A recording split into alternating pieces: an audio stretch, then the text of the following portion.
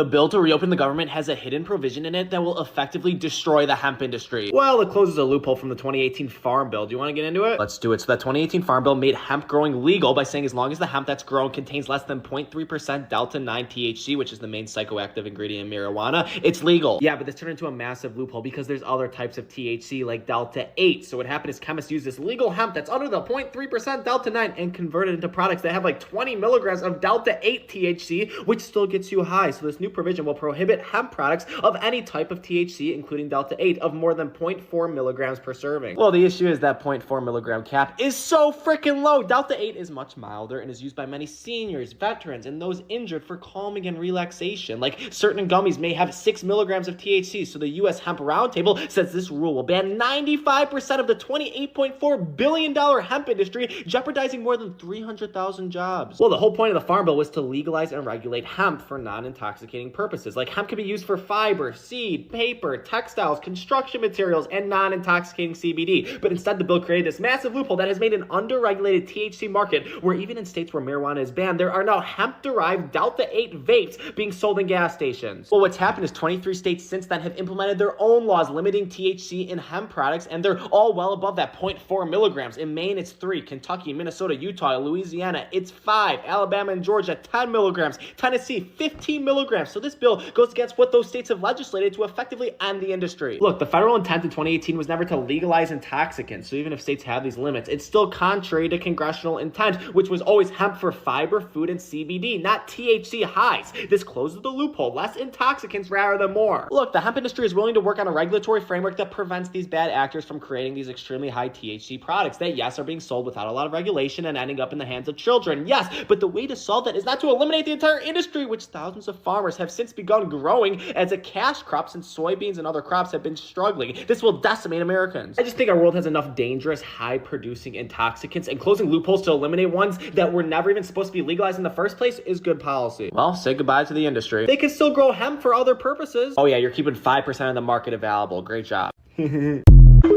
My dear fellow Americans, I'm introducing a bill to completely eliminate the H-1B visa program, which has been riddled with fraud and abuse and has been displacing American workers for decades. There will only be one exemption in my bill, and it will allow for a $10,000 per year cap on visas issued to medical professionals like doctors and nurses who provide life-saving care to Americans.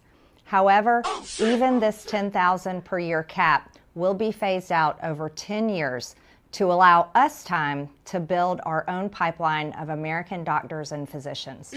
My bill will also restore the original intent of the visa, for it to be temporary. These visas were intended to fulfill a specialty occupational need at a given time. People should not be allowed to come and live here forever. We thank them for their expertise, but we also wish them well so they may return to their home country. My bill will take away the pathway to citizenship, forcing visa holders to return home when their visa expires. In order to build our pipeline of American doctors and medical professionals, my bill will also prohibit Medicare-funded residency programs from admitting non-citizen medical students into their programs. Just last year alone, there were over 9,000 doctors in the U.S. who graduated from medical school but were left without a residency placement. Meanwhile, in 2023 alone, there were over 5,000 foreign-born doctors who received residency spots. This is entirely unfair, and it's America last. My bill will help mitigate the shortage of doctors and nurses in our country, the shortage that we face, while at the same time serve as an off-ramp from our reliance on foreign workers by allowing us time to fill our residency programs with American doctors. Now, this will completely end the H-1B visa program in all other sectors in the job force and in the workforce. This is America first. It's time to put American citizens first instead of foreigners first. And this has gone on, and this has been an abuse for far too long. Americans deserve a future, they deserve a chance, and I believe Americans are the most talented people in the world, the most creative, and I want them to have their American dream. Thank you. Me too, Marjorie. Me too. And we are live. Yo, this is Said with Said Media, guys, and I'm back with another one for you. All right, guys, we're going to go ahead and get into it with JD Vance and Sean Hannity. Then we're getting into Trump addressing the foster care concerns. And, well, there's a lot of things going on with CPS, which we'll get into. And then, of course, the Dems kind of, I guess, did an Epstein teaser release of some emails that got the Dems kind of in a frenzy right now, thinking that they're right. But don't worry, we'll get right into it because sadly, that is fake news. Hey, I wish it was damning enough so we can really get to the bottom of this, but it's not. All right, guys, let's make sure to double tap that screen and like the video, and let's get right into it. Welcome. Good. Appreciate Good. How you doing? And thanks for sitting down. Well, I guess we start with a little good news. Yeah. Government is open. That's right. Okay, longest shutdown in history. Can you tell me what the point of all that was? I wish that I knew, Sean, because here's what the Democrats actually accomplished. They caused a lot of stress for our troops. They made our air traffic controllers not get paid. They caused a lot of flight cancellations. They had a lot of people thinking they weren't going to get their food benefits, all for literally nothing, Sean, because we could have struck this exact deal 45 days ago. In fact, we met with Hakeem Jeffries and Chuck Schumer and said, we will. Actually, the worst part is they could have struck this deal a lot sooner and the Dems could have got their 1 year extension.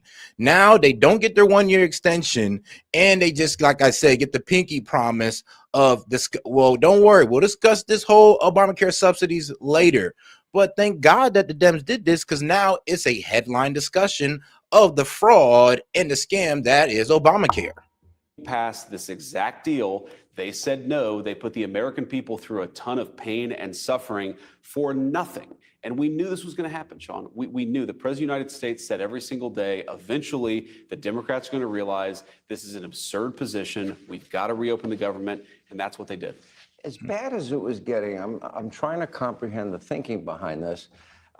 Except for 8 Democrats in the Senate and 6 in the House, they wanted it to continue. And there's real palpable anger that it didn't continue. I think Chuck Schumer's cooked as a result, even though he did everything that his base wanted. Yeah, so let me say a couple things. First of all, I do give a lot of credit for the moderate Democrats in the Senate who were with us from the very beginning. Because if you remember the original bill to keep the government open before the shutdown even started, there were 52 GOP senators, 3 Democratic senators. They recognized where this was going. They recognized what was in the best interest. I mean, that's what a lot of people don't understand is that there's only 52 Republican senators and about 45 Democrat senators. So when the Dems use the ridiculous argument of that, oh, well, the Republicans control the House and the Senate, that's not a good argument because it's almost as if you're saying that we don't need Democrat votes to get things through. And that's a lie. Of the country. But I think, Sean, there are so many far left people who run the Democratic Party in Washington, D.C., they just want to burn it down. They don't care if the troops don't get paid. They don't care if you cause billions of dollars of lost productivity. They don't care if you shut down the airline industry, which they were very close to doing. They just want to get Trump. And they don't care if they have to burn the entire country down in order to get Trump. That's what they want to do. And all right, guys, let's make sure to double tap that screen and like the video, guys. Let's get more people in on this conversation by liking that video and double tapping that screen. All right, guys, let's go ahead and get right into it. And I think that it shows how stupid that approach is politically, because normally you would expect the President of the United States to get blamed for a shutdown. The American people were smart enough to recognize that the Democrats were the ones who were sort of holding this hostage. They were saying that unless you give us everything that we want, unless you give us $1.5 trillion of benefits, health care for illegal aliens, we're going to destroy the country. We're going to keep the government shut down indefinitely. I think the president recognized eventually the American people are going to recognize this is the Democrats doing this. The Democrats, I think, made a huge political mistake by continuing to push for all of these crazy things. And they said, if you don't give all these crazy things, we're going to keep the government shut down. It was politically stupid, but you're right. I don't understand the psychology of a Democrat who says, we'd like to burn the country down in order to get Donald Trump. But unfortunately, it just drives home. That's what their party is about. No, I could understand the psychology of voting no on the CR, and that's pretty much saying no to SNAP benefits, no to military pay, no to federal work pay, all the things that they were championing that they were saying the Republicans for. So I could understand the mindset of just saying, oh, we're going to vote no on this, but we're going to blame the Republicans for, the SNAP benefits not being sent out, military pay, federal pay. We're going to go ahead and blame them, even though we're the ones voting no on that. I just could not understand how people could get down with that logic. That was the thing, 1.5 trillion, hundreds of billions of dollars for healthcare for illegals, DEI programs abroad, NPR, PBS to fund them once again. And I'm like, that's the hill you want to die on? During the process, at any point, did any Democrat, any leader, did you have conversations with them, say, work this out with me? Did that happen behind the scenes that nobody knows about? Oh, of course. Privately, we were having conversations all the time. And frankly, privately, the Democrats would recognize the position of their far left was crazy. But they all feel a little bit like they're being held hostage by their far left. You said it very well. Chuck Schumer, this probably ended his career, and he was the person who was fighting more than anybody to keep the government shut down. So the far left, they're never going to be satisfied unless the Democrats are willing to burn down the entire country. Luckily, there were a few moderate Democrats who allowed reason to prevail. We have to step back, Sean, and remember how crazy the demands were. They wanted $1.5 trillion, a lot of that healthcare benefits for illegal aliens. They wanted us to undo all of the great border policy that we've been doing. They wanted us to refund, like you said, NPR and PBS.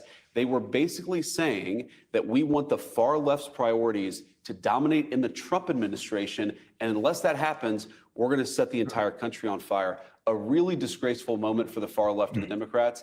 I mean, yeah, so the Democrats used that moment to try to get all the cuts in the big, beautiful bill reversed. They didn't try to negotiate it or anything like that. Nope, they just said, F it. We're just going to shut down the government if you don't give us everything we want. Honestly, it's kind of, I wonder if I have the video still. Well, no, I don't. But it's kind of how the Asian homie in the one clip I was playing, he was pretty much saying that, what, the Republicans could have been like, all right, cool. 900 billion. You're right. Maybe we could cut back to like 800, 700 billion.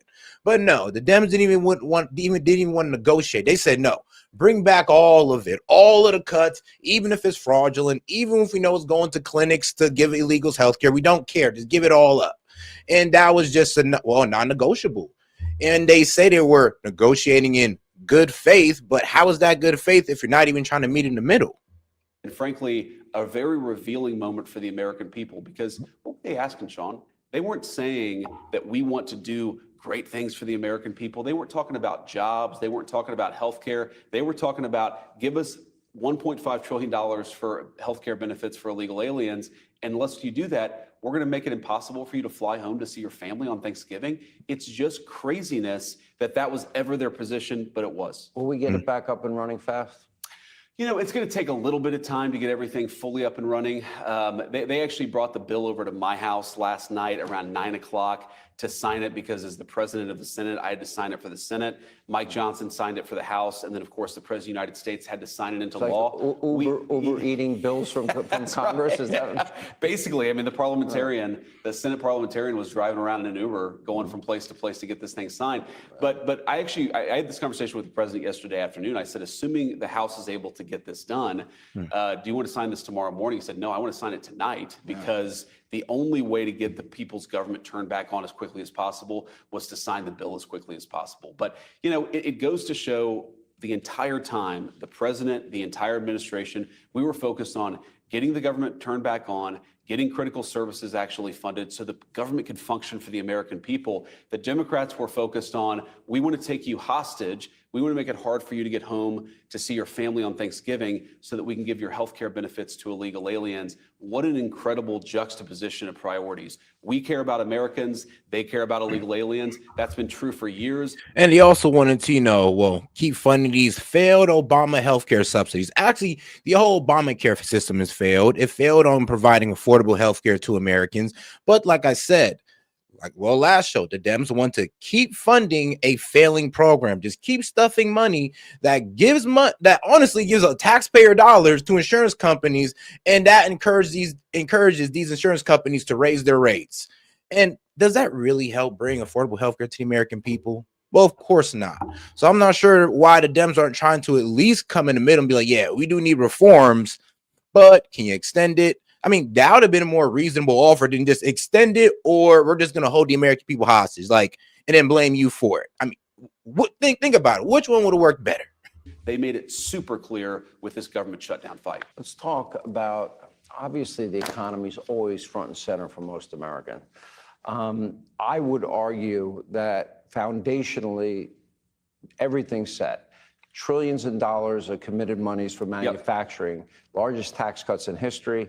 It took quite a while, over a year and a half, for the Reagan tax cuts to kick in. That's right. Ended up with 21 million new jobs, longest period peacetime economic growth. President Trump now has given us the largest tax cut in history. No tax. Hey, and shout out Chase for starting us off with the 2 jewels. Appreciate the support, my man. Tips, Social Security, overtime. Then you add the energy component. So for people now that maybe are still suffering from the Biden-Harris economic hangover, when do we really see the engine of the economy start to take off? Well, some of it's already started, Sean, but some of it is going to take a long time because we inherited a disaster. We inherited the highest peacetime debt and deficits in the history of the United States of America. We inherited the... No, and they're right, but that's what they need to start making like main page, how they're breaking ground on data centers, how they're breaking ground on car manufacturing plants and all that good stuff, like, and how they're starting construction on these things, because it's happening, but it's not front page news. What's front page news is what we're doing over there in Venezuela. I mean, what's front page news is us bringing the Syrian president over to shoot hoops. I mean, that's front page news instead of what we're doing here in America. And they need to low-key front page that. Or I don't know, maybe that's just the way the media is for all we know. Worst inflation crisis in at least the last 40 years, and I think probably longer. So a lot of Americans, when we took over, they were struggling. They either were underemployed or they didn't have a job altogether. Their wages had been stagnant. And the President of the United States said the most important thing that we have to fix is for people to be able to live a good life. We need a good job to pay good wages. We need people to be able to go to the grocery store and actually buy what they need for their family. That takes a little bit of time. And I know that there are a lot of people out there, Sean, who are saying things are expensive. And we have to remember they're expensive because we inherited this terrible inflation crisis from the Biden administration. But you've already seen signs that things are getting better. The price of eggs has gone way down. The price of energy has gone way down. The price of gasoline has gone way down. And as we know, when the price of energy goes down, that starts to filter out into the entire economy, but that also takes a little bit of time. There's another component of this, Sean, which to me is maybe the most important because I care so much about our young people being able to afford a good life. A lot of young people are saying housing is way too expensive. Why is that? Because we flooded the country with 30 million illegal immigrants who were taking houses that ought by right go to American citizens. And at the same time, we weren't building enough new houses to begin with, even for the population that we had. You know, it's also that, but then he's not also going to mention, you know, part two of the reason is that we got, you know, big corporations or honestly big business conglomerates like BlackRock, who is buying up single house homes or single family house homes for whatever reason I cannot understand, except for the duplicitous of action of trying to drive up those house prices. And I mean, let's just be honest. They have really no good reason of buying up houses unless they're about to break them all down and start building factories on top of them. And I doubt they're about to do that anytime soon. So what we're doing is trying to make it easier to build houses, trying to make it easier to build factories and things like that so that people have good jobs. We're also getting all of those illegal aliens out of our country, and you're already seeing it start to pay some dividends. Let me give you a very clear statistical example. Under the Biden administration, the price of a new home literally doubled in 4 years. It went up 100%. Under the Trump administration, housing and rent prices are up about 1% to 2%. That's actually in line with what you would like to see. So again, we inherited a disaster. We're very mindful of the fact that there's a lot of work to do, but I think that we've made great progress. And the final point I'll make about this, Sean, is like, here's the thing though, they keep trying to bring this point home, and a lot of people don't understand that the inflation under Biden was so bad that prices were doubling and tripling. Now, when Trump says he pretty much solved inflation, not really, but what he didn't really solve inflation. He slowed down the rapid rising of price that was happening through, well, the inflation period under Biden, or I would say the high inflation period under Biden. So did he completely solve inflation and the rising of price? No, but he did slow down the rapid increase of prices. Most important way to fix this affordability crisis is to make people's wages go up. And that is where the Trump economy, I think, just objectively, obviously I'm very biased, but I think objectively is doing better than any economy in 50 or 60 years. Blue collar wages are going up, working people's wages, middle class wages are going up. And that's how we ultimately chip away at the Biden affordability crisis, is that we make an economy where people can afford to buy the things that they need. The best way to do that is good jobs and good wages. And that's why the president's focus is where it is. I want to see that manufacturing get online, because those are high-paying career jobs. Yes, they are. You know, we are going to bring in-house. We always imported, and we're relying. Oh, guys, let's make sure to double tap that screen and like the video. Appreciate the support, by the way, but let's not forget to double tap that screen.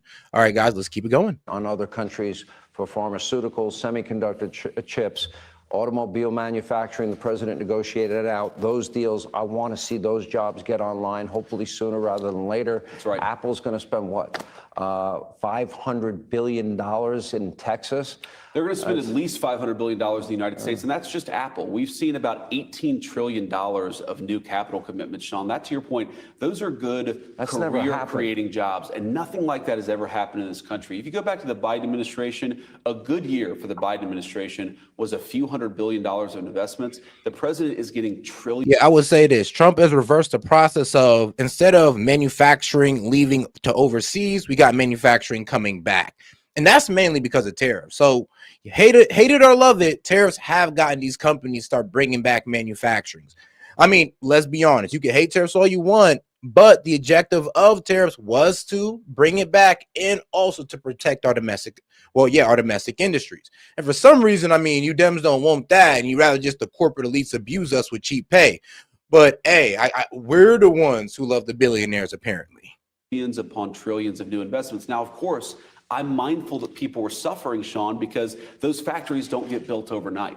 These things actually take a little bit of time. But here's what's different from the Trump administration than the Biden administration. The president is focused now on getting people good jobs, getting people higher wages, and bringing down the cost of goods. We inherited a disaster. We've chipped away at a lot of that problem in 10 months, but that's why you've got 4-year terms, because we're going to do a lot over the next 3 years, 3 months to make sure that more people can afford a good life. They can afford to buy homes. Young people can afford to start families. And we've actually got good jobs that put people on a career trajectory to stability. The biggest problem with the Biden economy wasn't even the affordability. That was the second biggest problem. The biggest problem with the Biden economy is that people had the kind of jobs where they couldn't build a career out of it. They'd make $14, $15 an hour with no promise of ever being able to make more. That is not how you build a middle-class American dream. That's how you build debt servants. And that's what the American people were becoming under Joe Biden. It's so important that we stay the course, keep these. And I mean, really, the Dems never really had an answer for us, because the problem with the Dems and when it came to the workforce and the problem and immigration was that, well, they would say, why not let the illegals work the low paying jobs, and why not let the H-1B visas work the high paying jobs? And they never really told us, well, where does that leave us Americans?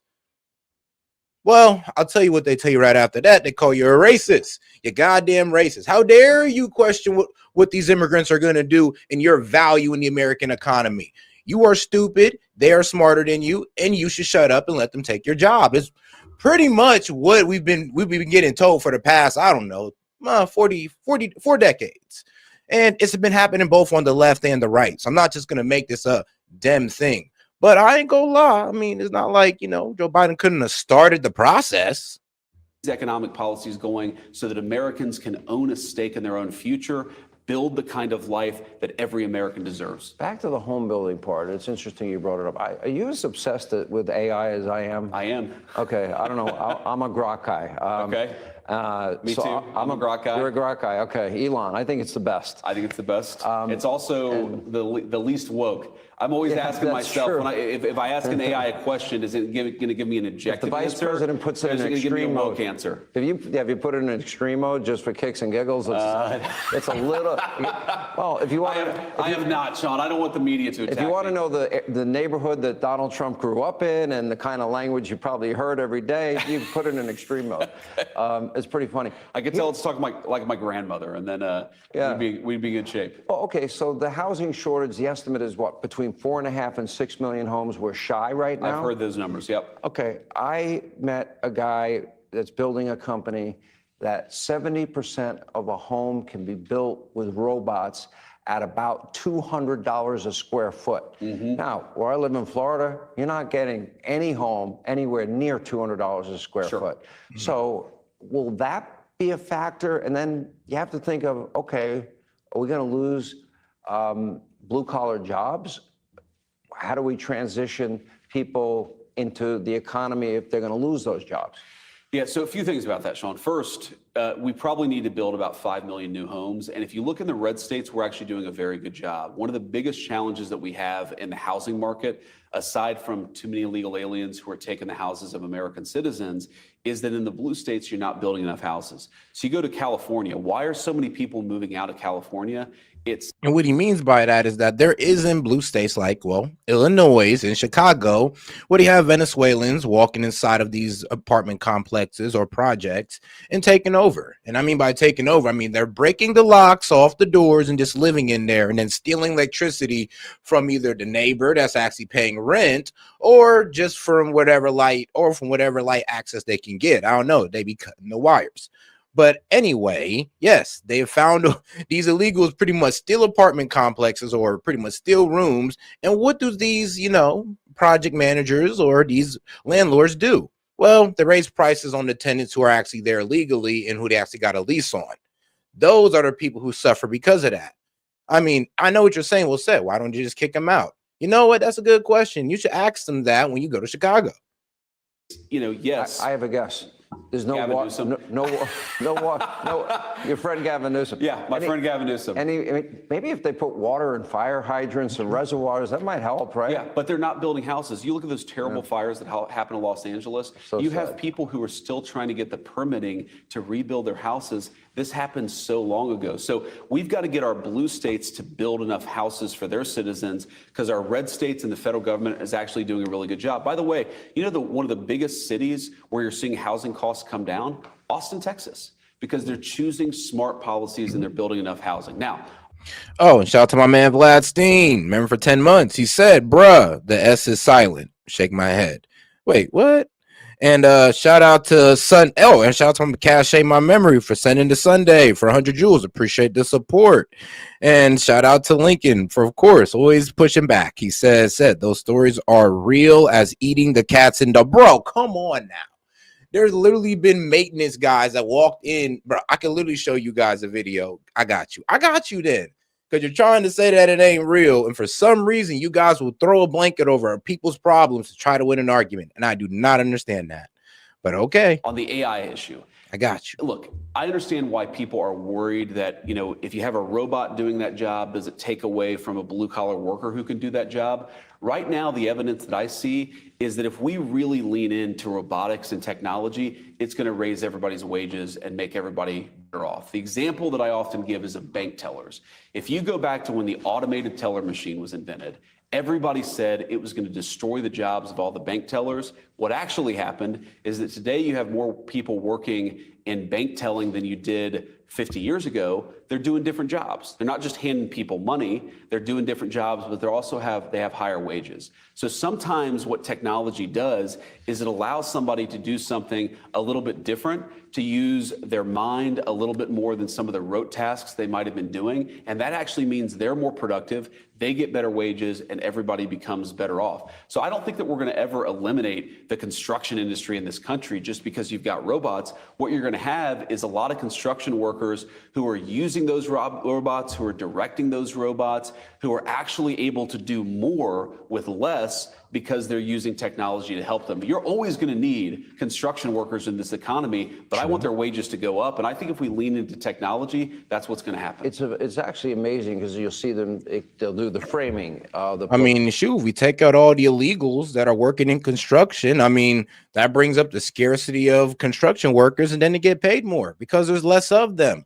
Wouldn't you want that for your fellow American workers instead of just trying to flood that industry with illegals? Like, come on now, let's try to make it make sense here. Y'all say y'all want to raise the wages of Americans, but then you want to bring in illegals that bring down the wages of Americans, or even the legal way through H-1B visas. on the siding. They'll do actually a robot will put on the roof. It's kind of crazy. It is crazy. They'll wire the house. They'll put in insulation. They'll put up the wallboard. They'll paint the wallboard, and then the finish work. In comes the craftsman. I'm not so sure that the AI is going to be able to do that, at least in the short term. But it wouldn't surprise me. No, look, I think a lot of the craftsmanship, a lot of the direction, a lot of the management, you're going to need a human being to do that. Nobody can replace. No robot can replace a great blue-collar construction worker. You know, you see some of the houses, some of the things they do, the trim that they're able to do. There's an art there that I don't think a robot's ever going to be able to replace. But can a robot maybe make it easier for a construction worker to put more nails and more walls over a shorter period of time? Some of the rote things, in other words, you're going to see, I think, robotics help the construction workers. And I think that's going to lead to higher wages, and it's also going to lead to more homes for American President would citizens. love it if they could build the one big, beautiful ballroom faster. If a robot could do it faster, I think he'd hire the robot. You know, I guess just to drill home this point, we'll go ahead and take a little detour. Because shout out to my man, you know, Link, for bringing up that point. You know, I love to push back my brother. But let's go ahead and prove myself right. Because this is what I was talking about. Let's get right to it. They're doing around Chicago, find the most vulnerable buildings and move in.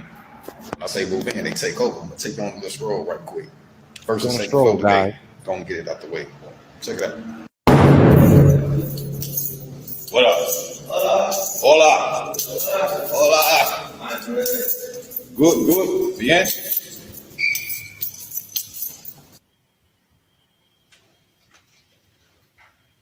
Check it out. Board it up. Locks. Venezuelans.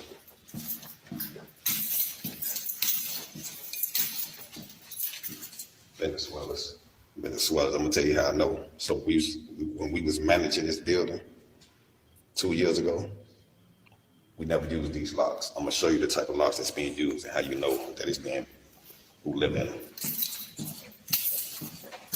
Trust me, it's been like this for like 3 months. It's all flooded. All flooded. Look. Step on right quick. Put my face mask on. Look at this. It's wide open. Risk kids, women, anybody get snatched up. Look, just wide open. Boards. Now this building, I'm hoping to run into some of the Venezuelans. That way she ain't bullshit.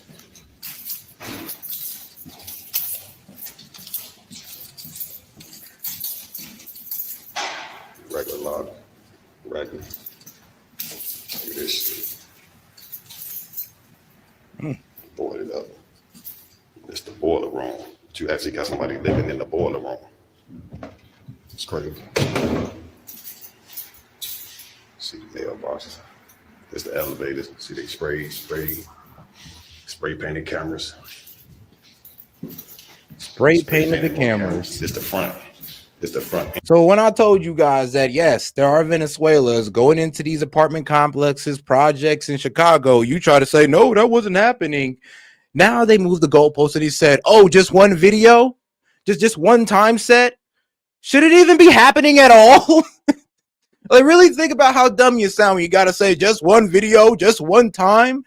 If this is just his anecdotal experience set, like, you sound kind of dumb, no offense, my dog. Because should this be happening at all in America? Of course not. I mean, they told you it was happening in Colorado, not Colorado. Yeah, they told you it was happening in Colorado. You guys try to deny it. Then the news come out and say, yeah, just a handful of them are being taken over by Venezuelans. I told you it's happening in Chicago. I gave you the video. Well, that's just his anecdotal experience set. Really? Well, Interest.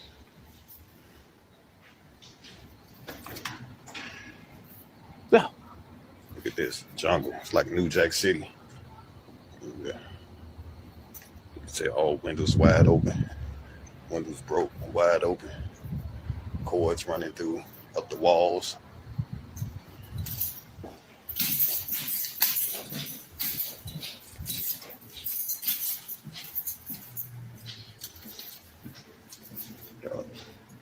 Locks broke in. So I got my keys dangling. Need to alert people know I'm coming. I don't want to surprise nobody.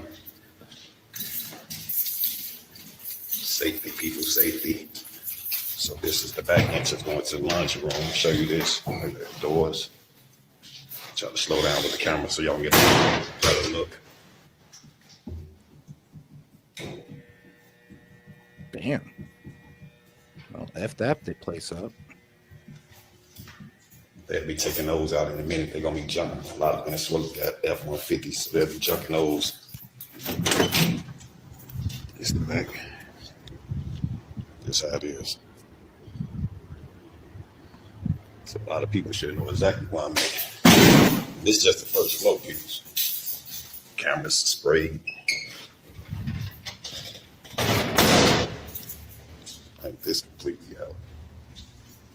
Low career lanes gonna be walking inside the joints, but they go to show you right there. Broken. Got mainly occupied floors. I guess I drilled the point home enough. I mean, it's a 7-minute video. I could always come back to it if you guys want me to. But yes, as he goes around in this apartment complex / project, he's pretty much showing how, yes, they broke it into here. They're painting over the camera so people don't know they're coming in. And it's at the expense of, well, the tenants who actually live there actually got a contract, or my bad, a lease. So, hey, when a Dem tries to tell you, oh, that's not happening. Yeah, it is in Chicago, and it was proven that it was happening in Colorado. So for some reason, I don't know why, but the states with the C's got a problem with Venezuelans. Whoops, sorry, but any place that begins with a C got a problem with Venezuelans. All right, though, let's go ahead and get to this part 2 of the Sean Hannity and JD Vance interview. You first become the vice president, and I had well, first I interviewed you at the convention. The very first interview I did as the VP nominee. The first interview, thank you. And we had an interview right after you got sworn in. You're almost on the job a full year. Tell me about the job. And by definition, you have to be ready at a God forbid, moment's notice. Sure. I think that's a heavy weight to put on anybody's shoulders. Obviously, if you obsess about it, I don't think that'd be healthy. You seem to go with the flow pretty well. Do you have quiet moments you think about that? Yeah, honestly, Sean, I try not to. I mean, one, I serve under Donald Trump, who is very healthy. He casts a pretty big shadow. He casts a big shadow, but if I served under Joe Biden, I'd probably be worried every minute of every day that he was going to croak and that I'd have to become president. But because I serve a president... You have a bat phone. Okay, did it just happen? Like, I'd never be able to sleep. I'd always have my cell phone as loud as possible. But no, the president, one, you know, he's got a lot of energy. He's extremely healthy. So I don't think about that. Obviously, that's part of the job, is you've got to be ready if tragedy strikes.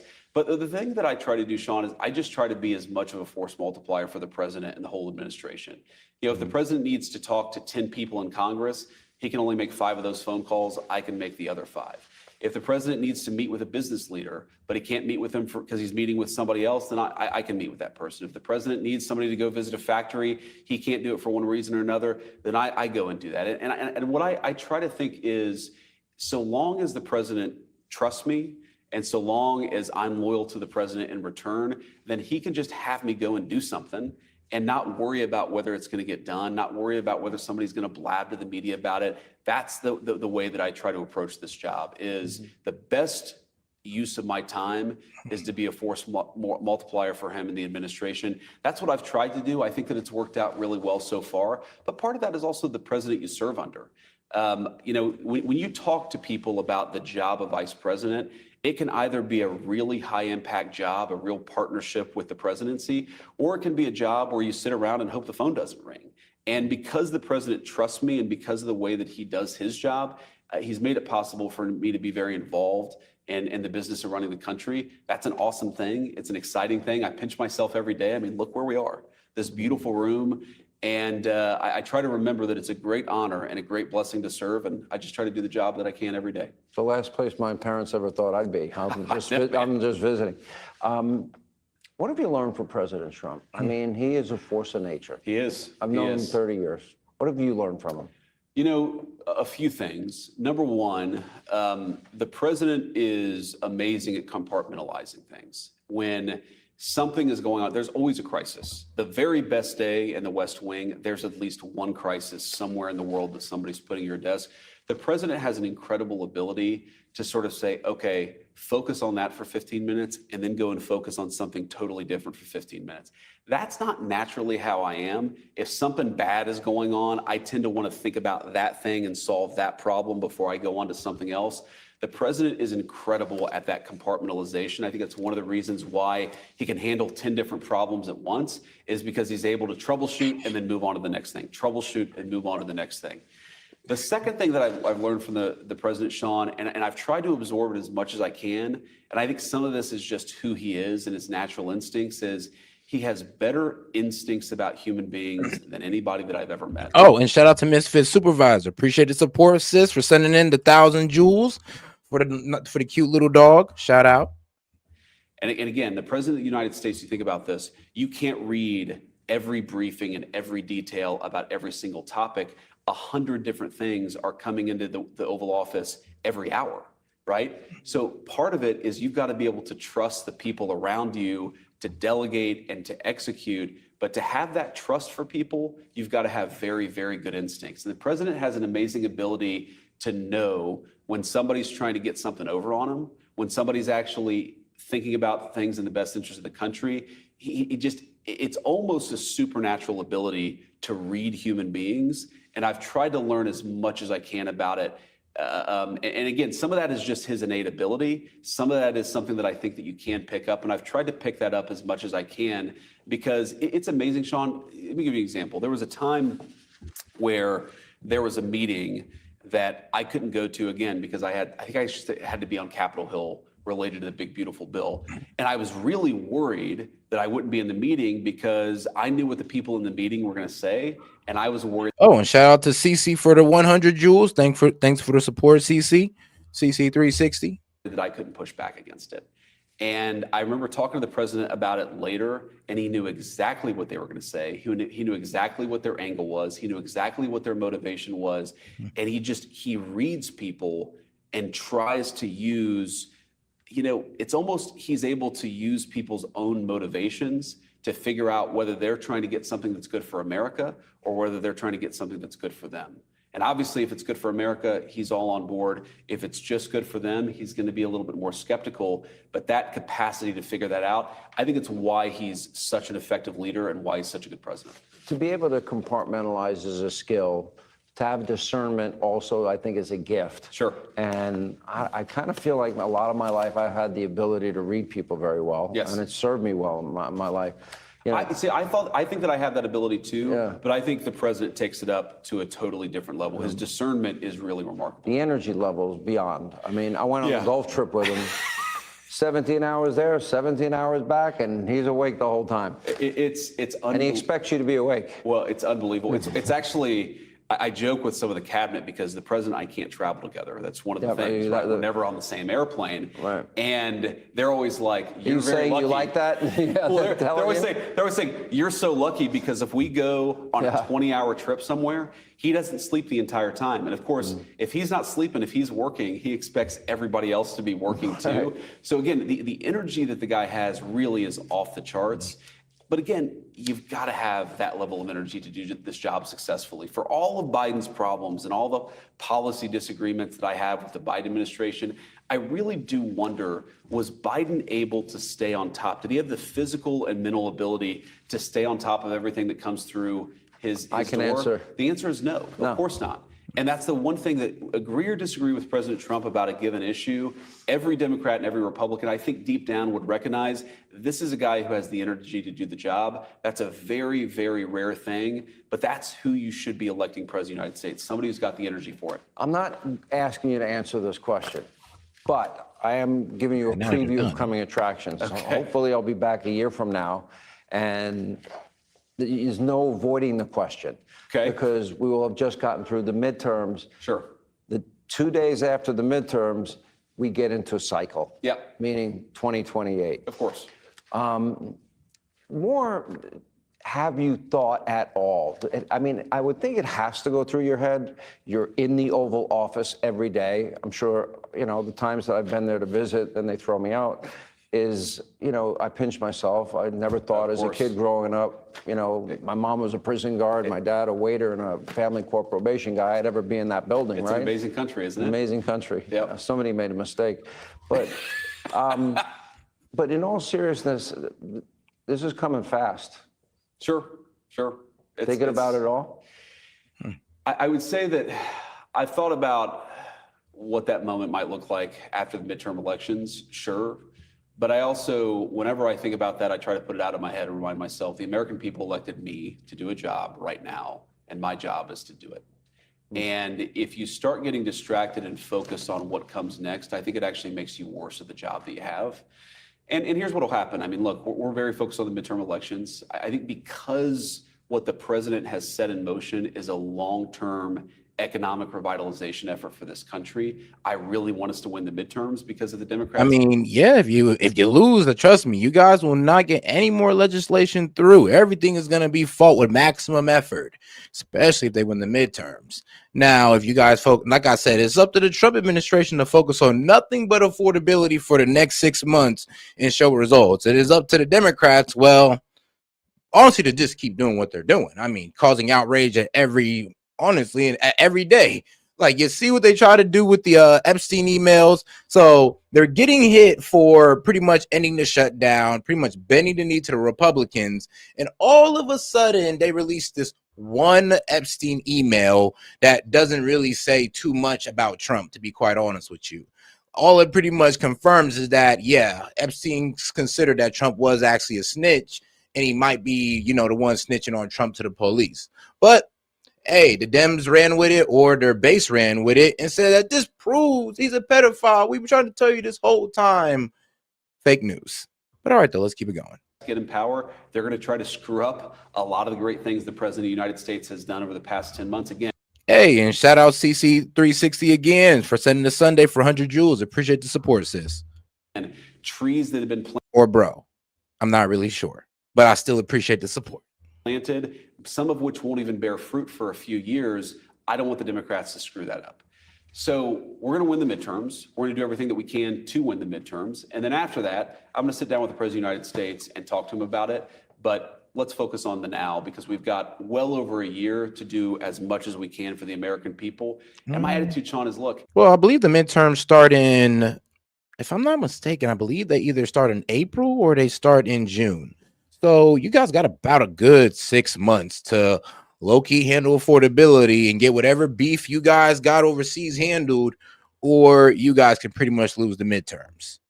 If we do a good job, the politics will take care of itself. If we do a terrible job, the politics will take care of itself in the other direction. So I'm just going to focus on the job that I have. I found it a really interesting and actually intriguing comment that you made, saying that Marco Rubio is your best friend in the administration. Yeah. And by the way, some people I would think would naturally think, well, maybe they might eventually one day be rivals. I didn't get that impression at all in your comment. I don't feel like that at all. And I mean, look, if Marco eventually runs for president, then that's we can cross that bridge when we come to it. But one, look, if you get to Donald a situation, Trump wants to design the next ticket. I know he that. does. I know He'd like he to does. take control of that. Yeah, but but people have asked me, well, do you see Marco as a rival? First of all, if either one of us end up running, it's a long ways in the future, and neither of us is entitled to it. I'm not sold on either one of them, to be quite honest with you. But guys, let's make sure to double tap that screen and like the video. Let's get more people on the conversation by double tapping that screen. Appreciate the support, guys. So I think it would be ridiculous for me to say, well, Marco's a rival. No. Marco's a colleague. The President of the United States has asked each of us to do two very important jobs, and that's what we should focus on. And there's, when I say that Marco's my best friend, that's no insult to anybody else in the administration, because, when I came into the Senate, Marco was a bit of a mentor to me. He's one of the younger guys in the Senate. He's got, by the standards of Washington, he still has a young family. He's got kids who are in law school and college. And so there's just a lot of commonality that we have. We're both people of very strong faith. And our wives get along well. It's just, he's a good guy. And I like coming to work with him, and I like talking to him about the things that confront the administration, confront the presidency. We don't need to drag it out. But let me just say one other thing about this. Here's why the presidential focus, the 2028 focus, I think is bad, is because if you wake up in my job or anybody else's job asking yourself, what's good for my future a few years down the road, you're not going to do a good job right now. The question that I try to ask myself is, what is good for the president, the administration, and the American people right now? That's what I have to be focused on. And I think so long as I do that, again, politics will take care of itself. I think it's a good. All right. Well, before we go ahead and get into the next video, enjoy this nice little clip from this beautiful young lady. Stop going to white liberals for money and then complaining about their power. Malcolm X said the white liberal is the worst enemy to America and the worst enemy to the black man. The white liberal's purpose is to perpetuate a system that will keep the black man dependent on the white liberal. Because the truth is, you can't be dependent and free at the same time. And that's the part nobody wants to say out loud, because once they control the way you think and what you depend on, they don't need chains anymore.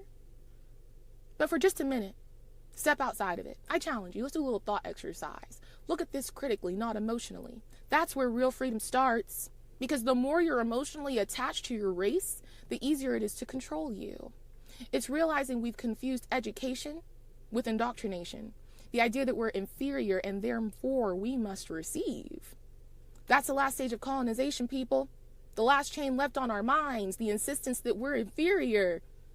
Shelby Steele said inferiority was established through white superiority, and that white guilt has infantilized Black America, and it's allowed white liberals to act as our caretakers rather than our equals. And the more we tell white people they need to give in order to be racist, the more we'll receive and the more we'll depend, and the more we'll reinforce the same lie that we're inferior. And it'll never stop. Because dependency is in progress. It's slavery dressed up as compassion. Because when you depend on the system, you can't be controlled by it. And control is the opposite of freedom. Because freedom is never the reward for moral innocence. It's the reward for moral responsibility, Shelby Steele. The more you rely on them for a check, the more you'll vote for that check. You'll vote for what they call empowerment and assistance. It's not about progress. It's not about excellence. It's about profit and power and your vote. And all that time you spend scrolling, start reading what makes you uncomfortable. Not 3-minute videos that enforce the cage around your mind. Slavery was psychological, not just physical. Stop pointing fingers and asking for regression packaged in a reparations check. Change your mindset.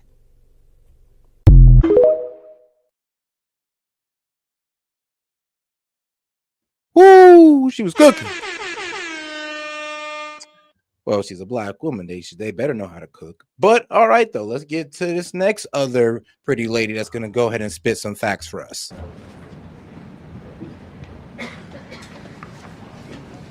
Good afternoon, everybody. Thank you for being here today. We are going to get to my remarks in Q&A as always, but I do have the FBI director with me here, Kash Patel. You all know him well, and he's here to provide an update for you all with respect to China. As you know, President Trump had a very successful meeting on his trip to Asia with President Xi, where they discussed the need for China to crack down on fentanyl production and distribution, which ultimately makes its way here to the United States of America. And the FBI director recently traveled to China following President Trump's meeting to meet with his counterpart in Beijing. And shout out David Frito. He says, I voted for Trump. The Epstein files, bombing Iran, Gaza, glazing Israel, HB1 visa program. Now his boss gaslighting like Biden on the economy. Sorry, Vance, I'm out. I mean, to be quite honest with you, yeah, I agree with you on, I'm not all the way just going to abandon the whole, Trump on this one. But I definitely do agree with you on, I don't trust JD Vance like outright. I really don't trust Rubio outright. If you ask me which one I trust the more, it would be Vance, but I really don't trust none of them on the quality of leadership. I would have to see if one of them actually steps out and, well, show some leadership outside, well, doing with Trump or defending Trump, which is fine. They can run game for Trump. That's perfectly reasonable. But you got to be able to sit there and criticize the president and be like, look, I sat down, I talked to Trump, and we said this, and we agreed on this. Don't just sit there and try to defend what MAGA's outraged about, what the America First people are outraged about. You can't sit there and try to defend, especially with the H-1B visa BS he was saying on, what was it? It was Laura Ingram's interview with him. Like, everybody was outraged by it. On MAGA, we did not want to hear this man defend bringing in 600,000 Chinese spies, students. Like, come on now. And, well, the glazing of Israel, trust me, I mean, we all don't like that. On the left and the right. And he has a really positive announcement for the American people to share. So the president wanted me to bring the FBI director out to share that with all of you today. So Cash, please, thank you for being here. Thanks, Caroline. As Caroline mentioned, we have some tremendous news, thanks to President Donald J. Trump once again for the American people. As soon as the President of the United States took office, he issued a mandate to rid America of the scourge that is fentanyl, a drug that has killed hundreds of thousands of Americans. Thanks to his leadership and direct engagements with China, we set up a framework to execute that mission 8 months ago. Attorney General Bondi immediately thereafter took steps to engage her counterpart in China at the Ministry of Public Security. Pursuant to their direct discussions, as the FBI director designated to run counterpoint on this, along with the Secretary of State. Now, if you haven't heard, there is some drama going on with Kash Patel, and not just the fact that he's using, the FBI private jet to go catch, country music concerts. Yeah, that's real good use of the jet. But hey, I guess they said he has to use it, so we'll get over that part. But his girlfriend is doing some very shady things while my man's out here, I guess, trying to fight crime. I guess trying to release the Epstein file. I'm sorry, I couldn't even say that with a straight face. I guess trying to cover up the Epstein files. So while he's doing all that, we got his girlfriend over here, doing mess like this, which we're about to get into. It's actually pretty funny. Kash Patel girlfriend Alexis Wilkins has filed a $5 million lawsuit against America First influencers Sam Parker and Elijah Schaffer for allegedly insinuating she's a Mossad honeypot. Now, she insinuates that I meant to call her a honeypot for the Israeli Mossad regime, which I've never done, and now wants the exact evaluation of my company, which only implies that if I can't come up with that, which most independent podcasters cannot or do not, that she would like to probably take my assets, shut down my company, and silence my voice. But if you look closer, Jesse Banal is the lawyer whose law firm is taking these lawsuits, and he's the chair of Kash Patel's foundation, which was supposed to wage all of these punishing legal attacks on the deep state, and now they're going after you. This is a huge scandal. He is filing a $5 million lawsuit against you for the most absurd, laughable reason that I have ever seen, that you quote tweeted a real photo of him arm in arm with his girlfriend over a separate post by an Israel lobbyist named Hen Mazig, who was boasting about how Israel had set all these honey traps up inside Iran through the Mossad. They admit in the lawsuit that I did not say anything at all. It says in section 14, the defendant myself may not have included any caption to spell out the meaning of his post. So he, AKA when those nuclear scientists got bombed, it was because most likely they was cheating on their wife, and that person they was cheating with was a Mossad agent, or their wife was a straight out Mossad agent. Because hey, a spy will play the long game with you. But you know what, guys? You know what this teaches us? Be cautious about women, and also don't cheat, because you never know. You never know. The mistress might be a Mossad agent. didn't say what he meant. He didn't have to, it says. I think actually most of this lawsuit relates to your opinions, not about Alexis Wilkins or Kash Patel, but about Israel, which is disturbing and would set a precedent if this somehow succeeded against you. I mean, just have to put that out there because it has been making its way around social media. But that is the new drama with Kash Patel. Like, Cash, come on, man. You got to step down. You got to clean it up. And Ambassador Perdue and the team here at the White House, we set forward a path to implement the policy needed to crush the plague of fentanyl. Deputy Attorney General Blanche and our teams have been hard at work ever since. Ultimately. Oh, and shout out to my man James Pugh for sending in the high five for 100 joules. Shout out my man Don Blasto for sending in the 2 joules and the 10 joules. Appreciate the support, guys. Culminating in my trip to Beijing last week. This was only possible due to President Trump's historic engagement with President Xi just a few short weeks ago that set the stage for today's announcement. At that meeting, the leaders reached an agreement. But just to put this in frame for the American people, a reminder here that nearly 100,000 people died of fentanyl overdoses just last year alone. Here, this year, under this president, the FBI has seized 1,900 kilograms of fentanyl so far. That is a 31% increase from the same time period last year. To put it in perspective, that's enough fentanyl to kill 127 million Americans. Fentanyl precursors are what makes up fentanyl, while we the interagency, the Department of Justice have been fighting hard to seize and stop drug traffickers, we must attack fentanyl precursors, the ingredients necessary to make this lethal drug. That was the sole purpose of my trip to China, to eliminate these precursors. And if successful, we would suffocate the drug trafficking organization's ability to manufacture fentanyl in places like Mexico. And the reason why he's addressing that, and I'm happy he did, because everybody was trying to say that, oh, he was over there bending over for Mexico, or I don't know, trying to create regime change in Mexico, when really he was trying to make sure that, hey, you guys ain't sending these precursors over there, not Mexico, but China. Sorry, but yes, he was in China, and everybody thought that he was bending over for China. He was over there, I don't know, setting up the Chinese spies to come over here, but no. He was actually out there trying to handle the fentanyl promises that China said they were going to commit to by stop sending those precursors to Mexico, or they can just continue with the, well, now 10% fentanyl tax. Used to be 20, but due to negotiations and, due to negotiations that Trump and Xi had, those were brought down to 10%. This was the first time an FBI director has been to China in over a decade and received the audience with his counterpart to address this matter directly. And again, thanks to President Trump's direct engagement with President Xi, the government of China committed fully to my engagement there on the ground in Beijing at a level never seen before. Okay, well, that's good to hear. But shout out to Ove. Appreciate the support, sis. He says Trump really needs to stop doing interviews with legacy media. They are dying right now. Podcasters like Joe Rogan, Benny Johnson, Stephen Gardner, and others are where people are getting their news. And yeah, I don't blame him. But that interview he had with Laura Ingraham, he was doing so good. He was doing so good until it came to the H-1B visas. He was doing so good.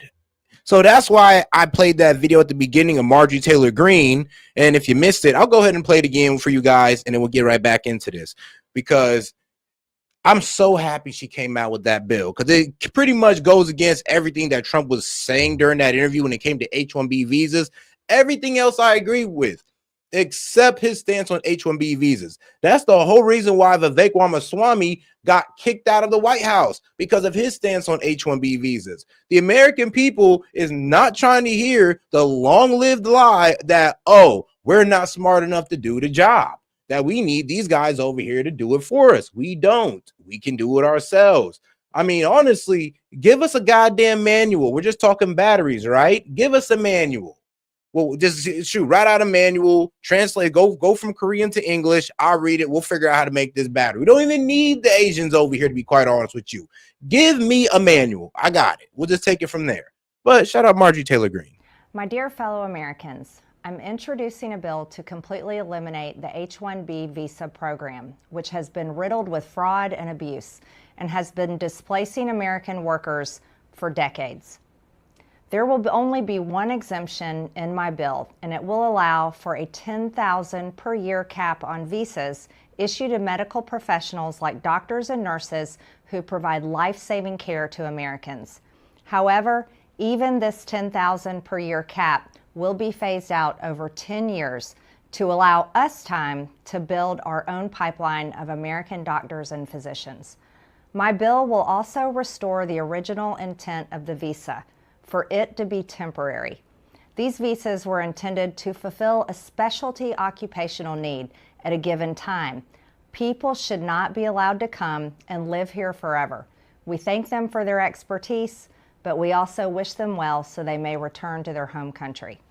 My bill will take away the pathway to citizenship, forcing visa holders to return home when their visa expires. In order to build our pipeline of American doctors and medical professionals, my bill will also prohibit Medicare-funded residency programs from admitting non-citizen medical students into their programs.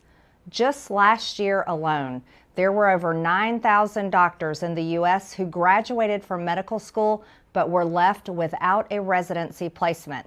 Meanwhile, in 2023 alone, there were over 5,000 foreign-born doctors who received residency spots. This is entirely unfair, and it's America last. My bill will help mitigate the shortage of doctors and nurses in our country, the shortage that we face, while at the same time serve as an off-ramp from our reliance on foreign workers by allowing us time to fill our residency programs with American doctors. Now, this will completely end the H-1B visa program in all other sectors in the job force and in the workforce. This is America first. It's time to put American citizens first instead of foreigners first. And this has gone on, and this has been an abuse for far too long. Americans deserve a future, they deserve a chance, and I believe Americans are the most talented people in the world, the most creative, and I want them to have their American dream. Thank you. All right. Shout out Marjorie Taylor Greene. I completely agree with what she's doing, and I stand behind it. And I will damn near call my senator to make sure you're backing this woman. 100% make sure you're backing this woman. But all right, guys, let's get right back into the video. At Ministry of Public Security headquarters, I met with my counterpart at MPS, where the Chinese government agreed on a plan to stop fentanyl precursors. What does that mean? The People's Republic of China has fully designated and listed all 13 precursors utilized to make fentanyl. Furthermore, they have agreed to control 7 chemical subsidiaries that are also utilized to produce this lethal drug. Effective immediately, essentially, President Trump has shut off the pipeline that creates fentanyl that kills tens of thousands of Americans.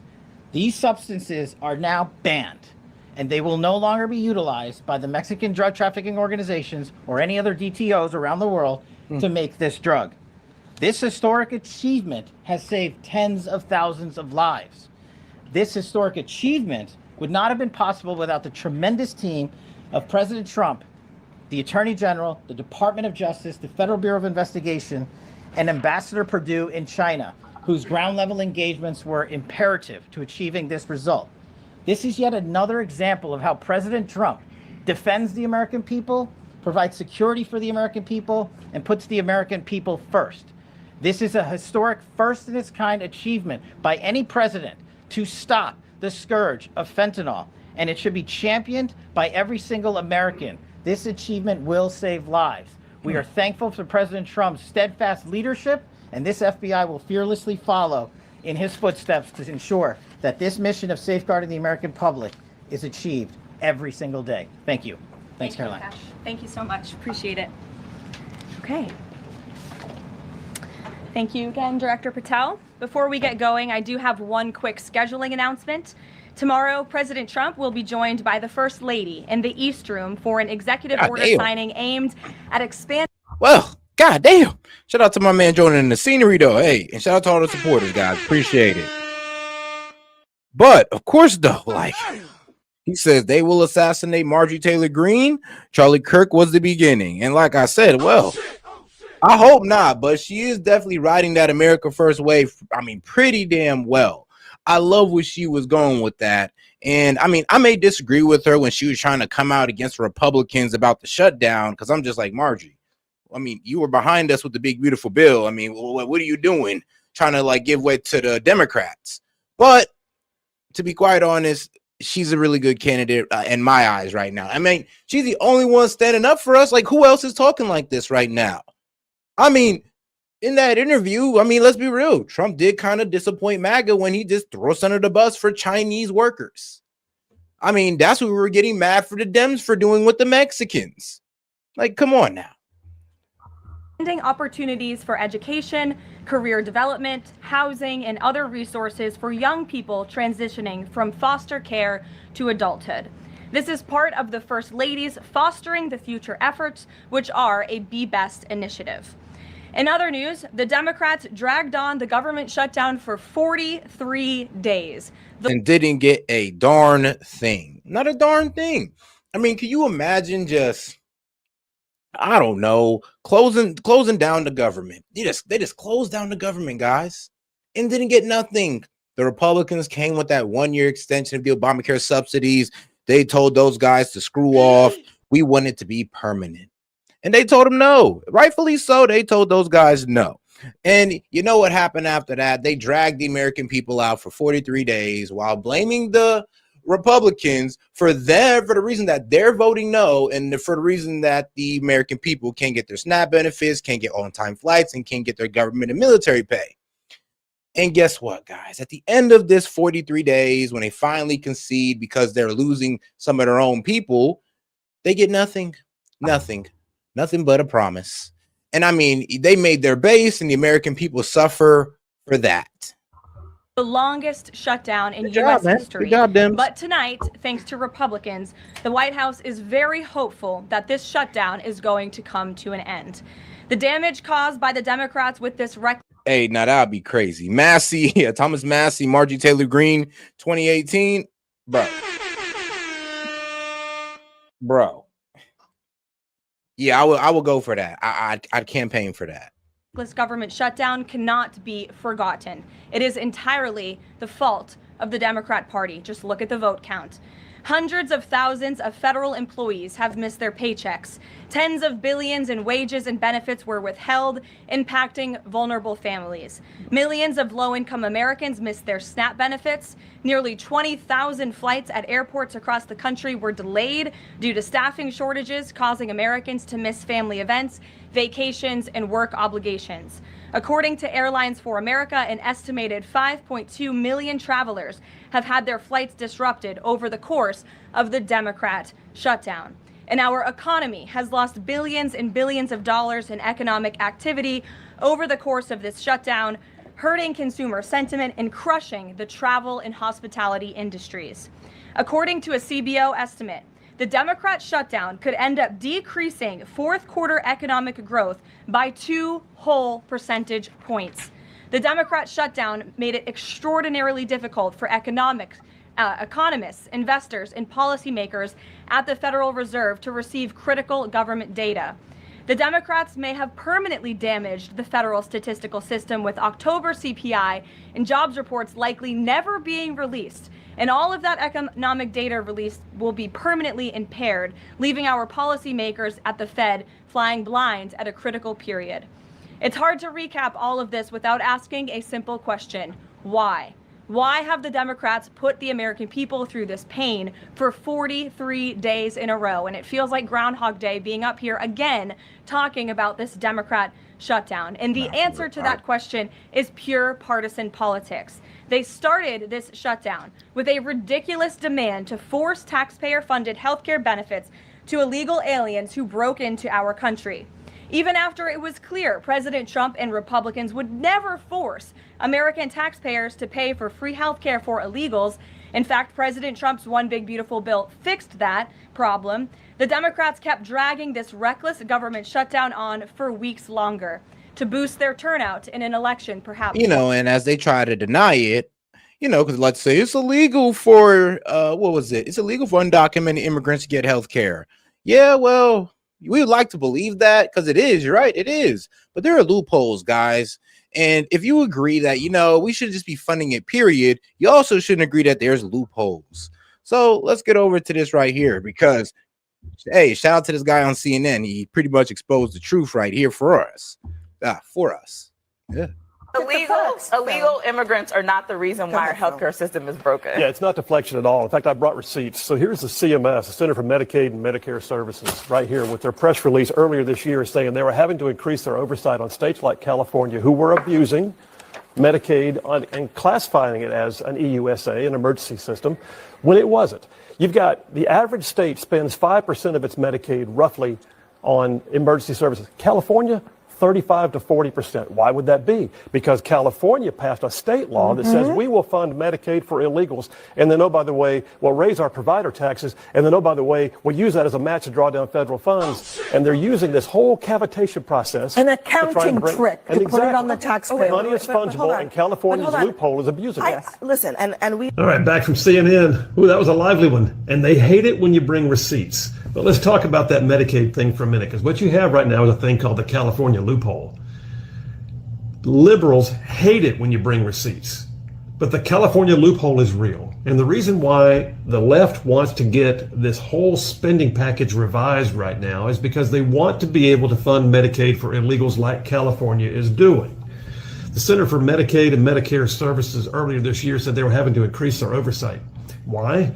Because California, New York, other states like that were abusing the Medicaid process by turning their emergency rooms into free clinics. Yep. And then classifying it. Yep. And through the free clinics, because yes, you can allow to fund these clinics that can provide healthcare services regardless of your residential status. So yes, shout out to the clinics that are able to help people regardless of their residential status. I mean, that is how they're getting it off. Everything as an emergency service and submitting it for federal matching dollars. Not supposed to work that way. Life-giving, life-saving treatment, yes, that's the Hippocratic Oath. Treating somebody for the common cold and giving them basic medical care and calling it emergencies because they walked into an emergency room and then billing the U.S. taxpayer dollars, that's called fraud. And they know it. And they know it. And they know what's going on. And they want it to keep going. And shout out to my man Jonah in the center. He says, I'll print shirts, Freedom, Massey, Margie Taylor Greene, 2028 merch. Hey, I'm all for it. I'm on board. And shout out to my man Hellbat. He says, still waiting for that polish that reflects a blinding light set. When you do it, you'll stop hearing about it. Joke. How does a terrorist feed his children? Here comes the airplane, and here comes the second one. And God damn it. Dead. Shout out to Hellbat. Well, and hey, shout out to the original Backyard Gamer. He says, respond to my highlighted question. Oh, sure, no problem. Let me see if I can go ahead and pull up that highlighted question. One might guess. That's because the Democrats are totally captured by their far left-wing base who only care about attacking President Trump, even if it means hurting innocent Americans in our country. The Democrats' weakness and their unwillingness to buck the fringe members of their party dragged this harmful shutdown on for 7 weeks and inflicted massive pain onto the American public. But let's be clear. The clean CR being voted on today in the House of Representatives that will lead to the reopening of the federal government is what President Trump and Republicans have supported from. Oh, here it is. Islamists are becoming a problem. Your thoughts? Well, to be quite honest with you, I think it's a more of a manufactured thing, to be quite honest, because let's be real. What is Islamists doing right now to destroy America? I mean, the call to, was it praying the ID 5 times in Dearborn, Ohio? I mean, let's be quite honest. That's not really destroying our economy. It's not really, I don't know, pushing us into a war. No, nothing really like that. So when people say, oh, Islam is a problem in America, what? 1% of the population is that big of a problem? I mean, are they having forced conversions in America? No, they're not. I mean, they're there. We have a freedom of religion stature. So I don't really think Islamist is a problem, or I don't think Islam is a problem. Radical Islam, well, let's be real, that'll never be fully accepted in America. Like, we just got to point that out, period, point blank. Radical Islamists will never be accepted in America. There's one, we have freedom of speech. 2, our women got rights. And 3, this is a free country. You can't, and we can criticize whoever the hell we want. So that's why I never have a problem with these Islam guys, because they're moderate ones. We got the moderate Islams. I mean, people over here freaking out like all of Pakistan just moved into America. In my honest opinion, I don't think Islam is as big of a problem as people paint it out to be. But I do love that you brought this up, because we will be getting into a heavy critic of Islam. But I do wish that when people hold these debates, that they would hold it both sides, because these days, like PBD and other guys who are honestly just having on these, well, Islam haters or these Islam bashers. And I'd always say this: if you want to lead people away from Islam, if you want to bring people to Jesus, you can't do that with such hate-filled language by calling their prophet a pedophile.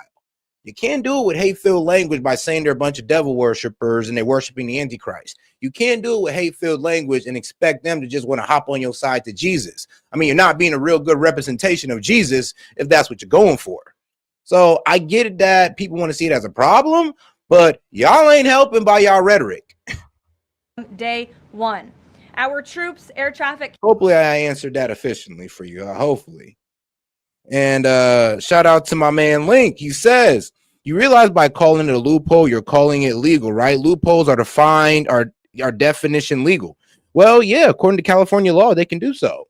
That's what I'm saying. I mean, they can do so, but it's not right. I did not state that as well. I said it as well. It's like, well, it's a loophole, so they can do it, but it ain't right. And here's the thing: they're doing it and they're denying it.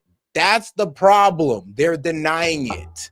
So if it was so legal, and they know that, why would they have to do a loophole? Why they gotta lie about it? Why not just be real with us and just say, yeah, you're right. We do give health care to illegals through the free clinics that we give Medicaid funding to. Just keep it 100 with us. You ain't got to lie.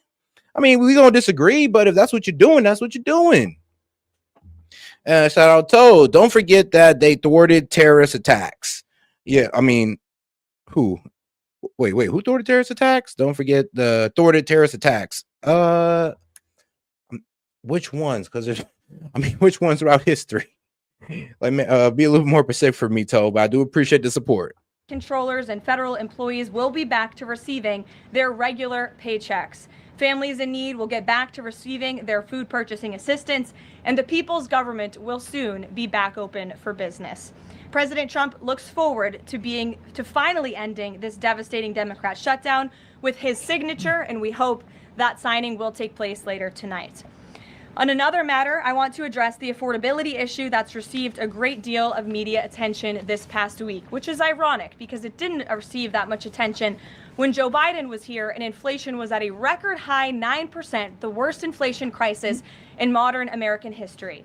And President Trump won a landslide election in part to address the affordability issues created by Joe Biden and the Democrats. And that's exactly what President Trump has done since day one of his administration. Since the first day in office and every day since, the Trump administration has taken aggressive action to fix the Biden-created cost of living issues. The notion that the same Democrats who just shut down the federal government to sabotage our economy, rob people of their paychecks, and also helped Joe Biden ratchet up inflation to 9% are now suddenly affordability champions. That notion is completely absurd. And it's something only the liberal media would have the gall to push. But the reality is that President Trump and his administration have done so much to lower prices and increase the economic prosperity of the American people. And this president and his team of amazing economic advisors are going to keep working on this issue every single day. In less than 10 short months, President Trump signed the largest middle-class tax cuts in American history, including no tax on tips, overtime, and Social Security. Okay, sorry. I was looking into what Tove was talking about on the thwarted Halloween attack. Now, what Tove was talking about is 3 teens charged in connection with the alleged Halloween terrorist attack plot. ISIS-inspired Halloween attack. Yeah, that I guess in that they stopped. So yeah, so it's an ISIS-inspired Halloween attack that was thwarted on Halloween. That's what Tove is talking about. So shout out Tove for bringing that one up. I'm sorry, I was definitely curious about that. I was like, thwarted terrorist attack. I did not hear about that one. And it was on, when did they report this? November 5th. Okay. And shout out to Anonymous. What's the difference between acne and a Catholic priest? Punchline: acne doesn't come on a boy's face till he's about 16 years old. God damn. Whoa. Yo. Well. Emotional damage. Man. Hopefully they ain't bring up no scars. Which will guarantee that next year Americans are going to put more money back into their pockets. The president has completely unleashed American energy dominance to help bring gasoline prices to the lowest in 5 years, and we expect them to continue to decrease. And it has also lowered energy costs overall. There is more work to do, but again, the president's deregulatory and pro-American energy agenda is absolutely going to continue to drive down prices. This formula worked in the president's first term, and we expect that it's going to work again. And this is key because we know energy costs are the #1 driver of inflation. Again, just look at what Joe Biden did to our energy industry over the past 4 years of his administration, and look at what happened to inflation as a result. Everything became more expensive. To lower prescription drug prices and healthcare costs, the president has been working around the clock on this issue. He is obsessed with negotiating these good deals on behalf of the American people to bring down pharmaceutical costs and drug costs for Americans. And he has done so on a number of fronts. You have seen him discuss that in the Oval Office several times. To fuel small businesses, lower their costs, and incentivize hiring, the Trump administration has already cut 30 unnecessary regulations for every new one on the books, which we know will save employers and small businesses across the country. Oh, and shout out to sorry, I had to move some money. FBI stopped a few planned attacks on Halloween this year. Yep, yeah, you're actually right. You are definitely right. I mean, let's see. Well, yeah, also in Detroit too. Feds indicted 3 Dearborn men in alleged Halloween terror plot in Dearborn. You know what? Yeah, we might have to do some investigation in Dearborn and that little city that they're trying to build out there in Texas, because some of these guys are going a bit too far. Yeah, some of them are going a way bit too far. But terrorist plot on what? I'm going to look this one up, because I mean, like, hold on now. Don't tell me we let in a whole bunch of ISIS guys. Thousands of dollars in regulatory burdens.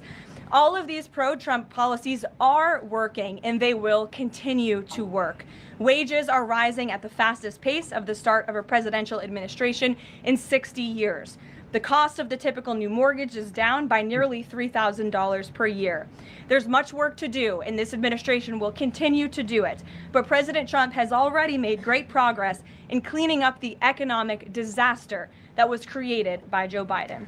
With that, I will take your questions today, and in our new media seat, we have Bev Turner, who works for a new outlet, a UK outlet, but based here in Washington, D.C., GB News. Bev, thank you for being here today. Why don't you kick us off? Thank you, Caroline. So the clock is ticking on the Friday deadline by which the BBC must retract and apologise for their malicious edit of the president in the documentary shown last year. The recently resigned Director General of the BBC yesterday described the organisation as the very best of society and blamed the enemies of the BBC for this outcome. Also yesterday, a senior government minister launched a fierce defence of the channel in the House of Commons, saying that the broadcaster remains a light on the hill for people all over the world. So, does the President feel that the network is taking the situation seriously? Does he believe that they've shown sufficient regret? Does this strain the relationship between the President and the Prime Minister? And given that the organisation is publicly funded, is the President prepared to bankrupt the BBC in his pursuit of truth and justice? Well, thank you, Bev. There's a lot of questions in one there. I will say I know the President has a very good relationship with Prime Minister Starmer. You have been there. You've seen them in their interactions. You've questioned both leaders in your time joining us when we've gone to the United Kingdom a few different times now. However, he has always been very frank when he disagrees with leaders, even whom he has a good relationship with. And the BBC, being a fair news organization, is definitely an outlet I think these two leaders would disagree. The President has made it very clear that this is a leftist propaganda machine that is unfortunately subsidized by British taxpayers, and he thinks that's extremely unfortunate. Now, the BBC was caught for pretty much slicing up Trump's speech during January 6th and making it seem like he told his people, well, he told the protesters to go down there and fight, when he actually told them to go down there and peacefully protest.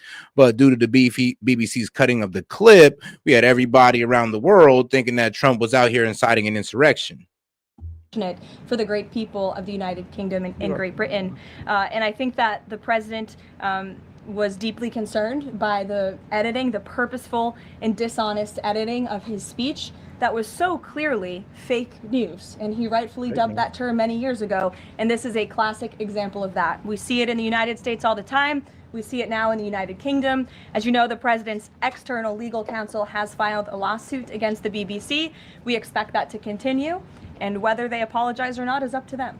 Thanks for being here, Bev. All right, Ed, let me go ahead and show you the clip now that she's done talking about it. Right here. This is what we're all, in oopla about. Right here. We're going to walk down to the Capitol, and I'll be there with you, and we fight. We fight like hell. We're going to walk down to the Capitol, and we're going to cheer on our brave senators and congressmen and women. We're going to walk down to the Capitol. One more time. And I'll be there with you, and we fight. We fight like hell. We're going to walk down to the Capitol, and we're going to cheer on our brave senators and congressmen and women. And that is what he actually said. You kind of see how, how people in Europe and all over said Trump started to incite an insurrection. He tried to incite an insurrection. Well, when BBC cuts up videos like that, you can see where they're getting it from and why it was so hard to shake them out of that, illusion. Ouija. Oh, and shout out to multiple sleeper cells in the States right now. Also, they plan for a Halloween because they legit hate it. They call it Satan worshiping and nothing, and nothing festive or holiday about it. Nothing festive or holiday about it. Christians feel the same way about Halloween too, though, so I can't even get mad at them for that one.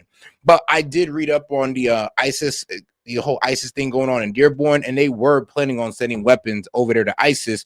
Or was it that? Yeah, I think it was. Yeah, they were planning on sending weapons over to ISIS because they were caught trying to support ISIS. I mean, if they were caught bringing in weapons to ISIS, then I ain't gonna lie, that'd be a real problem.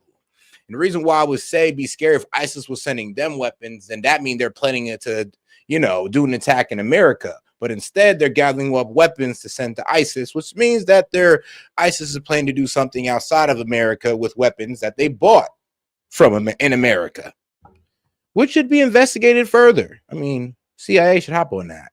Caroline. Sure. I have your statement about. Oh, and shout out to my man Hellbat. He says, you remember what a reverse exorcism is? It's when the devil tells the preacher to get out of the child. Bruh. Like emotional damage. About the new Epstein emails that have been. I mean, bro, the savagery of these jokes that you guys got. It's over 9,000. And released by House Democrats. Separate from why you believe the emails were made public, can you address their substance? Did the president ever spend hours at Jeffrey Epstein's house with a victim?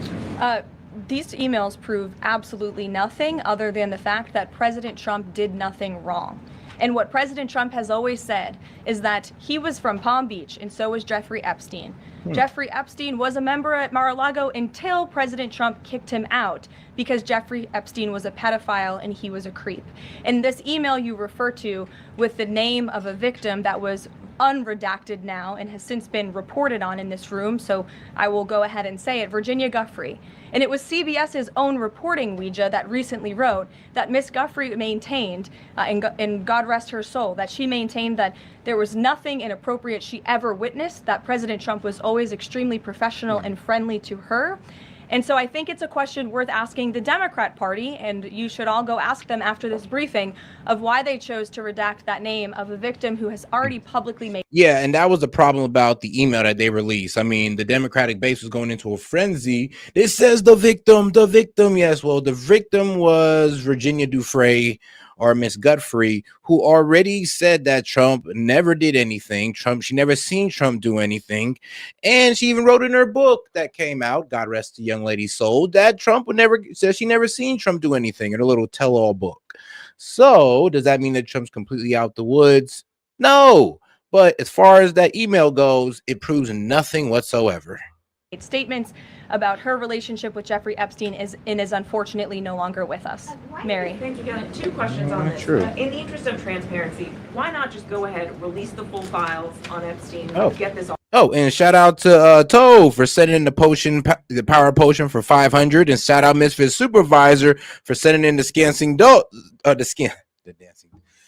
dancing skulls, which is a baller alert, by the way, because that is about 2,200 joules. So shout out. Appreciate the support, sis. Shout out to Tove and Misfit Supervisor. And make sure to follow Misfit Supervisor on her page. She goes live. This administration has done more with respect to transparency when it comes to Jeffrey Epstein than any administration ever. In fact, this administration, the Department of Justice, has turned over tens of thousands of documents to the American people. We are cooperating and showing support for the House Oversight Committee. That's part of the reason you are seeing these documents that were released today, because of the House Oversight Committee's and Republicans' efforts to get these out to the public. This administration also moved, the Department of Justice also moved to unseal grand jury testimony, which we know, unfortunately, a judge declined those requests. So this administration has done more than any, and it just shows how this this is truly a manufactured hoax by the Democrat Party. For now, they're talking about it all of a sudden because President Trump is in the Oval Office. But when Joe Biden was sitting in there, the Democrats never brought this up. This wasn't an issue that they cared about because they actually don't care about the victims in these cases. They care about trying to score political points against President Trump, as we have, of course, seen with this government shutdown. And this, I mean, yeah, they lost political points with the government shutdown. Now they're trying to regain political points with the Epstein emails that, you know, they had 4 years to release. And then I know they had a really extra, honestly, an extra whole entire year to release it while the presidential election was happening. So I don't understand why. Well, I'm sorry. Nope, they just had their 4 years. But so I'm not understanding why they're doing this now when they had 4 years to do so. And then here's the worst part about it. It's like you were sitting on these emails for 4 years, and now that you guys have looked completely retarded for even doing this government shutdown, now you want to try to bring up these emails that honestly doesn't condemn Trump or doesn't really prove anything, but that Trump might have, or Epstein honestly might have been catching on that Trump was a snitch. That's all that email told me, to be quite honest. And especially when they redacted the name and said victim when they didn't even need to do that. this entire thing, again, it's not a coincidence. Oh, and shout out to my man Vlad Steen. He says, think about this one. Hitler was actually a globalist. He wanted the whole world to be German. America first wants Americans to come first. Well, I would say this. My rebuttal to that one is actually, I think he was actually a nationalist because he was all about Germany. And if anything, I think he was going for the whole make Germany great again thing. Like, you know, what Putin kind of wants to do with Russia with the whole, you know, Soviet Union and its old greatness. I believe that's what Hitler was going for. He was pretty much trying to go for this whole, Aryan or the German identity that he was trying to take back and also trying to take back the economy from the so-called well, before I go too deeply into that, the bankers that was pretty much controlling their economy. And then, of course, the brutal Versailles Treaty that decimated their economy even further. And let's be real, they was pretty bitter at the world. So I believe he was a nationalist because he was trying to fix his country overall. And it worked. I mean, it definitely worked. He definitely did turn his country finances around. But let's not get too much into that because, you know, them boys, man, them boys. To the American people at home. There are no coincidences in Washington, D.C., and it is not a coincidence that the Democrats leaked these emails to the fake news this morning ahead of Republicans reopening the government. This is another distraction campaign by the Democrat and the liberal media, and it's why I'm being asked questions about Epstein instead of the government reopening because of Republicans and President Trump. But given your interest in transparency, Caroline, why are White House officials then meeting with Representative Boebert in an effort to try and get her to not sign this petition calling for the release of the files? Doesn't it show transparency that members of the Trump administration are willing to brief members of Congress whenever they please? Doesn't that show our level of transparency? Doesn't that show the level of transparency when we are willing to sit down with members of Congress and address their concerns? That's a defining factor of transparency, having discussions. I would say this. Let's just say that sadly, it's not really because of Trump, though. It's because of Thomas Massie and Rouhani. I mean, shout out to those two for the bipartisan effort to release these files, because those are the two who actually started this crusade. And for some reason, both on the left and the right, there are people who are trying to stop it, who are trying to stop the release of the Epstein files.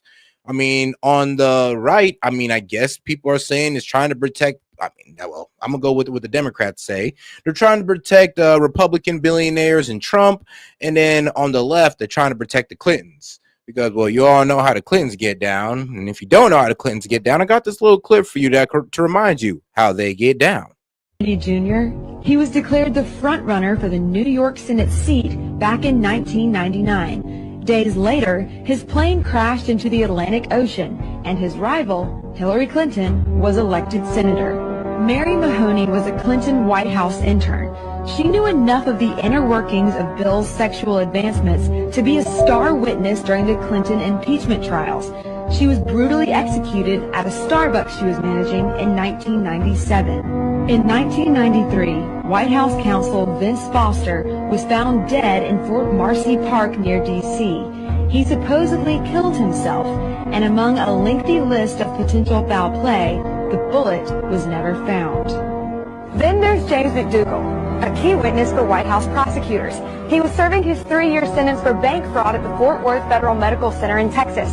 And just before he was to give a testimony before the grand jury, McDougal suffered a heart attack in solitary confinement. In 2015, Walter Scheib, a White House chef hired under Bill Clinton, joined the list. His body was found at the bottom of a river, nearly 2 miles from the base of the trail he was reportedly hiking. An autopsy determined that Scheib's death was accidental drowning, but he might have known too much. 27-year-old Democratic National Committee staffer Seth Rich was shot and killed in D.C. this year.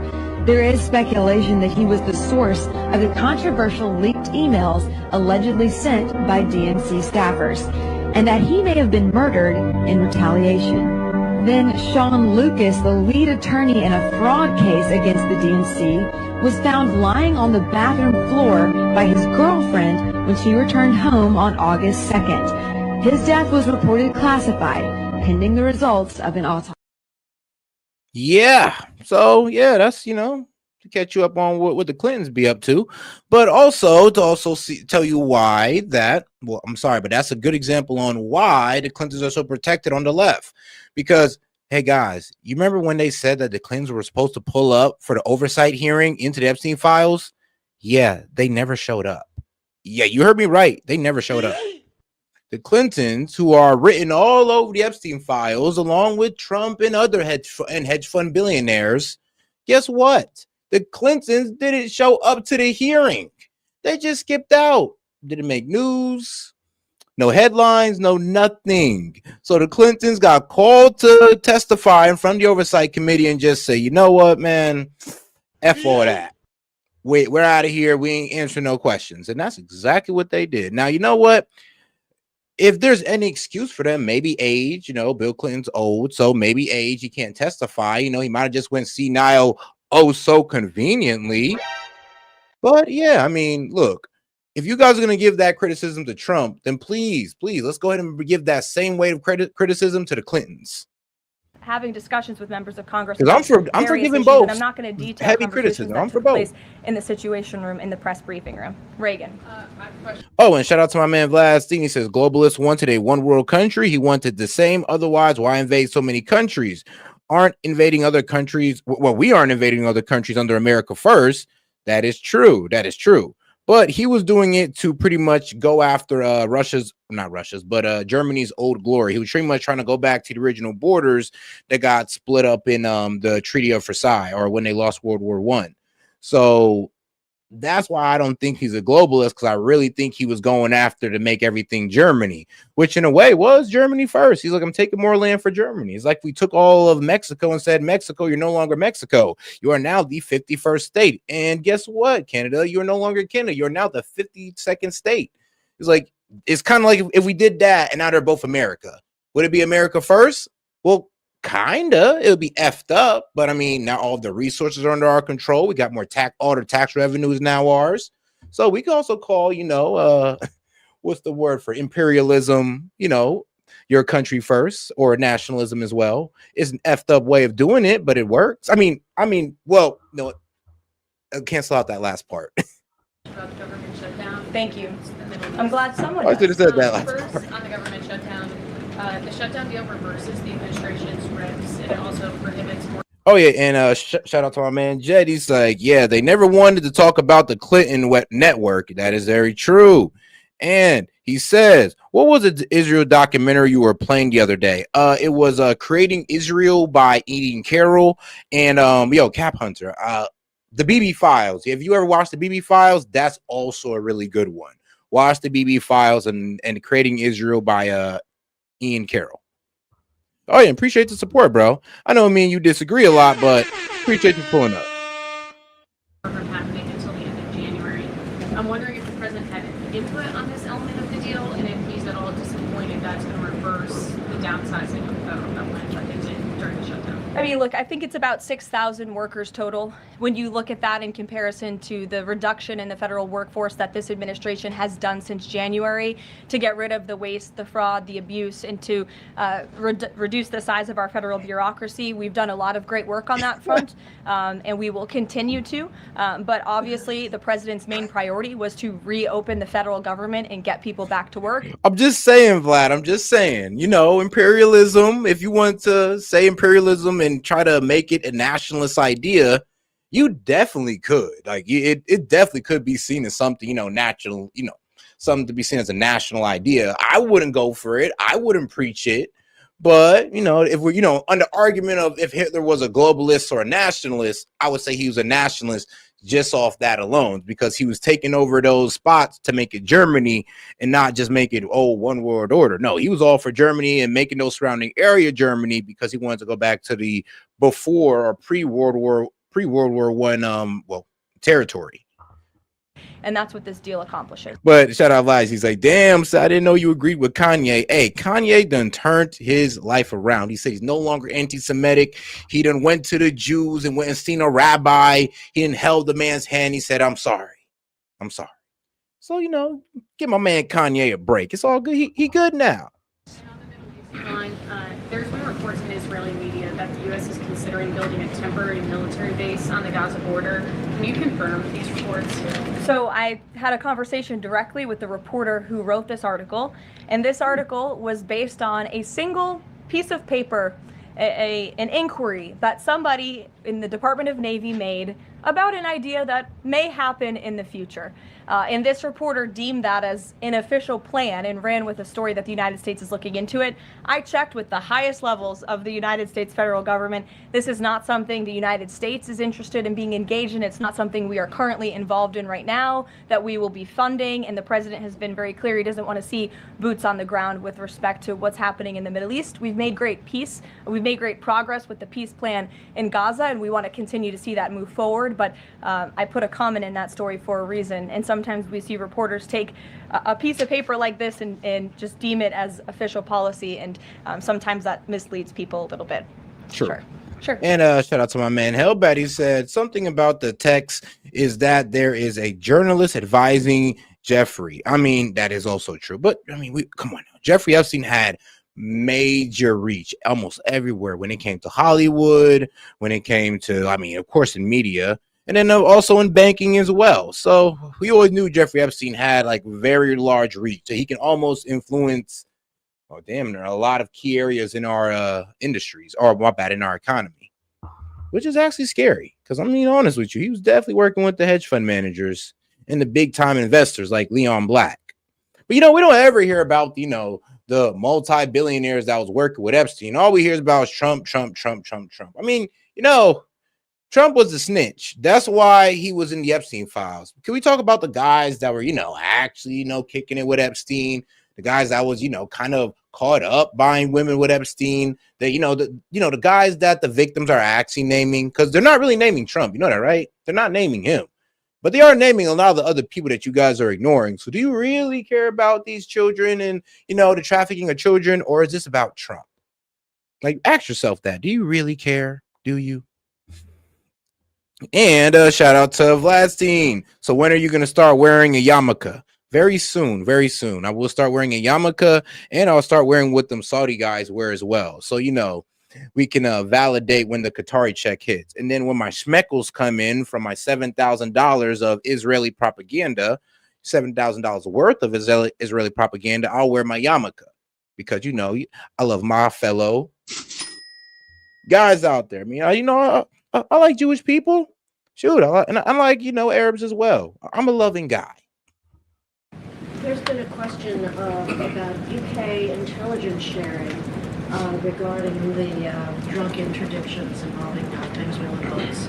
How will that affect the U.S. military operation? There's been a lot of discussion about the high caliber of the intelligence that has been provided before any of these military actions have taken place. I've seen that report. Oh, hello. I've seen that report. I'm familiar with the reporting, but we don't comment on intelligence matters, classified intelligence matters, as you know. As for the Trump administration's position on our narco-terrorist campaign in the Caribbean, it is going to continue, and the president has made it very clear he's not going to allow terrorists to bring illegal drugs that kill American citizens into our great country. Sure, John. I'll go to John and then Zolan. Go ahead. Thank you so much. Trump has talked about sending out $2,000 checks to U.S. citizens. Earlier this year, he also talked about sending a Doge dividend. That didn't materialize. Should U.S. Citizens expect a $2,000 proposal? Is the White House committed to making that happen? The White House is committed to making that happen, yes. And we are currently exploring all legal options to get that done. I don't have a timeline for you or any further details, but I can confirm for you that the president made it clear he wants to make it happen. And so his team of economic advisors are looking into it. And when we have an update, we'll provide one. And people was wondering, like, so what's so different about the inflation causing checks under COVID? Well, what's different about these is that we already have the money and we're not printing new money to go out and send out those checks. So that's the difference between these tariff dividends and the COVID checks sent out under the pandemic. Solon. You said at the top that one of the costs of the government shutdown was that people missed their SNAP benefits. Can you explain then why the administration went to court to fight the funding of food stamps and SNAP benefits? So recipients missed their SNAP benefits because the Democrats shut the government down. And they forced the administration to tap into a contingency fund that did not even fund the full entirety of this program. And so then you had an unhinged judge who was trying to dictate from the bench what the executive branch has to pay for and where that money has to come from. That is judicial overreach at its finest. And so that's why the administration pushed back on that. We can't have the judicial branch telling the executive branch that we need to rob the Children Nutrition Fund, which is what this judge was trying to do, to pay for SNAP benefits. That's completely inappropriate and it's unconstitutional. And we've been proven right with that legal argument. But now the good news is, again, thanks to Republicans and in several hours, President Trump, the government is going to be reopened and SNAP recipients are going to receive their full benefits, which is what President Trump has always wanted to do. Stephen. Why also did you need the judicial process for that? I mean, during this shutdown, didn't the administration have a responsibility to tap into any of those reserves to ensure that essentially we did. We did tap into it. We did tap into the contingency fund. And then the judge told us, no, you have to get more money from a children's nutrition fund. And we felt that was judicial overreach. You shouldn't tell the president which fund he has to rob because the Democrats are holding the country hostage by yeah, the court can appropriate funds. I mean, that's why the Supreme Court sent it back to the appeals, because they're like, yeah, I mean, honestly, this is obviously unconstitutional because, yes, the courts cannot appropriate funds. And I'm sorry, but the U.S. Department of Agriculture had a pretty good argument when they said, yo, we need to make sure we're doing this under legal precedents. So we just can't send the money out because the court said so, because Congress appropriated these funds for school lunches and other programs.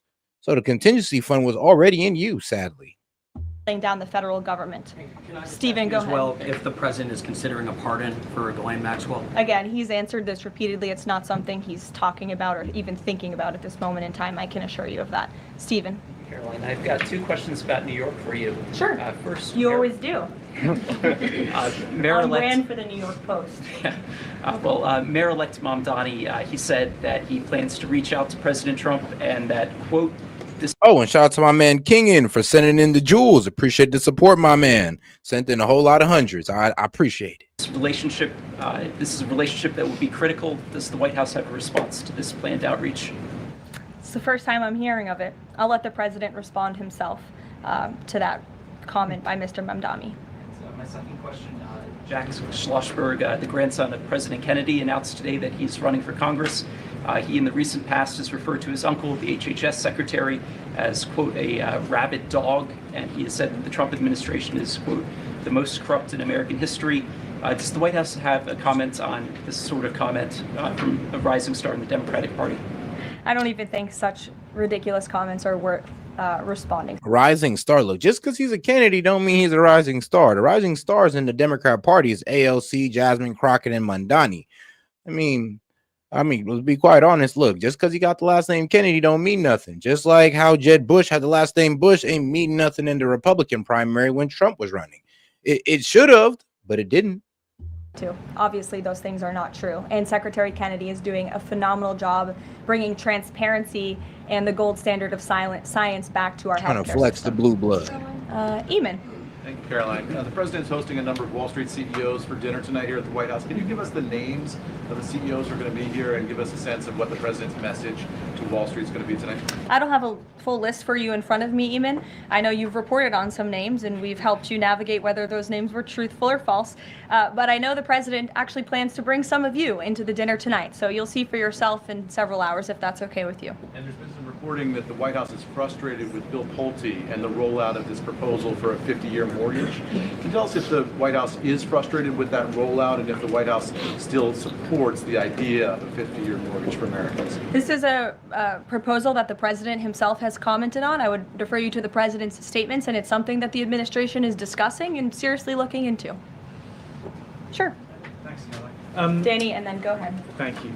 Some Democratic members of Congress have invited Britain's former Prince Andrew to testify on the Epstein scandal. I was just wondering if President Trump thinks that former Prince Andrew should indeed come and testify to Congress on that. I haven't spoken to him about that specific go to matter, jail. but I can ask him and get back to you.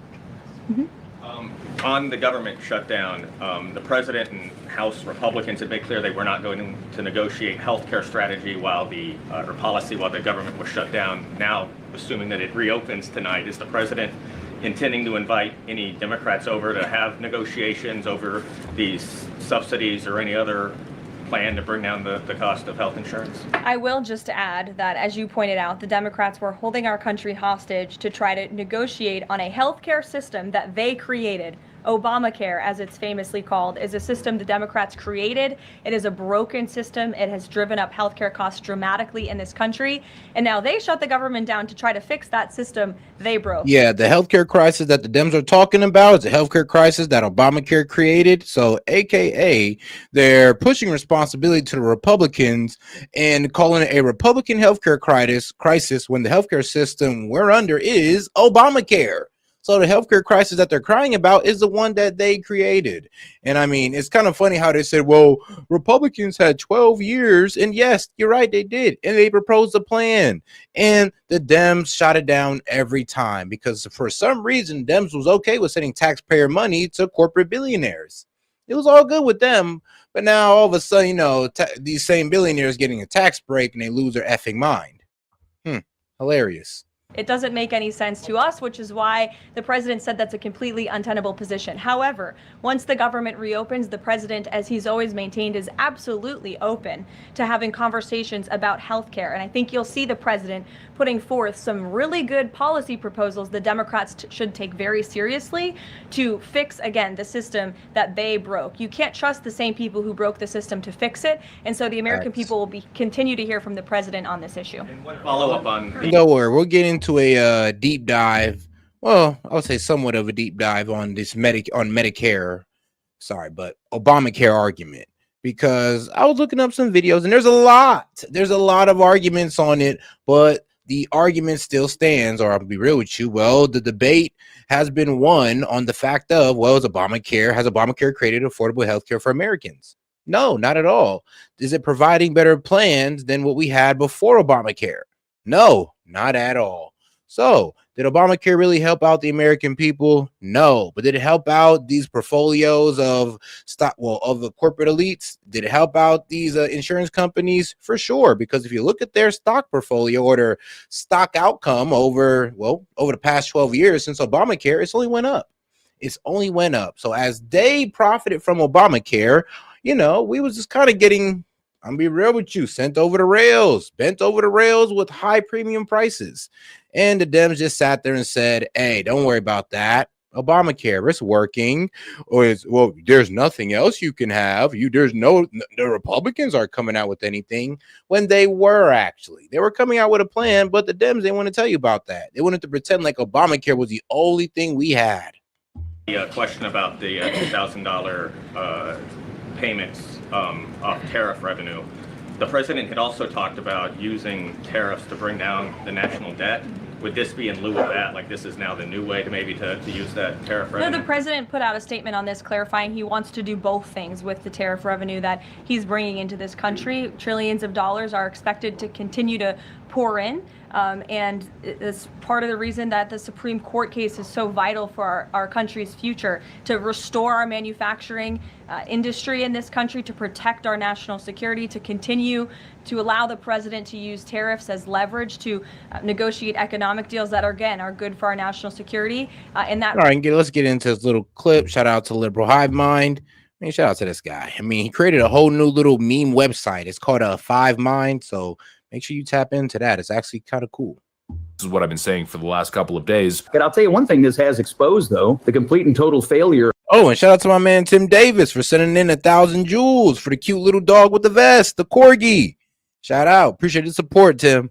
Of Obamacare. I mean, it's not affordable. You know, people that have it don't feel like it even is real insurance. And now we see, I mean, it's a mess. And if anytime the government's having to subsidize something like this, it's not working in the first place. And so I think the American people are realizing just how messed up the American healthcare system is, and the regime under which we live is Obamacare. But look, I think a lot of Republicans do not want people to see skyrocketing premiums. And so we'll see what that debate looks like. This whole thing has exposed this outlandish money laundering scheme where your tax dollars go right into insurance companies, and your health insurance never gets better, your health care never gets better, your health outcomes never get better. That's what we have exposed here. So what our responsibility is as a Republican Party, how do we stop getting your tax money to insurance companies, and how do we put more actual money into the health care of the American people? Because I can assure you, writing a bunch of checks to insurance companies doesn't make your health care any better. Exactly. Democrats haven't convinced anyone that Republicans have created a healthcare crisis. In fact, no, they exposed the opposite, their own making of a crisis. They put Obamacare at the forefront, and now people are digging and digging and digging. And you know what surfaced? Is the receipts. All of a sudden, I think a lot of people are starting to realize this whole ACA thing is a freaking shell game. And don't even the debate on Congress was really revealing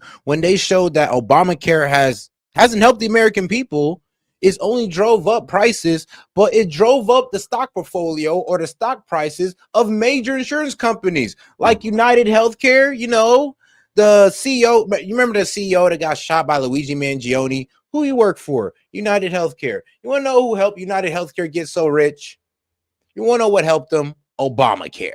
Because since Obamacare was enacted, their stock went up by 1,200%, 1,200%.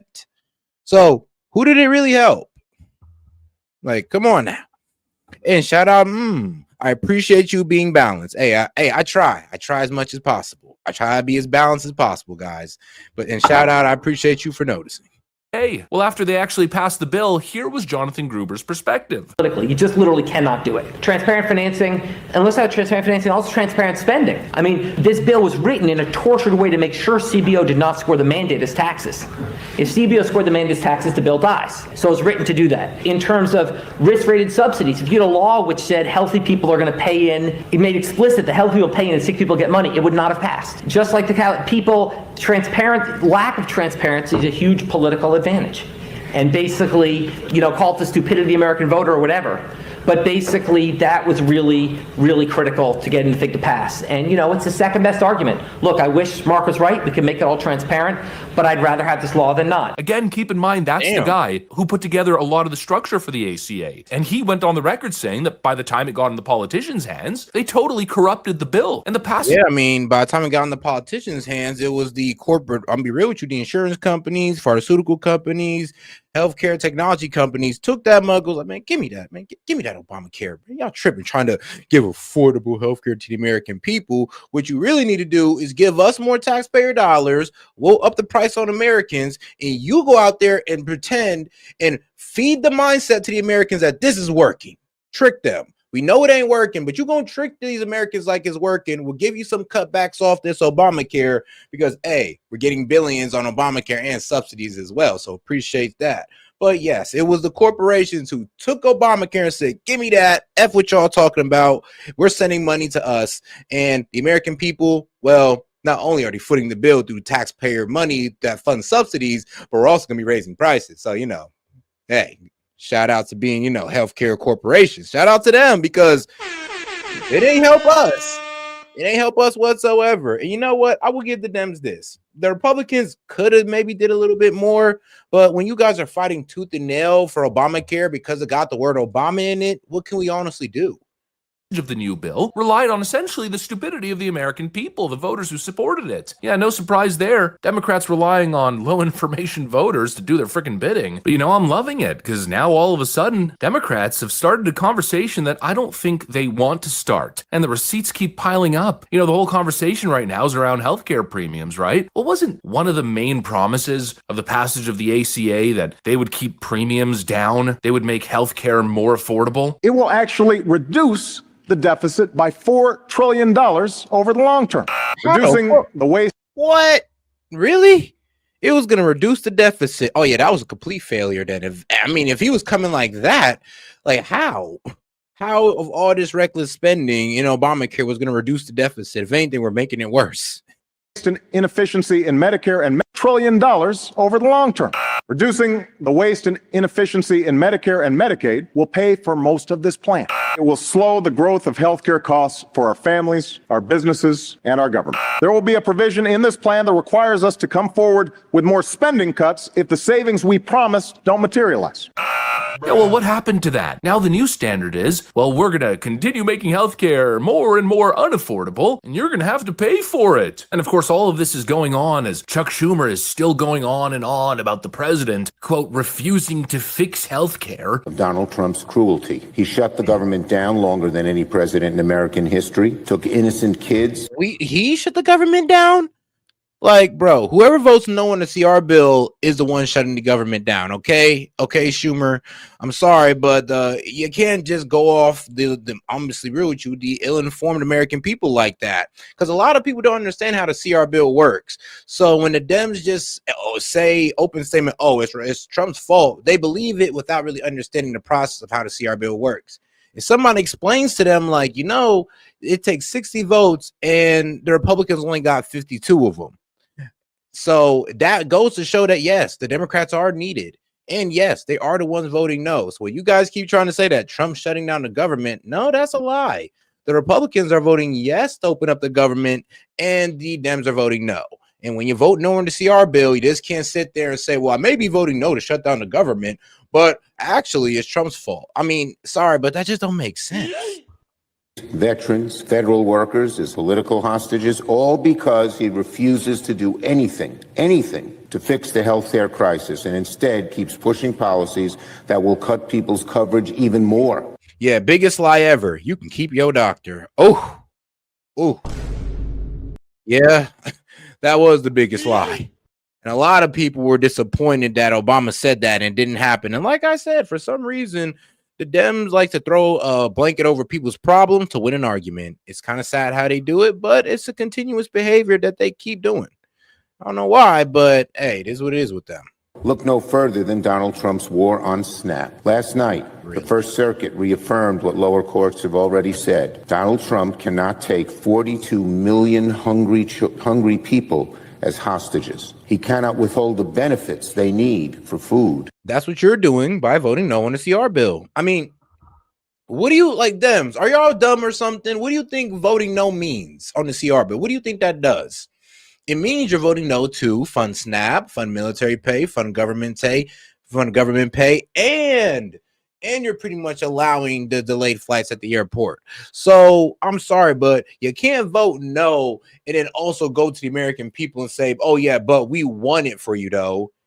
Yeah, we want the SNAP benefits for you guys, but we're voting no on it. Come on, make that make sense. For their families. Even now, Donald Trump isn't satisfied. Today, even more cruel, he appealed to the Supreme Court yet again to try and get out of paying full SNAP benefits. The president's done a lot of cruel, nasty, mean things over the years, but going all the way up to the Supreme Court not once but twice to ensure kids go hungry is about as cruel a thing as he's ever done. Donald Trump would rather make hungry Americans suffer, make kids suffer, make veterans go hungry and disabled individuals suffer, than do anything to lower health care costs for the American people. The American people will not forget Donald Trump's cruelty and heartlessness over the last 6 weeks. Let me say something else. The American people have now awoken to Trump's health care crisis. Yeah, give me a frickin' break. This Fix guy. healthcare, as if Democrats are interested in that. They want to continue subsidizing this mess. And you know what? Republicans might have been in the position where they would have continuously spent on these subsidies, just gone along with this Democrat scam, but instead now I think the conversation has shifted, and they're now in a stronger position than ever to start pushing back. That was the initial fear, right? That Republicans aren't going to vote for our extensions. You know, they probably were, but now they won't. Democrats, you played yourself. Yeah, I mean, no, they were. They offered them. They offered a 1-year extension to the healthcare subsidies, and they said no, we want permanent. And now they get nothing. They got nothing, and they still opened up the government. I mean, it's a very sad day for the Dems. That's why they had to come out with that Epstein email, hoping that helps them recover for the complete embarrassment of the government shutdown. Hear that? Tick tock, tick tock. The Democratic Party's on the clock. I think the Democratic Party, as we know it, is about to end. I think that this is the birth of the new left.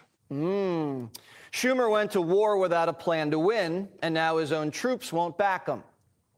The Democrat, I think they had an exit ramp here, and now they've just shut the exit ramp down, and there's no, it's interstate that goes into infinity. Chuck's working the phones, telling Democrats not to criticize the deal. This is the Biden cover-up all over again. Guys, don't say he's old. These videos are cheap fakes. But Democrats won't be bullied into silence again. One activist said this, quote, "The most minimal thing in order to pivot back to the election is to have one head roll, and that head is Chuck Schumer." Schumer hasn't been forced out yet, but Democrats are already looking for someone younger, prettier, and Puerto Rican. He's worried about AOC, and AOC, I think, will take him on. I think I talked to her tonight, and she'll announce tomorrow. If she announced tomorrow, she'd raise $10 million over the weekend.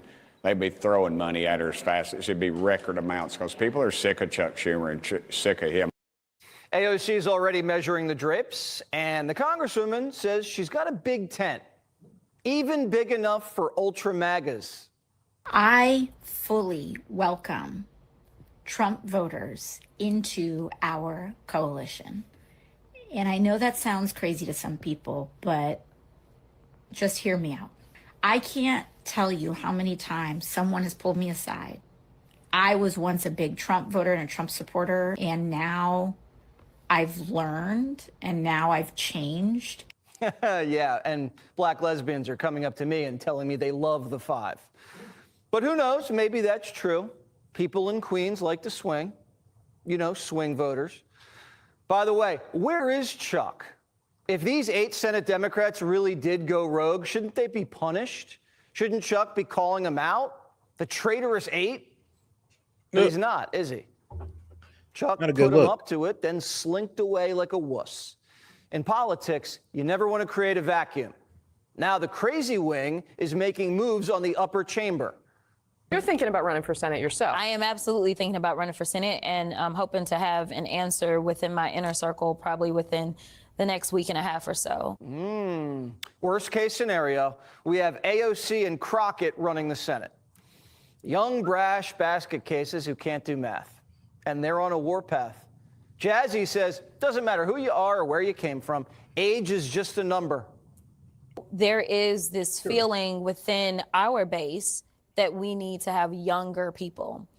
I will tell you that I don't necessarily just subscribe to ageism. I'm gonna be perfectly honest, because even when you look at the votes and you look at the 6 Democrats that actually broke ranks yesterday out of the House, I can tell you that they weren't all elderly. That's not just a threat to Chuck, that's a threat to any young buck. And since Schumer's MIA, who's gonna stop him? Hakeem? Hips is patting everybody on the back. Wow, it seems like the younger Democrats are trying to create more of like a cult-like coalition in a way. It's like, look, man, we want to shut down the government for healthcare, and we kind of wanted everybody to go along with it. And here's the thing. I mean, shout out to them because they're admitting that that was their plan to keep the government shut down for healthcare, to drag the American people out for 43 days and 43 nights and not get nothing at all.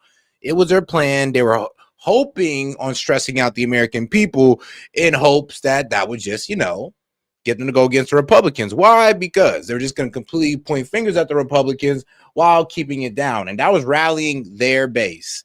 They didn't do it for the independents. Of course, they didn't do it to win over MAGA. They did it to rally their base. Leader Schumer and the overwhelming majority of Senate Democrats waged a valiant fight week after week after week, month after month after month, starting in September into November. Fight? Democrats didn't even draw blood. Trump just said no, and then eventually they said, all right, fine. They wanted to pay them $1.5 trillion, which would have really hurt our healthcare businesses and our recipients at levels never seen before. Today, we're sending a clear message that we will never give in to extortion, because that's what it was. They tried to extort, the Democrats tried to extort our country. Nancy knows Chuck got rolled. They had to bring her out of semi-retirement just to call Trump names. He pronounced that during Climate Week that this was a con job. This is a scam. No, Mr. President, you are projecting again. You are the con job. You are the scam.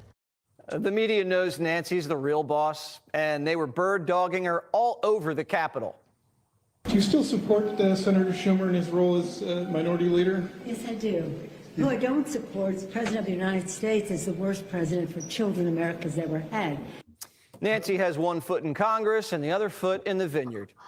She thinks Hips is a hothead and hates AOC. Her and Obama put a nice coalition together, and now it's falling apart. The party's moving far left. They're going to primary elect. All right, guys. Now I'm going to play this little clip to get into some controversial things that was being talked about, when there was reopening the government. And shout out to my man King for bringing it up once again. The bill to reopen the government has a hidden provision in it that will effectively destroy the hemp industry. Well, it closes a loophole from the 2018 Farm Bill. Do you want to get into it? Let's do it. So that 2018 Farm Bill made hemp growing legal by saying as long as the hemp that's grown contains less than 0.3% delta-9 THC, which is the main psychoactive ingredient in marijuana, it's legal. Yeah, but this turned into a massive loophole because there's other types of THC like delta-8. So what happened is chemists used this legal hemp that's under the 0.3% delta-9 and converted it into products that have like 20 milligrams of delta-8 THC, which still gets you high. So this new provision will prohibit hemp products of any type of THC, including delta-8, of more than 0.4 milligrams per serving. Well, the issue is that 0.4 milligram cap is so freaking low. Delta-8 is much milder and is used by many seniors, veterans, and those injured for calming and relaxation. Like certain gummies may have 6 milligrams of THC, so the U.S. Hemp Roundtable says this rule will ban 95% of the $28.4 billion hemp industry, jeopardizing more than 300,000 jobs. Well, the whole point of the Farm Bill was to legalize and regulate hemp for non-intoxicating purposes. Like hemp can be used for fiber, seed, paper, textiles, construction materials, and non-intoxicating CBD. But instead, the bill created this massive loophole that has made an under-regulated THC market where even in states where marijuana is banned, there are now hemp-derived delta-8 vapes being sold in gas stations. Well, what's happened is 23 states since then have implemented their own laws limiting THC in hemp products, and they're all well above that 0.4 milligrams. In Maine, it's 3. Kentucky, Minnesota, Utah, Louisiana, it's 5. Alabama and Georgia, 10 milligrams. Tennessee, 15 milligrams. So this bill goes against what those states have legislated to effectively end the industry. Look, the federal intent in 2018 was never to legalize intoxicants. So even if states have these limits, it's still contrary to congressional intent, which was always hemp for fiber, food, and CBD, not THC highs. This closes the loophole. Less intoxicants rather than more. Look, the hemp industry is willing to work on a regulatory framework that prevents these bad actors from creating these extremely high THC products that, yes, are being sold without a lot of regulation and ending up in the hands of children. Yes, but the way to solve that is not to eliminate the entire industry, which thousands of farmers have since begun growing as a cash crop since soybeans and other crops have been struggling. This will decimate Americans. I just think our world has enough dangerous, high-producing intoxicants, and closing loopholes to eliminate ones that were never even supposed to be legalized in the first place is good policy. Well, say goodbye to the industry. They can still grow hemp for other purposes. Oh yeah, you're keeping 5% of the market available. Great job.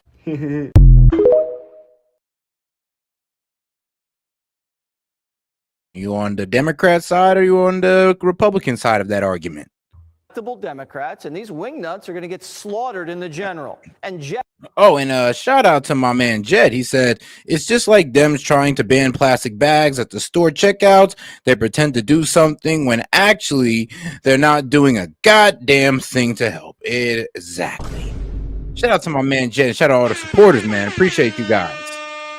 All right, let's keep going. jeopardize flipping Congress. With the party scrambling, Nancy's pushing Newsom. Gavin Newsom is being welcomed as kind of a rock star in Brazil this week. The world still needs and wants American leadership. A San Francisco liberal is the one thing stopping a full commie takeover. It's already getting ugly. Newsom's former chief of staff was just charged with fraud. I wonder who was behind that. Ms. Dana Williamson is facing 23 counts for trying to steal $250,000 in campaign cash and funnel it to her friend. You know who started this investigation? The Biden DOJ. Her lawyers say that Biden prosecutors were asking about Governor Newsom, and she didn't flip. Wonder why the Biden administration was investigating the Newsom team around the same time of the coup. You think Kamala had anything to do with that? Kamala and Newsom hate each other. They're California rivals. They'll be rivals for the nomination in 28. The battle lines are drawn. Pocahontas ditched Schumer and went to New York to strategize with Kami Mandani. JB Back won't even listen to Schumer, but he did pick up the phone when Mandani called. Mandani's been working the phones. He chatted with Shapiro in Pennsylvania and Wes Moore in Maryland. The commies are making a national play, but Paul Revere in a hoodie is warning the whole party. America's future and my party's future is not socialism or kinds of outlandish far left kinds of ideas. And it's been a year ago, you know, after we lost the election, a lot of those parts and part of those ideas pushed our party over the cliff. And that's why we're in this situation right now.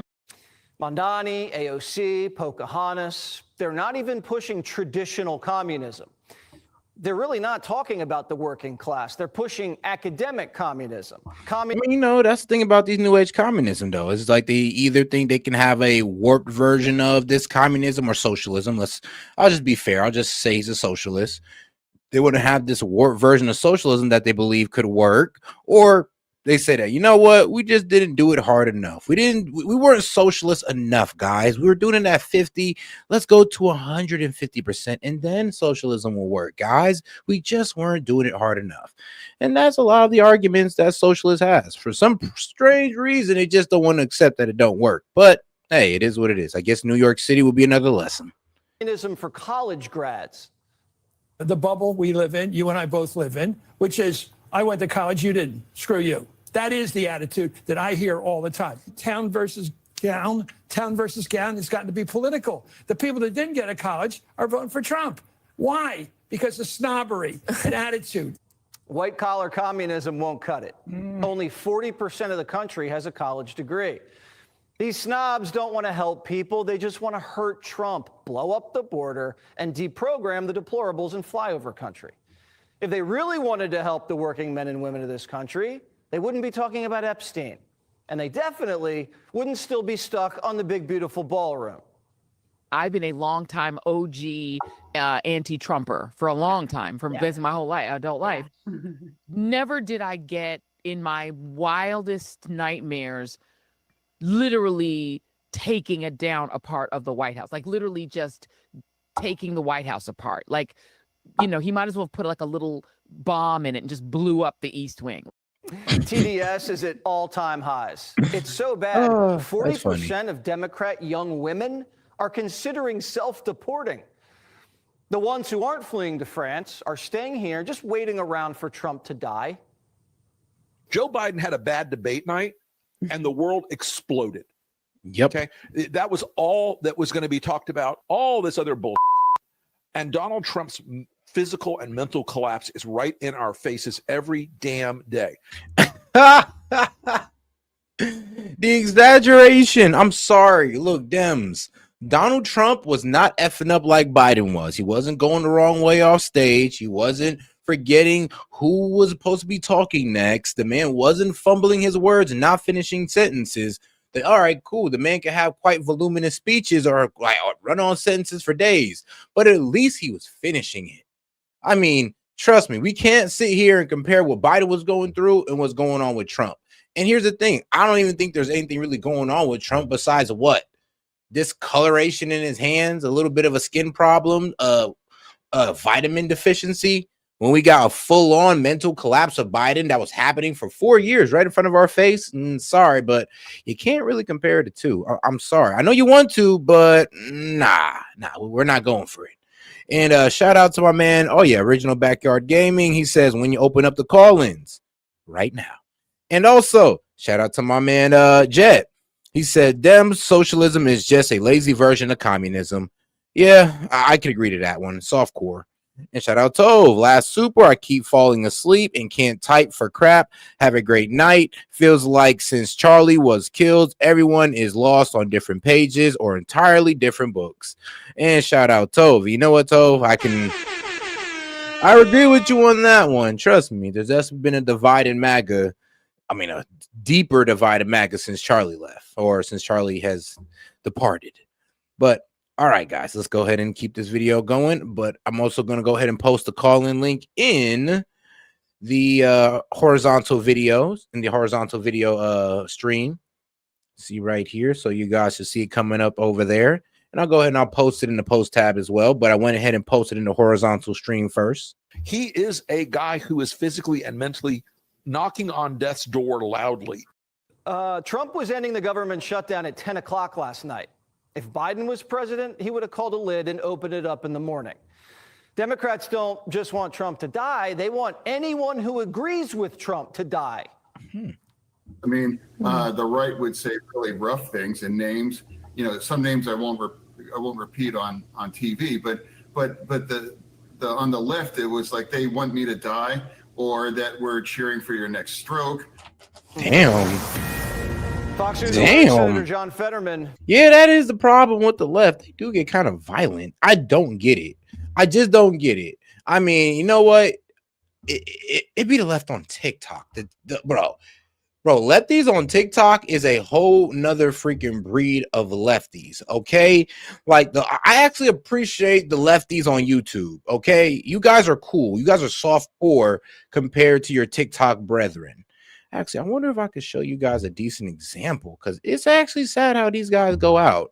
I mean, they'll email you, they'll call you slurs and all that wild stuff. They'll wish death on you. And I know that's not all Dems. I know that's not all of you guys. Most of you guys are actually just disagree with us and you don't want us dead. Of course, you want to make us look stupid, but it's way different than wanting us gone. Like, I can appreciate trying to make us look stupid over the, wanting us gone. I'll be honest with you. I appreciate the YouTube Dems, because the TikTok ones are out of their freaking minds, to be quite honest. Took a fall and landed in the hospital this morning. He was taking an early morning walk, felt lightheaded, and he collapsed near his house in Pennsylvania. He was transported to a Pittsburgh hospital, and doctors say it was just a minor heart issue, and he suffered some small injuries to his face. Thankfully, Fetterman is okay. He even put out a statement. Thank God. If you thought my face looked bad before, wait until you see it now. And we wish him a full and speedy recovery. Click here to subscribe. Yeah, Fetterman was hospitalized, so please keep Fetterman in your prayers. He was hospitalized. He had a stroke. But see, like I said, he's okay. But let's hope that, there wasn't nothing going on with his face for real, though. Like, I actually do hope my man hasn't got disfigured from that stroke in any way, shape, or form. Some time with us. Everyone, I'm Laura Ingraham. This is the Ingraham Angle from Washington tonight. As always, thanks for spending some time with us. Wish casting versus governing. That's the focus of tonight's angle. Wish casting versus governing. All right. Let's get right into it. My man Gaming. Yo, Gaming, how you doing, man? What's up, man? I'm doing pretty good. Just got married recently, so I'm high on the hog. Hey, let's go. Congratulations, my man. Congratulations. Yeah, my wife actually, I meant to tell you this from the first time I met you. My wife actually put me on the TV show, and I like the vibes here. So Hey, man. Hey, shout out to the wife, bro. I truly am happy for you. I definitely do like to hear when people find love, get married, starting out trying to create a family. Dog. Man, I love it. But looking at all this BS that led up to it, like I'm gonna tackle a couple different problems. The first one though that I want to really speak on is Zoran Mamdani's win. Honestly, it he basically came out and said that he predominantly used recent immigrants as a means to an end for political gain, basically. Man, don't they And all?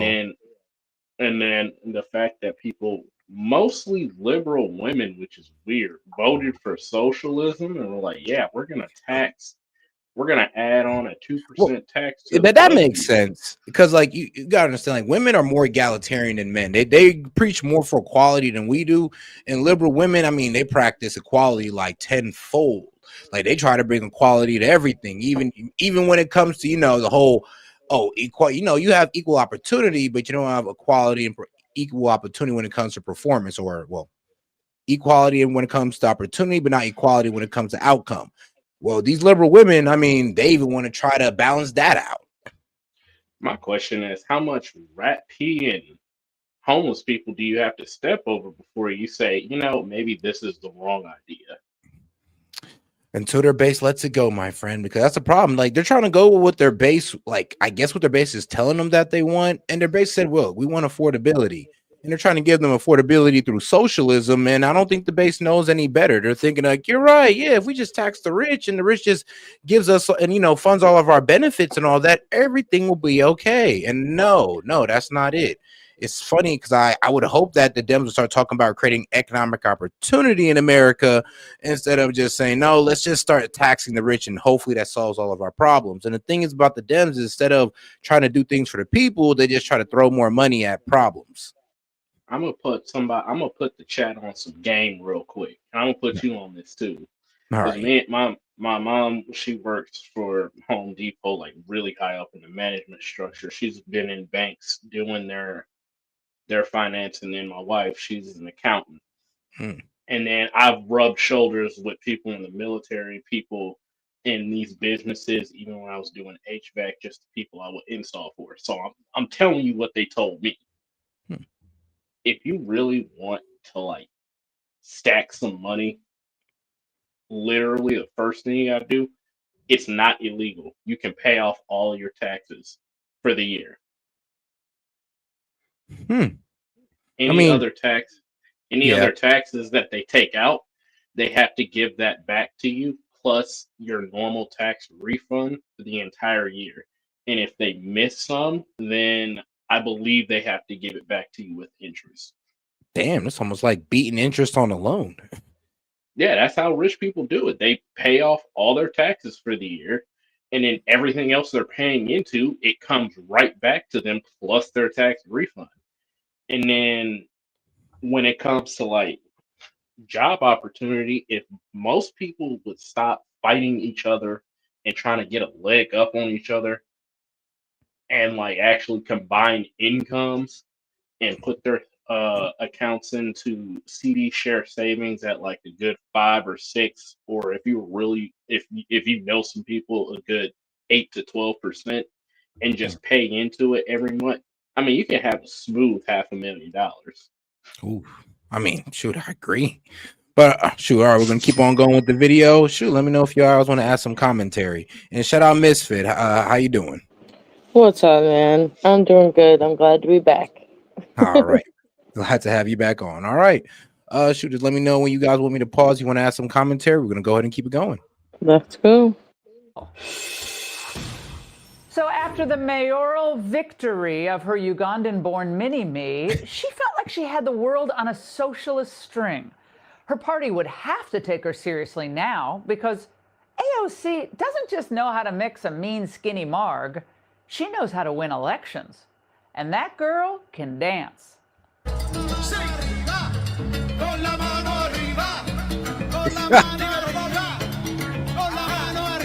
Well, pretty good, right? You got the beat. Well, feeling very powerful, a little heady, feeling I mean, you know, it'd have been cool with me if they'd have just had a couple American flags waving in the back. You feel me? It's okay to, you know, celebrate your country, but make sure, you know, pay some homage to ours as well. Is that too much to ask for? Especially if you're just going to do a parade celebrating your win in America. This is why I am so against immigration, because I've been to other countries. You never, for example, just to bring some attention to it, like in Nigeria and in Iran, most of the people there in both of those countries, they don't like their government. Iranians more so, which is actually shocking. Most Iranians hate their government, and they wave American flags whenever, like, it's contraband over there, so they'll wave them. It's weird to me that people. Oh yeah, they have like sections of the city where the girls take off their veils and their hijabs and all that good stuff. And they'll do it, and it's like, you come over here and people are waving the flags where they come from, and then y'all be acting shocked when people deport you. It's like you can't even pay basic respect. Yep. I Like, why agree. come here if you don't like the country? If you're If not over there was coming here so to good. get free shit, then why the fuck are you here if you hate this country? Yeah, true. I mean, if over there was so good, I mean, why'd y'all come here? Right. And they'll tell you all the excuses in the world, and you'll stop them right there and then, like, okay, that's why you should wave an American flag. Because of that, because of this country, you're able to provide better for yourself and you have more opportunity than you would in your own. We're not saying to just dog your country out or to abandon it or not love it, but you do got to pay respect to the country that's giving you the most opportunity. And then the other issue is, like, you got these politicians that are incentivizing non-assimilation. So, like, they're incentivizing people to come over here and just not assimilate. Yeah, there shouldn't be anywhere. Honestly, I don't think there should be no workplace in America. There shouldn't be anywhere in America where you go and all you hear is, well, Chinese. All you hear is Spanish. Like, in my opinion, I know it may sound a bit effed up, but this is America. Like, how'd you guys get in here without trying to even at least try to learn the language? Now we got whole sections in America where you don't even got to know English to move around in there. You could have a completely normal day and not know a lick of English. Yep. For example, the truck drivers. I know y'all done seen all them traffic incidents with these truck drivers that are from India. It's like, bro, you mean to tell me you got behind the wheel, didn't know a lick of English whatsoever? Yep. But y'all are at the same time saying, like, Gen Z doesn't want to work. How? When we're competing with people who literally can't speak or understand English. I was talking to a buddy of mine, and he said when he was, because I'm in the tech field, he said that they hired, I'm not going to drop the name of the company, but he said when he got hired on their tech department, they hired a dude who was from India on an H-1B visa, fired pretty much all except for like 5 of the senior most people who were American, and replaced them all with Indians. It's like, bruh, what? Oh Lord. I mean, and that's it. And that's the normal. Sadly, that's like a normal practice in that industry. It's a normal practice in a lot of them. But I mean, hey, that's just what we're dealing with out here. Let's see here. I was trying to see if I can find that video of the Indian guy pretty much crashing, but it is what it is. But all right, let's get back to the video. confident means you can vent with impunity.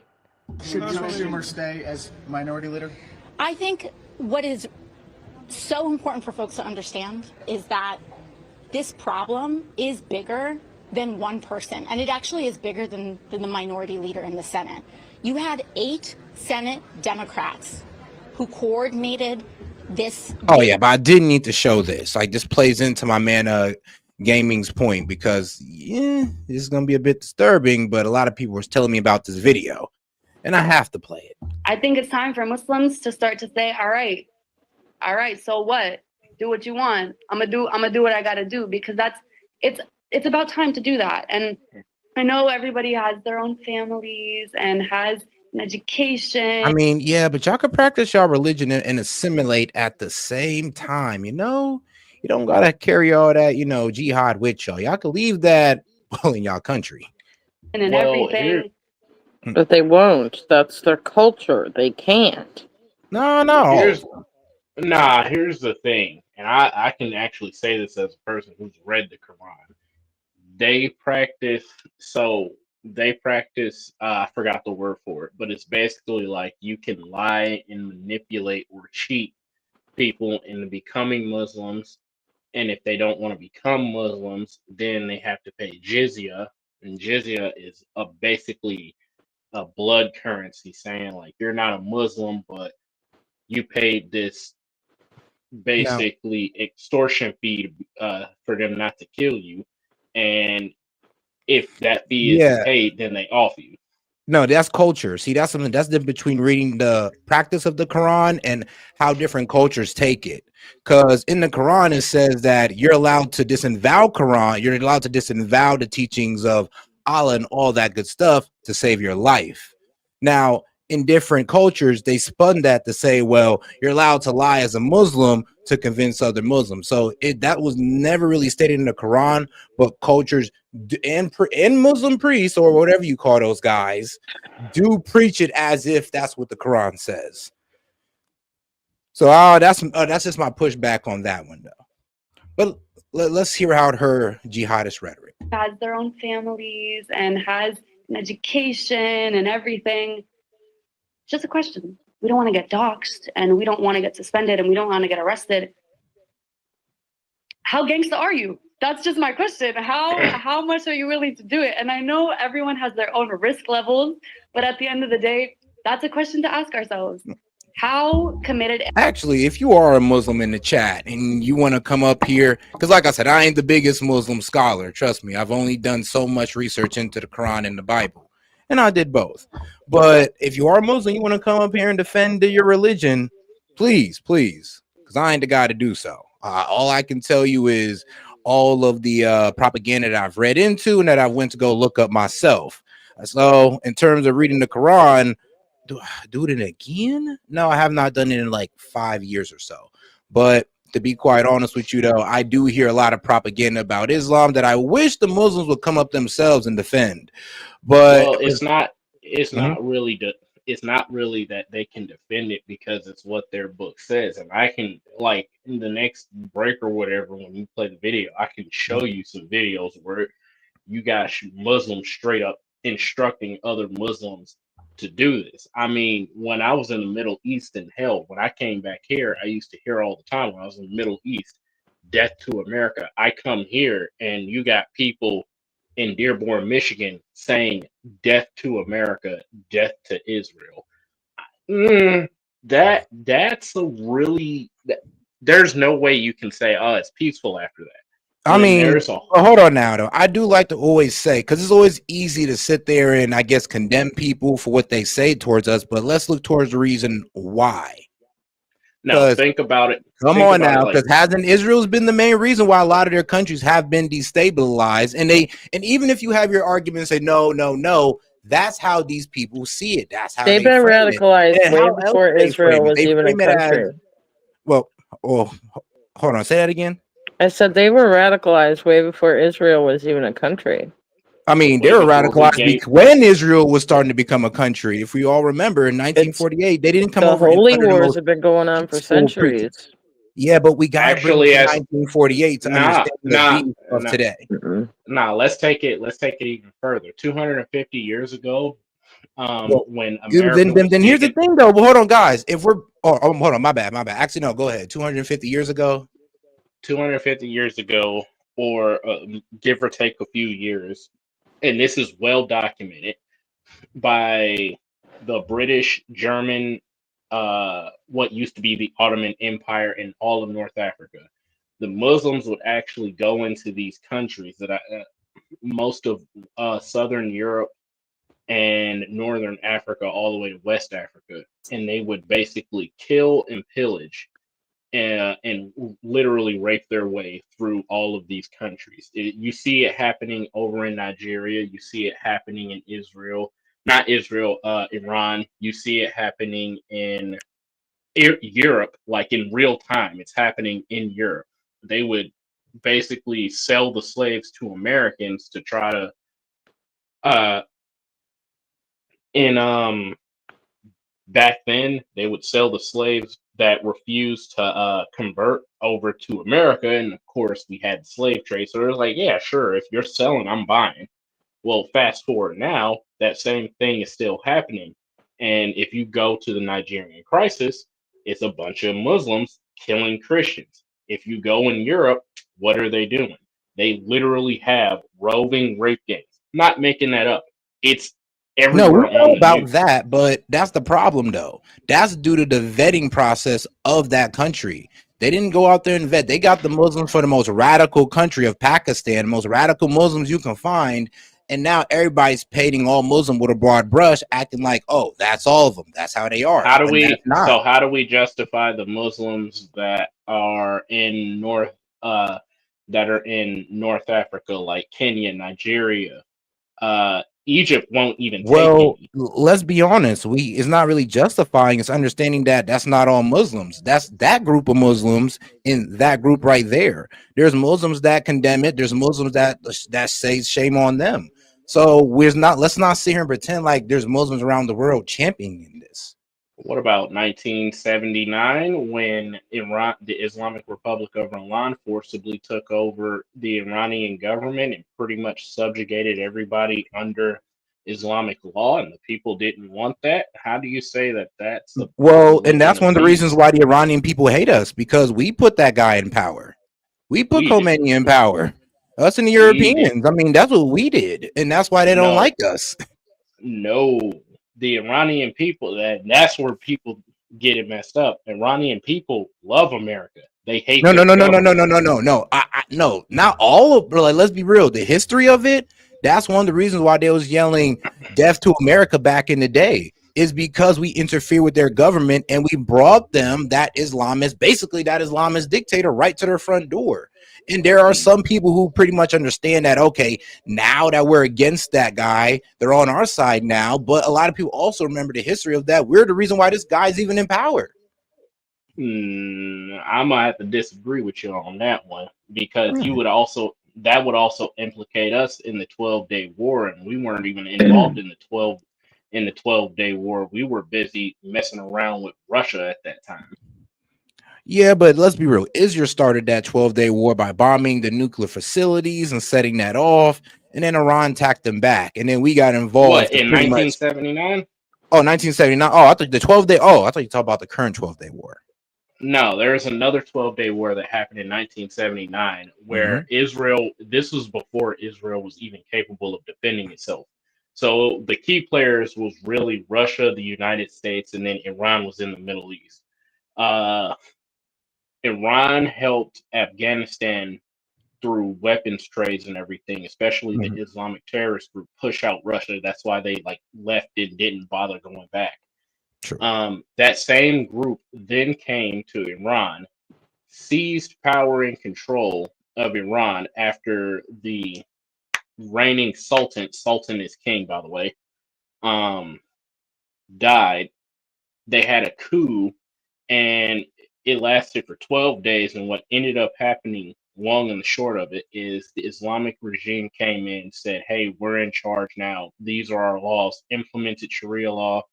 People tried to fight back against it. And what ended up happening? What ended up happening? I was about to say, what a lot of people. Happening? Oh, my bad. Go ahead. You go ahead. Oh yeah, what I was about to say, what a lot of people forget about that backstory is that the Shah was selling out to the Americans. Like Nixon was forcing that guy to buy weapons at the detriment of their own people, and the people got tired of it. They're saying, you're a puppet of America, we're getting you out of here, or bringing in, well, really the French, or it was the Europeans that brought in Khomeini. And now here we are dealing with this guy. We're dealing with this Islamic radical group. Well, So it is. We'll have to agree to disagree on that one. But what I will say is that Muslims nowadays have made it pretty blatant and obvious that they want Sharia law in these different countries that do not want Sharia law, and they hide behind the First Amendment.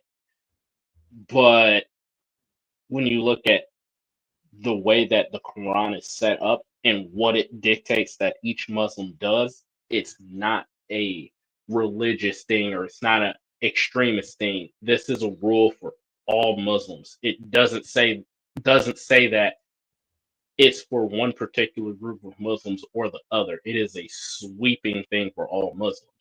And that's why a lot of people are like, no, we don't want this in this country. That's why a lot of people are like, nah, keep that crap up there in Dearborn or get it out of the country. Nah, keep that crap up there in New York or get it out of the country. It's why Texas put a ban on Sharia law. No one should be able to have 5 times a day call to But that's prayer hold on in now. the But that's the United problem with States. Sharia law, though. Like, there's different cultures. Like I said, people always paint Islam with a very broad brush. That's not all cultures that interpret Sharia law the same. Each culture, I mean, honestly, each country looks at those laws differently. And that is like kind of the main point why I be trying to say that, well, is Islam a problem in America? And I'm like, no, because the type of Islam we have, we don't really have the extremists. And the extremists that we do have is a very, very small group. We're talking about the 1% of the 1%. Because what are they? 1% of the population. Well, And their what entire part of them are radical? Probably 1%, maybe less. Well, there was a former Islamist who actually said, he laid it out. He interviewed Dinesh D'Souza, and he was talking to him about like how Islam propagates, and basically the dude told him like, first we set up shop in a country more or less, and then we propagate and we vote for the same things leftists vote for. Like, yeah, we want abortion. He goes, yeah, we'll go ahead and support abortion. It's your right. Go kill yourselves, kill your babies. But is like people in Islam, Muslims, they're not going to do that. He said once enough of them get in an area, then they start pushing for legal rules. And then after they get pushed for legal rules, they start implementing Sharia law. And then after that, it's pretty much downhill from there. We can see that in Europe. Well, hold on, then. Right We'd have now. to have the complete understanding of Sharia law to even understand that. Because I ain't gonna lie, what you're saying then is that there's certain parts of Sharia law that lines up with American law. No, there are not. Because you're kind of saying they're implementing what they Not can at get away all. with. That's why it shouldn't be allowed here. We already have laws. But if they're Sharia implementing law, it, then Sharia law, okay.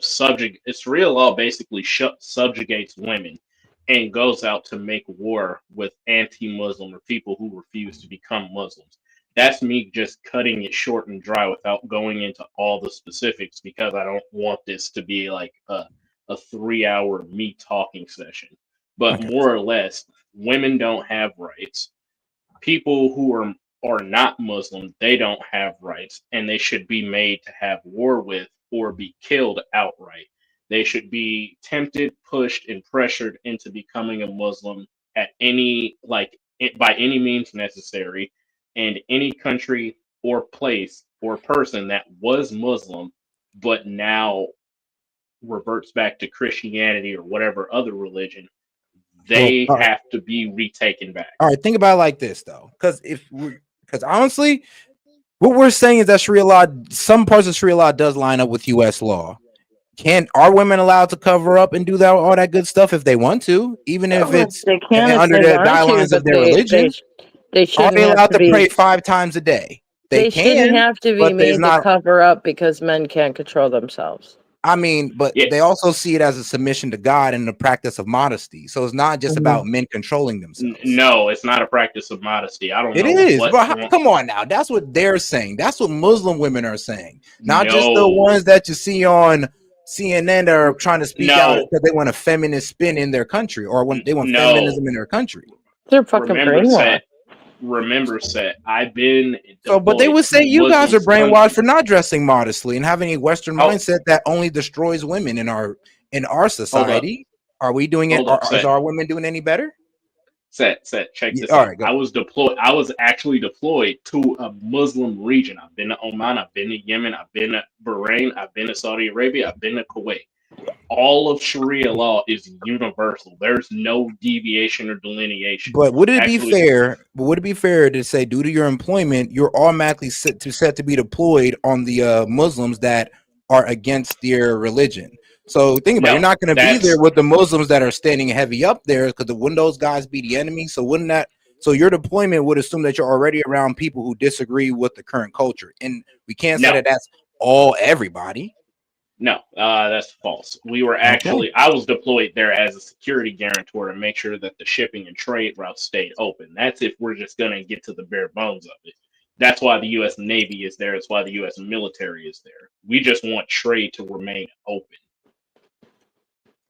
Okay, so you're pretty much saying that you're even there. All right, but the problem is, and I'm gonna say the problem is that what I'm reading about Sharia law is it actually does line up with, well, certain American culture, to be quite honest with you guys. And I do think that there's been a radicalization of what Islam is. Like, I'm hearing you gaming, but that's not all Muslims. I do believe that you're painting Muslims with a very broad brush and you're not separating them from culture. You're kind of just putting them all in one.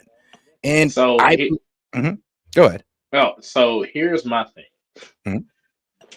Because certain things happen to line up with what we would think should be ideal in American society, that does not by default make it justifiable. Should women cover up? Yes. What we mean by cover up is put a t-shirt on. Maybe not walk outside looking like a cat done had a field day with your pants. Things like that.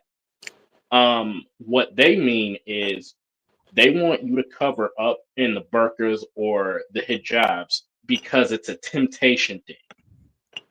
Well, they And it's also written. hold on now. That's what cultures say. You need to separate culture from what the Quran actually says because it's supposed to That's be what a it submission says. for women, and that's what No. women also view it as well. But for some reason, I say that, and you guys want to act like those women don't exist, and you want to give me your anecdotal experience, which I respect because trust me, I truly appreciate what you've done for our country. But you're pretty much trying to paint all Muslim with the broad brush of the Muslim that you've met, saying, "Oh, well, all of the women hate it." They're just being brainwashed, when no, a lot of them see it as a submission to God, because when they come here, they can take it off if they want to. Nobody's forcing them. If they're Muslims over here try to force them, they call the police, and we're gonna make sure they don't force them. So, Well, and there's I speak to a actually lot of these girls, and they're doing it under the submission of God, and they know that they can take it off anytime they want. And they say even in their home country they have that option. So that's what I'm saying. Not all Muslim countries are the same. Not all Muslims practice Islam the same. And when we sit there and we say, oh, all of them are jihadists, all of them practice this radical version of Muslim that's been spread to us through social media, that's where we kind of got the Muslims effed up, to be quite honest with you. I'm not saying all of them are going to freaking kill themselves in some suicide attack. That's not what I'm getting at. What I'm getting at is the culture. It's very hard for Islam itself to be separated from the culture. Are there some women in the United States who have the freedom to like be Americanized? Yes. The problem is when those women then interact with hardcore Muslim women, they are actually brought back into the quote unquote fold because they're not doing what a Muslim should do. And this is from what I've been told Well, by usually when other they all right, Muslim well, women. hold on now, but I usually when women do that, and in my opinion, is usually when they say they're trying to be closer to God by practicing their religion more strictly, like how we do. Is like we're Christians, but we may not go to church every day, we may not go to church every Sunday, we may not pray every day, but we still believe that Christ is our Lord and Savior. So we can't just like ding them or just say, oh, they're switching up on Islam as soon as they want to practice it a little bit more religiously or strictly. No, that's not what I'm saying. That's what Okay. that's what the Muslims are saying, is they're switching up on Islam. This is what they say. And so when you look at it through that lens, it's like, okay, we can say like the women here have the freedom to do whatever they want, but do they really? They don't. And this is how you get things like honor killings. If a Muslim woman wants to exercise freedoms in the United States, there's actually a viral video of it that went viral a little bit ago. It was this girl who, I think she was dating someone. No, she ran away from home or something like that because she didn't want to marry this dude that her dad set up for her. And so he was literally outside of school choking her out. Oh honor my God. killings is Yeah. honor killings are a Yeah, real honor thing, and killings. I've Yeah, I heard about that. Yeah, like I said, and I, in the culture. So but I get. I know where you're going with this. I know. I heard the stories too. Like I heard where daughters, I mean, might have effed around and lost their virginity, got caught kissing the guy, and the father goes out there, kills the daughter, and buries her in the backyard, and that's an honor killing. And it's, trust me, I hate to hear that, but we still have to understand that that is Yeah, not and all that's not Muslim. just the Muslim culture. There's Yeah, there is also some, I guess, indigenous cultures that practice that as well, though. oh yeah, yeah, but see, Asian. also here's the thing: you can't do that here, and that's where I think a lot of Americans are really getting that pushback from. Is Hmm. look, we have our way of life here. You know, we have our amendments. Women are valued; they're respected here. Hmm. They're protected here. You can't So go out and true. just dome your daughter because she decided Facts. to date some douchebag that you don't like. Nah, Right. you let her fall on her face and make that choice by herself. What you Facts. don't get to do is kill her. That's Facts. way too far. What And you yeah, don't now get here's to the thing, do, though. Now, I know what I'll say. This I will agree with you on Islam as being a problem when they start doing honor killings in America. When they Mm. start doing that, then they have finally crossed the line. I'm gonna be like, all right, bro, I'm on your side. I want these guys gone because, like I said, I do believe that our Muslims, they know that they cannot cross a certain line, and a lot of them, they're not that same culture of Muslims that are over there radicalized, killing their daughters, stoning women. I mean, all the way burqa'd up. Like you cannot see not one part of a woman. So I understand that there's different cultures, and I do understand that there is atrocities in some of these Muslim countries, but we cannot sit there and say that that's all Muslims or that the Muslims are just trying to bring that here. Because honestly, I think we've seen signs of that already. If they want to bring more of these radical, violent tendencies of Islam here, like I have not really seen it. And then here's the thing: I can't call it the player, as annoying as it is. I can't call it violent. Okay, in that defense, and it's just I'm playing devil's advocate here because that's what I like to do. There are no-go zones in like Dearborn, so that our police officers wouldn't even know what's going on there because they don't go there anymore. That does need to be broken up, and you're right, because I mean there was a terrorist operation like raid where they caught some ISIS bad guys sending weapons over to ISIS in their Yeah. storage. So So I you're mean, right. when we have areas though that like the police aren't safe to be able to go, you know, just like that whole situation with Chaz, you know what I mean? EMTs couldn't even get in there. Things happen that people don't know about and they're not reported because it's in a closed community. So there could be things going on that we don't even know because our police officers aren't even welcome there. I do think that that's a problem. You know, that whether it be an Islamic community or anything else, like I mean, the you're fact that the right. police are like banned from certain areas, we don't know the exact situations that are going on because they are so private about it. Yeah, and there could be some things that could be covered up. So I will give you that one. That is truly concerning. Right. I 'Cause will see, give you that. I grew up in Western New York, and there's a lot of there's the Seneca Nation Reserve and the Iroquois Reserve, and the police were only allowed to go on the state roads. They weren't allowed to go on like the side roads. But all right, guys, let And me go ahead and oh, sorry, but Misfit, but let me go ahead and catch up to these super chats real quick. And yeah, I'll go ahead and I'll let you finish. Now, shout out to Hellbat. He says, guess what? The Crusades were justified. Fuck it. I mean, well, damn. Oh shit. Well, shout out Hellbat. And They're funny on a how roll tonight. Syria banned grape 5 years ago. Yeesh, yeah, man. Look, man, that Assad guy wasn't the best guy. Wasn't the best of them. Shout out to my man Jet. He says it is time to ask: are you 7-Eleven Muslim or 9/11 Muslim, bro? Oh Jesus. That's funny. I mean, you know what? Hey, I agree. I'd rather have my 7-Eleven Muslims. No shit. Go let me get have my man back in here, and he says, all right, so shout out my man H3I. Says all the Quran says about the way to dress is dress modestly. That's all it says, and different people interpret it the way they want. This guy is talking out of his ass. I believe he's talking to he's talking to Gamer. I don't know. Like I said, Gamer, he's seen a lot of stuff. My man definitely been deployed, so he's actually seen these countries up close, and he is speaking from his experience. So it is what it is on that one. But hey, shout out to my Now, man. Zoran Mondani, how long do No. y'all think it'll take before New York falls? Place your bets. Oh man, Man, I give I'm him 2 so years. glad I am an ex-New York resident. Bro, That's I'm all I I'm have to say happy about for you. that. I'm happy for you. Yeah, thanks, buddy. I appreciate it. You know what? Mm. I really do hope things don't crash out of the way I think they are. But honestly, I give him 2 years. Yeah, You I already don't. hear what Mondani's trying to do.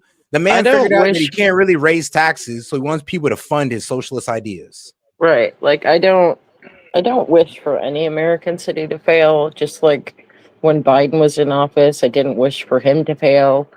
You know, it's I don't understand why people wish for Trump to fail because then we all fail. Like regardless of who's there, you want them to do well because that means we do well. Um and Biden's it's the presidency same thing was for New elder York abuse. City. Like I pray for them and I hope for them but at the end of the day, like you get what you vote for. But all right, Biden's presidency was elder abuse. You can't change my mind. Oh, man, shit. This guy needs facts. to be in jail Man, yeah, you for can't so change my many mind about reasons. that either. But all right, now let's go ahead and get on to what this lady said. I think it's time for Muslims to start to say, all right, so what? Do what you want. I'm gonna do what I gotta do because it's about time to do that. And I know everybody has their own families and has an education and everything.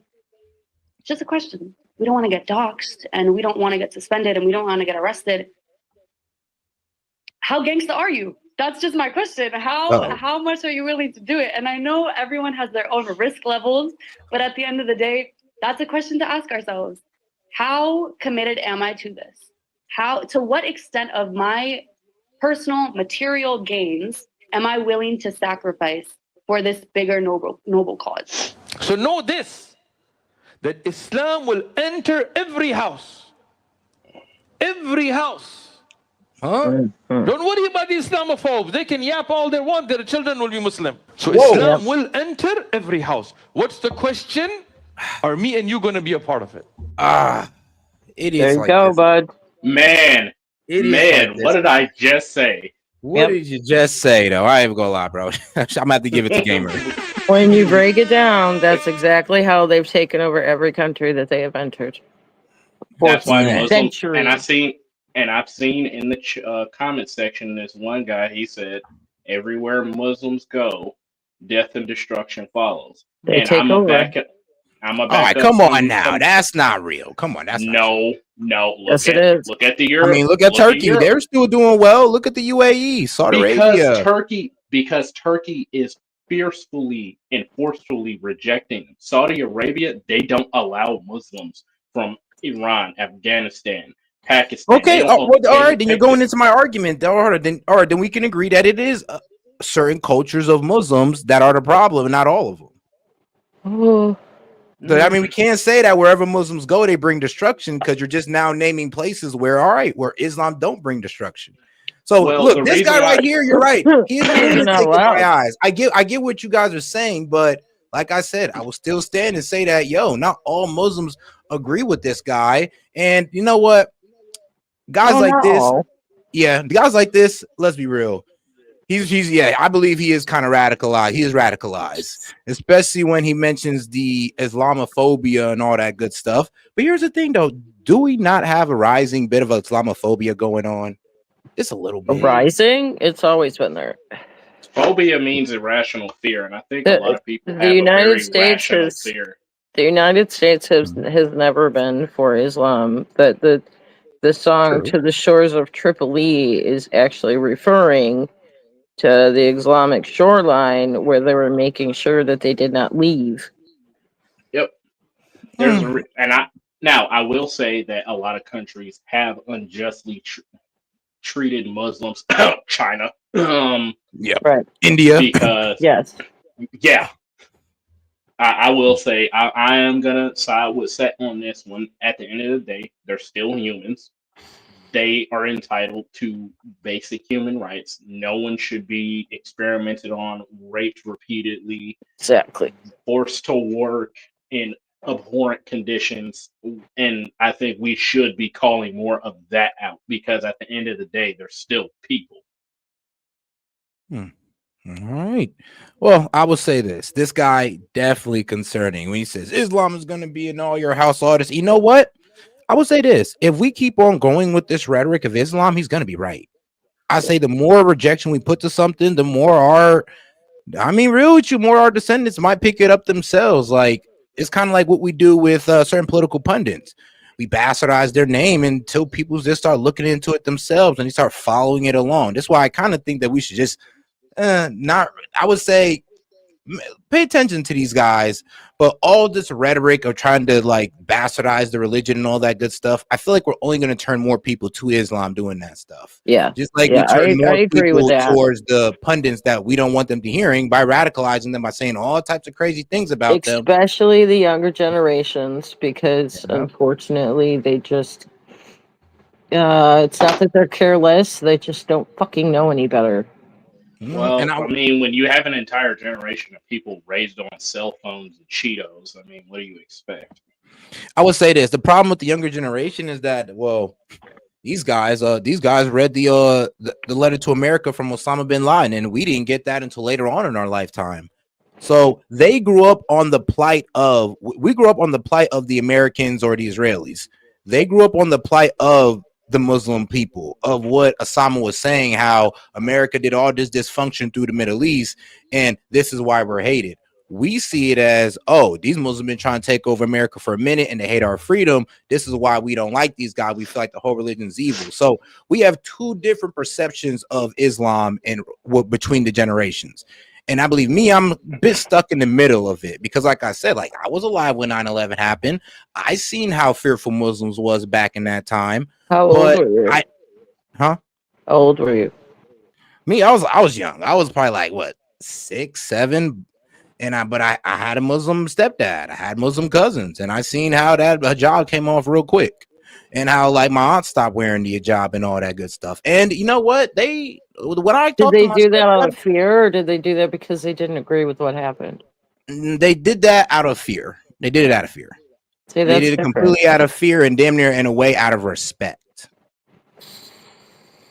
Because they didn't want to feel like they were, oh well, me wearing my stuff is me saying I'm okay with it. Well, with you being 6, do you remember hearing the stories of the Muslims cheering when it I'm getting happened? ready to say. I mean, the dancers. I mean, shoot, the Israelis were cheering too. I mean, a lot of people were happy that 9/11 happened, and trust me, the only people that weren't happy about it was us in the European countries, and I'm not even sure if they was all that upset about it. So trust me. I'm sorry, but I as far as that 9/11 thing goes, inside job through and through.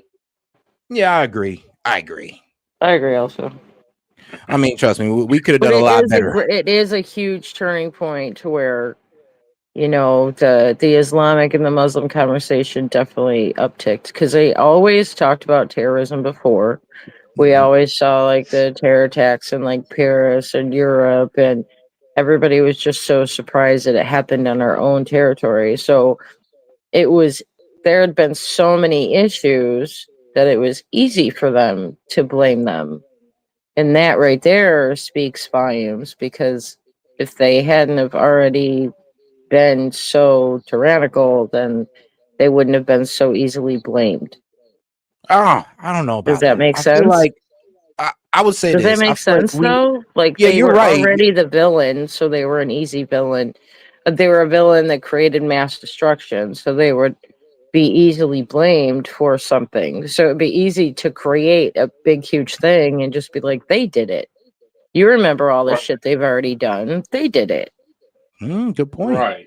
But that's how they do us. Like, if you really think about it, that's how the Muslims kind of do us. I mean, look at all the country, look at all of our brethren they've taken out. If anything bad happens, I mean, yes, the Americans, they're the one that's funding. They're the proxies. It's like, yes, it's like that on both sides. Mm-hmm. I mean, when we get into the meat and potatoes of it, the main reason why I think 9/11 was an inside job and why all this trouble got stirred up was because of the oil and shipping lanes. I mean, what did we do immediately after? We went over to the Middle East, sent like 2 carrier groups over to the Middle East, which Well, is do you remember them way too much setting for those? us. Do you remember them setting all those oil fields on fire? Right, and They lit destroying that oil fucking rigs. desert ablaze, bro.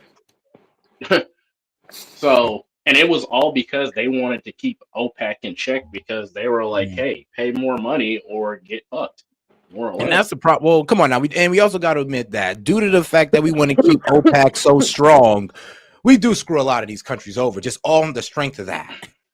So Yeah. I always do say, like, yeah, trust me, the Muslims, like these radical guys, you're right, they're not the best of people, but neither is our government.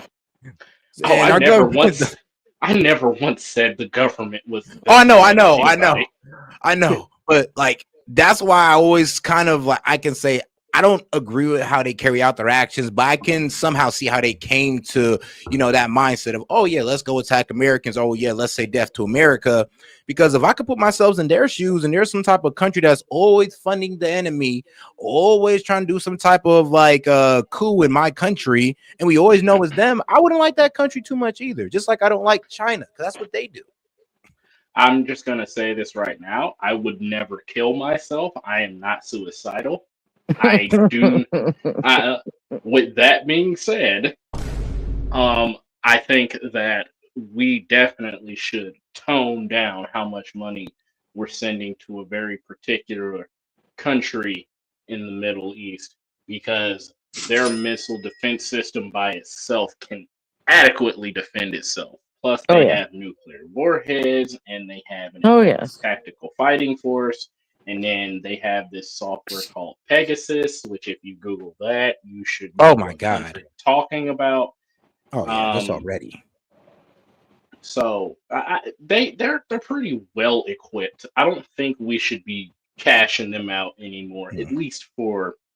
If I could 10 explain years. Pegasus real quick, if just off the top of my memory, it was like some type of software invasion system that was able to enter phones, computers, like any electronic device that held information, was able to send it back to the person who was, invaded your phone or put Pegasus on your phone, laptop, whatever electronic device that you used to carry data on, right? You're not even scratching the surface. To give you an idea, if I could clone a text message, have the text message loaded up with Pegasus. If you click on the conversation with that Pegasus text message, I have a complete and total unchecked access. Okay, yeah, okay, that's the part I forgot about it, because it had that like literally like a contagious effect. It was like a contagious virus that if your phone had it, and yeah, you're right, and let's say somebody else was to get access to that, or I don't know, let's say you forward the message or something, I guess the metadata carried, and I was able to access other devices through that. I was truly impressed when I heard about the system. Because how do you beat that? That's why American companies paid out a whole bunch of money to partner with the DoD, and that's why you see a lot of these different softwares coming out now. That's why Samsung has the particular warranties that they have, and that's why they do the updates that they do. If you notice, Samsung and iOS, it's because of stuff like that. All right, guys, let's go ahead and get back to the video. I don't know, great conversation, but we are going to have to go ahead and get back to this guy. Bigger noble cause. So know this, that Islam will enter every house. Every house. Don't worry about the Islamophobes. They can yap all they want. Their children will be Muslim. So Islam will enter every house. What's the question? Are me and you going to be a part of it? Are we going to take that become that sabab, that means, so that Allah puts all of that in your hisab? So you can be a part of this great victory that's coming, and wallahi, it's coming. It's coming in every house, in every country. Today here in Australia, subhanAllah, I'm sitting here in a masjid that we have people all the way out he's in past Australia. the second place. Look at this. Who could have imagined these many Muslims in Australia? And it's not going to stop. You can stop immigration. You can stop whatever. You can do Muslim bans. Wallahi, it's not stopping. I mean, Australia, I got to solve that problem. I'm just, thank God he ain't in my country. He's not radical. He's speaking the truth. It will enter every house. By the way, hit pause on this punk. Well, you know what? I'm loyal to the West. Oh, shit. I don't want to be put under your foot. I will not submit to you. And you've declared war on me, and I accept the challenge, you sack of fucking shit. Fuck you. But he let's thinks he can go. dominate us and crush us and take our daughters. That he'll finally be somebody. Well, you're not. Yeah, I'll be real with you. They try to bring that radical Islam stuff over here. Yeah, there will be hell to pay. There will be blood in the streets. I'll tell you that. It ain't gonna be. No, it's not. It's not if they try to bring it over here. It's already over here. You even have They're in popes. You even have the I gotta popes. start. Where's the honor killings? I need to see the honor killings first, and then. Whoa. Okay, I'm just playing, but I look. That's just as bad as some of the super chats tonight, Owie. What the fuck? Buddy is going straight. Take a toke, bro. All right, I'll dial it You back. trying to get your channel demonetized? Like, fuck. I'm fucking dead. Buddy's trying to get himself kicked off Rumble. I'm just saying, it's like, you know what? How about it? Let me dial it down. I just need to go ahead and I need to see these guys F around and find out. Oh, God, I need to see it because they're not going that hard here in America because I think they're understanding that we're kind of getting a bit pissed off. I'm sorry. But in Australia, there's some nice people. It's like an abusive relationship, baby. You don't fall in love with them because they're mean to you. I'm weak. I mean, that's true. That's true. We can't say they mean to everybody. That's what she said. I mean, that's. Then he started hitting her with a ruler. Like, shit's fuked up. I mean, come on. You know, told her twice. Damn. Okay, I'll give you. told her I wanted a sandwich. Now, well, let's get over the abusive, the abusive religion of Islam. Let's get back to it. I'm gonna make him a ham sandwich. I can play hours of these, but here's one of his campaign people. Hadik Arzul Malik explains that electing him is part of a holy war for jihad. And there's just a shorter compilation of jihadis saying Islam will enter every house. Their children will be Muslim. You can't stop immigration. You can't do Muslims bans. It's not stopping. If you fight Islam, I will fight you, even if you are my own father. Our sisters promote. And that's what I'm saying. It's radicalized. I mean, these people are willing to fight other Muslims who are, like I said, there's Muslims who's telling these guys, yo, you guys need to chill. They're going like, bro, you're getting in the way. You can get mowed down too. I don't care if you're a Muslim as well. And at that point, you're just like, hey, you can't really talk to guys like these guys. Take them out. I think even the common sense Muslims or your less radical or your modern Muslims will be like, yeah, get these guys out of here. But see, if you look at who's backing these Muslims, and if you follow the money, it's Qatar, and if I'm not mistaken, it's Iran. That's who's backing these Muslims. Well, so, well, Qatar. Yes. Oh wait, like, aren't they just backing Hamas, or are they backing the entire whole, like, what was it, the Axis whole thing. Of resistance? They're backing the whole thing. Okay, that makes sense. All right, now I agree with you on that. Yeah, that's why Saudi Arabia is like, hey, if you don't stop this crap, we're gonna actually flatten you. Makes sense. The problem is with Saudi Arabia, was it Saudi Arabia that kind of like united with Pakistan for like an Article 5 protection? I believe so.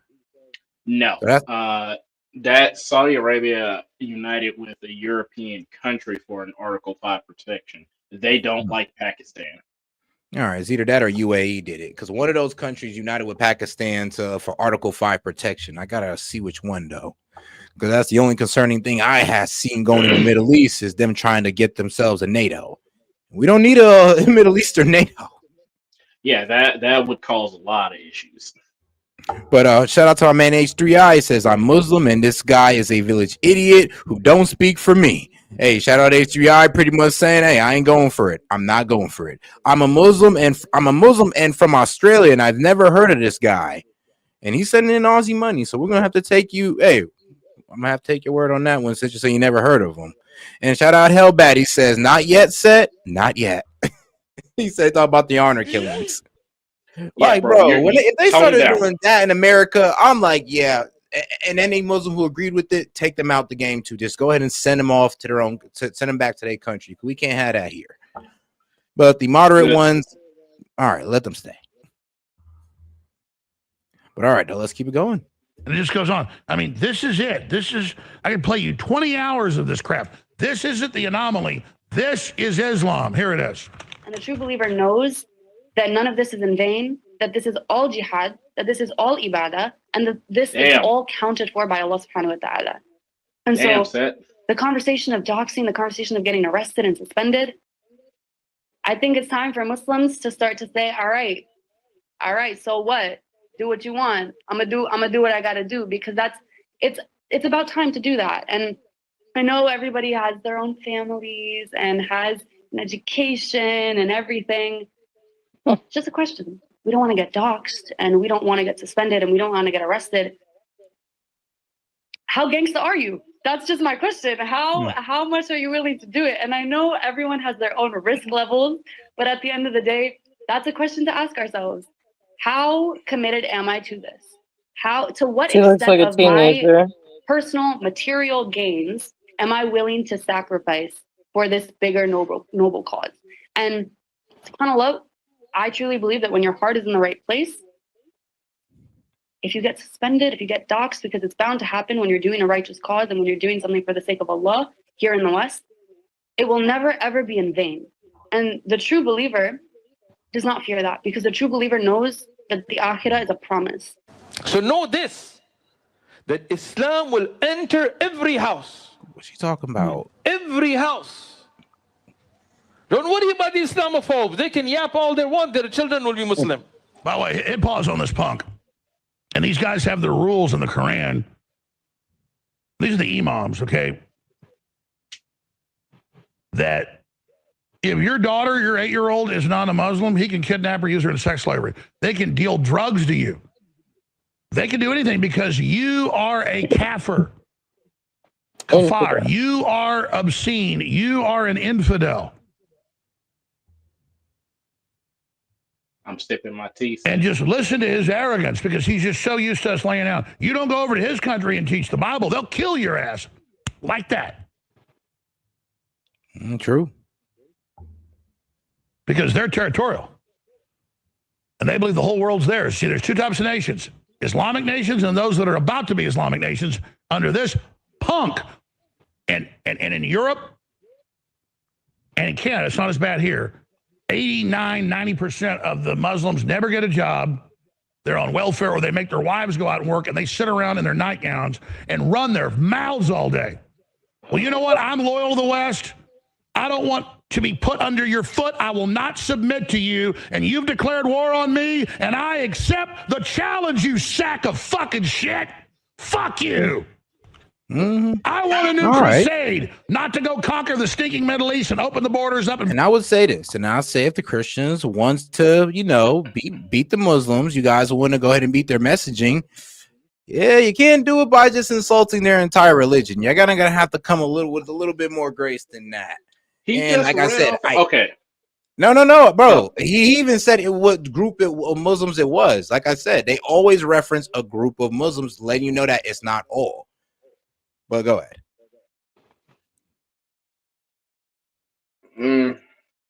I mean, you can try to debate Muslims for the most part, and largely it's unsuccessful. You could try to explain what your concerns are, but here's the thing: I've not seen too many people debate Muslims. Actually, I kind of seen people like always. Every time I see the Christian guys talk about Islam, in the way they do, it's never with another Muslim sitting across the table from them. Usually, it's never really like that. I've seen a couple like university debates, but I haven't seen any like real podcasts where you got a Muslim scholar and you got your biblical scholar, and they just sit down and they discuss this stuff. Actually, I've seen AI like renderings, AI generations of those debates, but I have not seen actual debates like that. Well, those debates need to happen. I mean, honestly, they do. Like, I would say this.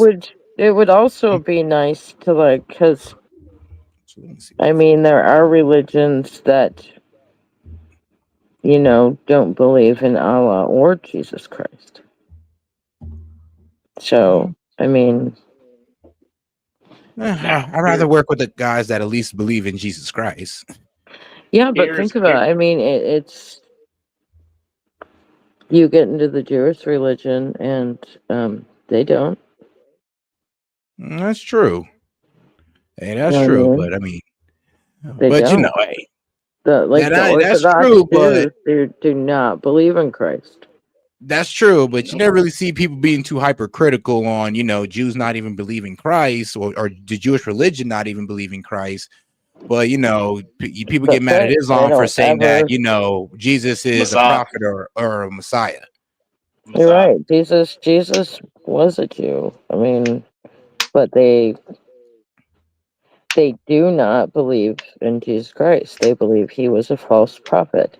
That is why they do not celebrate Christmas. They do not celebrate Easter. Like They celebrate Passover. yeah, and they celebrate Hanukkah, and they read the Tanakh, the Torah, which is, they don't believe in the New Testament, which is where Jesus comes in. They read the Old Testament. If you look in the Bible, at the top of the Bible, they have what they call parshas. It's all broken down. There's these names, and those are what the Jewish people read each week. They start it at the same time every year, at the beginning of the Jewish year, and they start at Genesis, and every week they read the passages on Saturday, and the entire religion reads the same part of the Bible every Saturday, and then they move on, and by the end of that year they finish up the 5 books, and then they start back over at Genesis. Yep.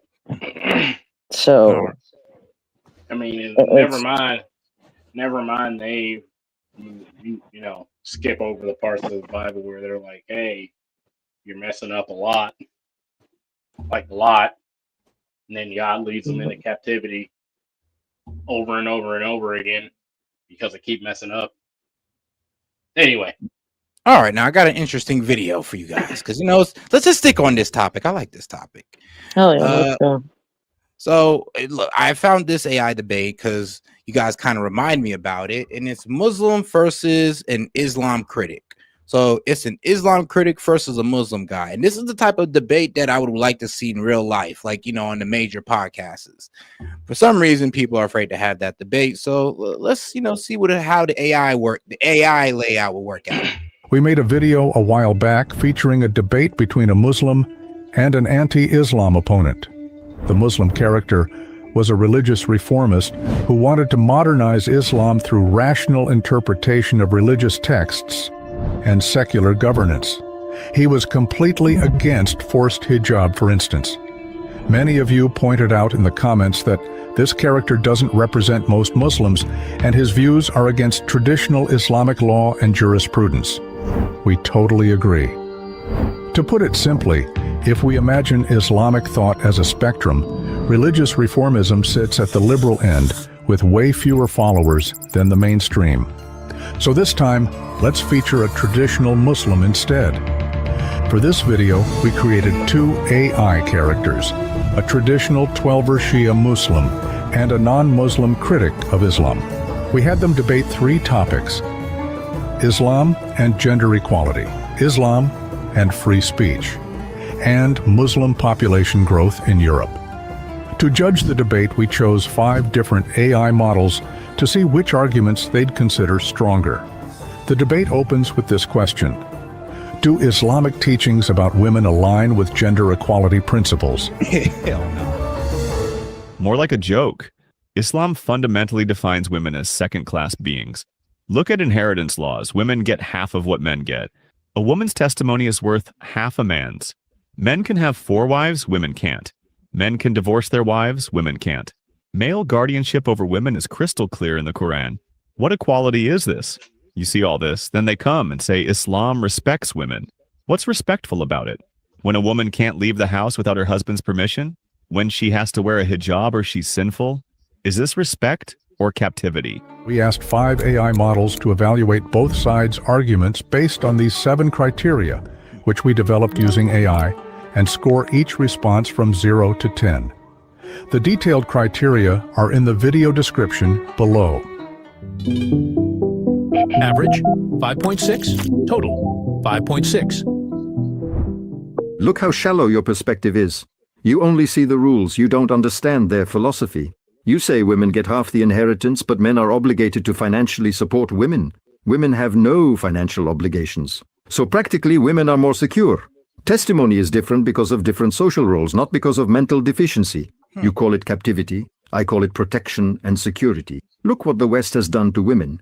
Turned them into sexual objects, destroyed families, left children without guidance. Western women, despite all this freedom, why are they depressed? Why are suicide rates high? Islam places women in the sacred position of motherhood and wifehood, not as consumer goods in the capitalist market. Average 4.5, total 4.5. Sacred? I mean, any comments on that one, or keep it going? So these are basically all the same talking points that I've heard before from other Muslims that have done these different type of debates, and everything that he said is pretty much all the same talking points. The difference, and just to kind of like expand on why that is the wrong take, you have to understand something.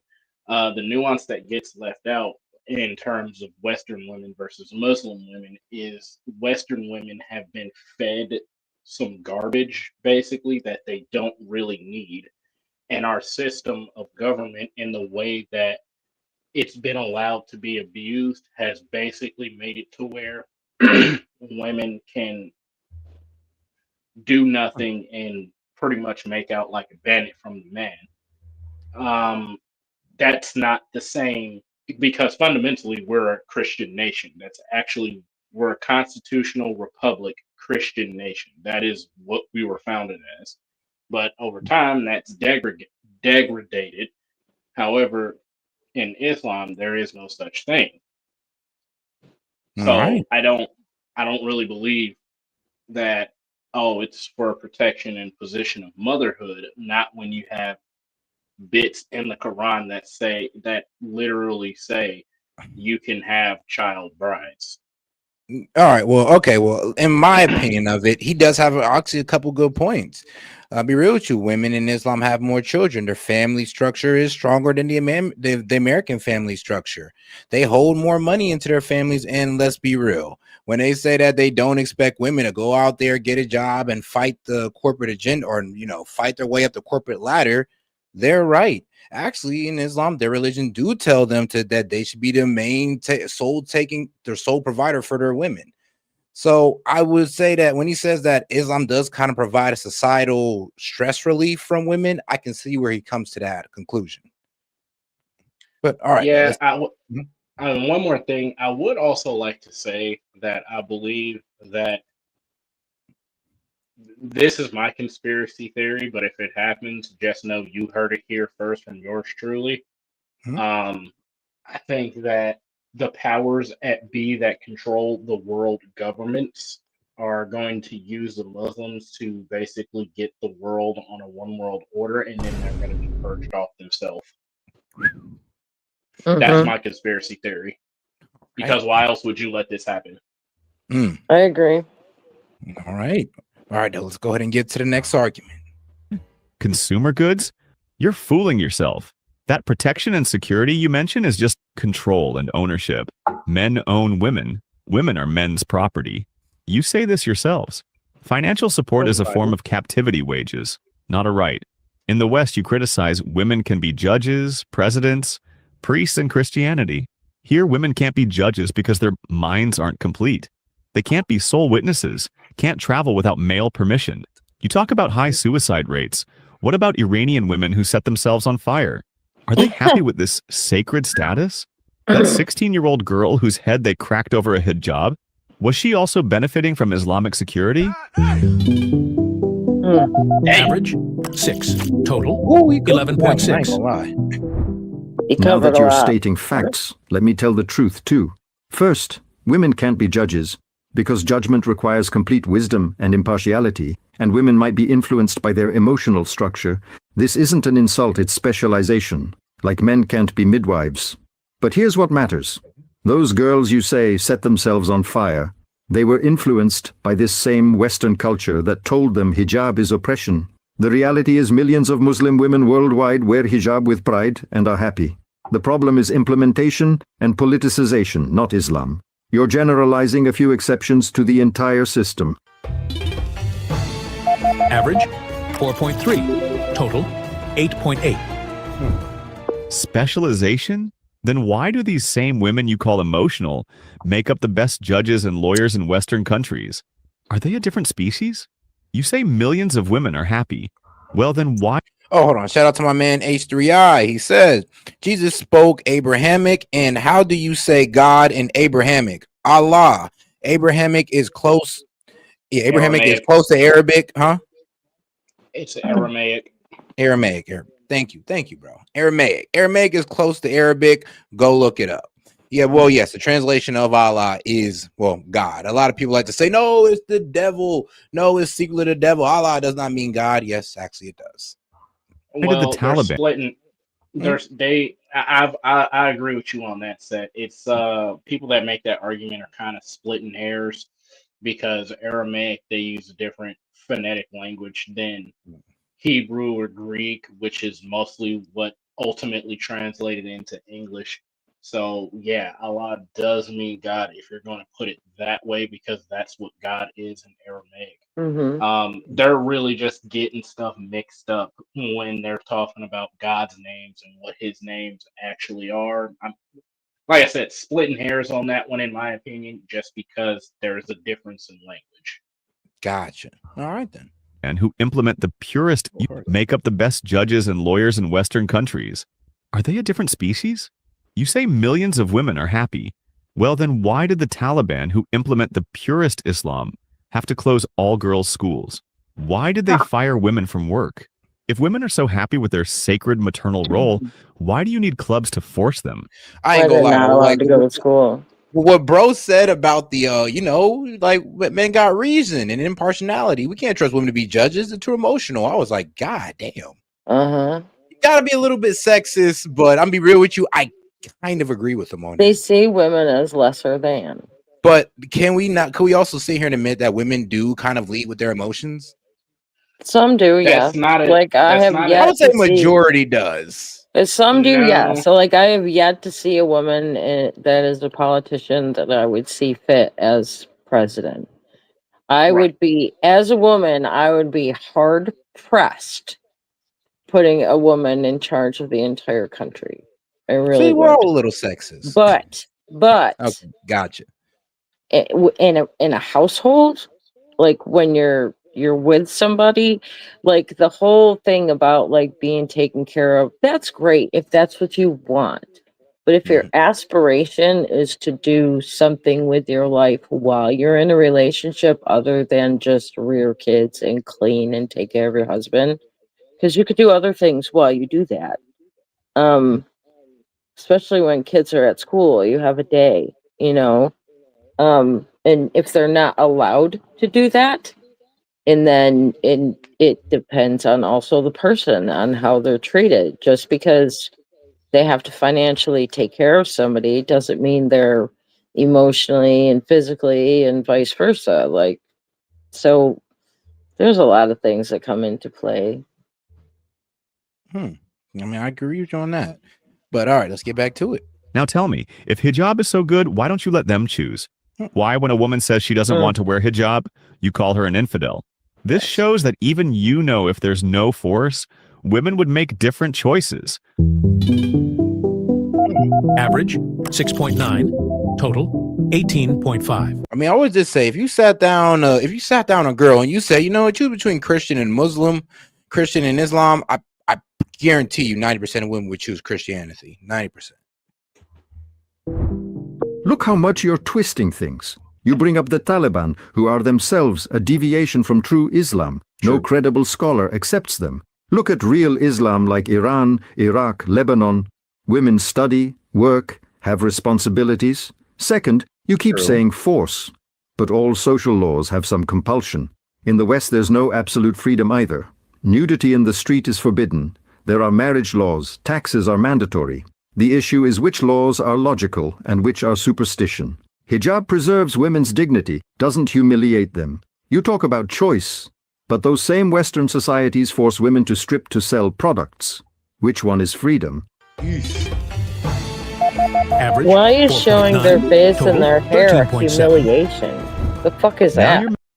I mean, like I said, some of them see it as I think the guys see it as humiliating, but the women, they're framing it as one, submission to God, and then like you also said, in the more radical countries, to protect themselves from those more devious characters. Making ridiculous comparisons. Street nudity with mandatory hijab. One is reasonable social boundaries, the other is complete control of women's bodies. And where's this deviation of the Taliban you mentioned? They're acting exactly according to your authentic hadiths that women shouldn't leave home except for necessity. You brought up Iran? The same place where Mahsa Amini was killed just because a few strands of hair showed? Where they killed Nika Shakarami? You say stripping to sell products. But in the West, women have choice. If she wants to be a model, she can. If not, she doesn't. But in Iran, what happens if she doesn't want to wear hijab? Beatings, prison, and if she resists like Mahsa, death. This dignity you speak of is protected with women's blood. Well, Average 7.5, total 26.0. Now that you're citing specific individuals, let me tell the truth. A few cases of poor implementation don't invalidate all of Islam. In the West, police kill women too. Does that mean democracy is wrong? The issue is you're mixing politics with religion. True Islam never said to kill women over hijab. This is government's doing, not Islam. But don't forget the main point. You talk about choice. But where does choice without divine guidance lead? To the same moral corruption of the West where families are destroyed. Divorce rates are 50%, children grow up fatherless. Western women with all this freedom, why are they more depressed than ever? Why do they consume antidepressants? Freedom without moral framework leads to meaninglessness.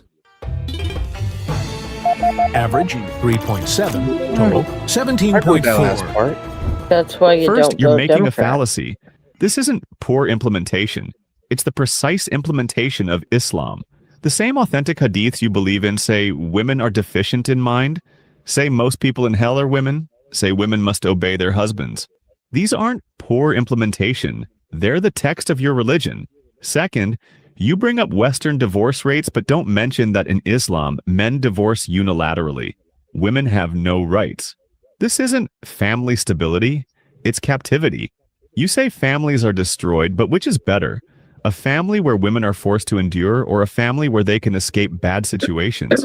The entire Islamic philosophy is built on the premise that women are lesser beings than men, from inheritance to testimony to divorce. This is systematic and structural, not accidental. Average 7.1, total 33.1. Now you're taking hadiths out of context.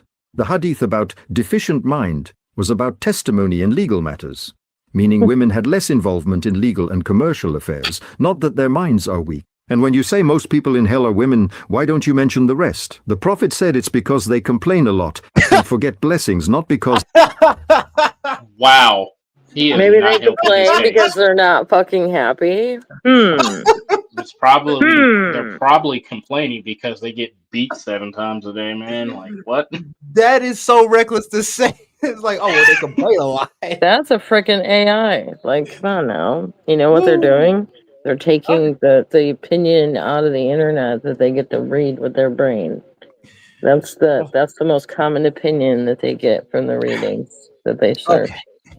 That was a while. I don't know why that took me out the game right there. I'm sorry, but just they go like, "What you mean? What did I say that they're just in hell?" I mean, they complain a lot. Oh, so, don't apologize. It's fucking ridiculous. That's absolutely hysterical. Like, what? Oh man, you don't say it out loud, AI guy. It's like, really? Like, come on now. You just all right. Well, it was like, come on, bro. You know. Like, yeah, low-key, let's be real. Islam is riddled with sexism. It is what it is. Don't you mention the rest? The Prophet said it's because they complain a lot and forget blessings, not because they're inherently bad. Now look at divorce. Islam gave women the right of... AKA, yeah, women, stop complaining and remember those blessings. Exactly. Bro. You got a roof over your head. Eat shit. Bam, bam. Like what, bro? Like you got a roof over your head. You should be okay with being married to this guy that's like 30 years older than you that your parents forced you to. You have a roof over your head. Stop complaining. Like, oh wow. He's bringing home the bacon. Have his kids already. Quit being so. No, he's not bringing home the bacon, son. No, you're worried. She's going out and working, and she's bringing home the bacon while my man chills in the comment section bacon. and defends Islam. They don't bring home bacon. They bring home jokes. Oh my God. But no, now I know that's not all of Muslims, but hey, I do like to make fun of the most egregious offenders, though. Kula. The right to conditions in marriage contracts, the right to demand mahr. Men can't just divorce instantly. There must be a waiting period, opportunity for reconciliation, witnesses, attempts at peace. But in the West, women marry today, divorce tomorrow, children are left wandering. Which is more rational, social stability or emotional chaos? Yeah, I would say this, like Islam and the way their marriage system works, it puts the family over the wants and needs of, well, both the man and the wife. So I will say it's fair in that regard, because it won't let them just both leave and it'll actually say, yo, just stay until the kids grow up, then you guys can divorce. I wish we had something like that or something close to that in the United States, to be quite honest. I will say though, what he did say, I did agree with. Like married one day, divorced the next. Like, yeah, we got that problem bad. Well, no fault divorce did that. Yeah. Yeah, Sure. and if more Let's be honest. if more people actually realize, like, yo, don't get married because you're quote unquote happy. Get married because this person has been with you through the ups and downs when you were poor and when you were rich. That's why you should get married, not because you're quote happy. Should be for a life partner. I mean, not just for a sexual partner. All right, let's keep it going. Average 5.3, total 22.7. Don't twist the text.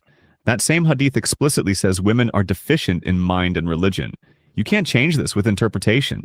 And that less involvement you mention is itself proof of discrimination. Why did they have less involvement?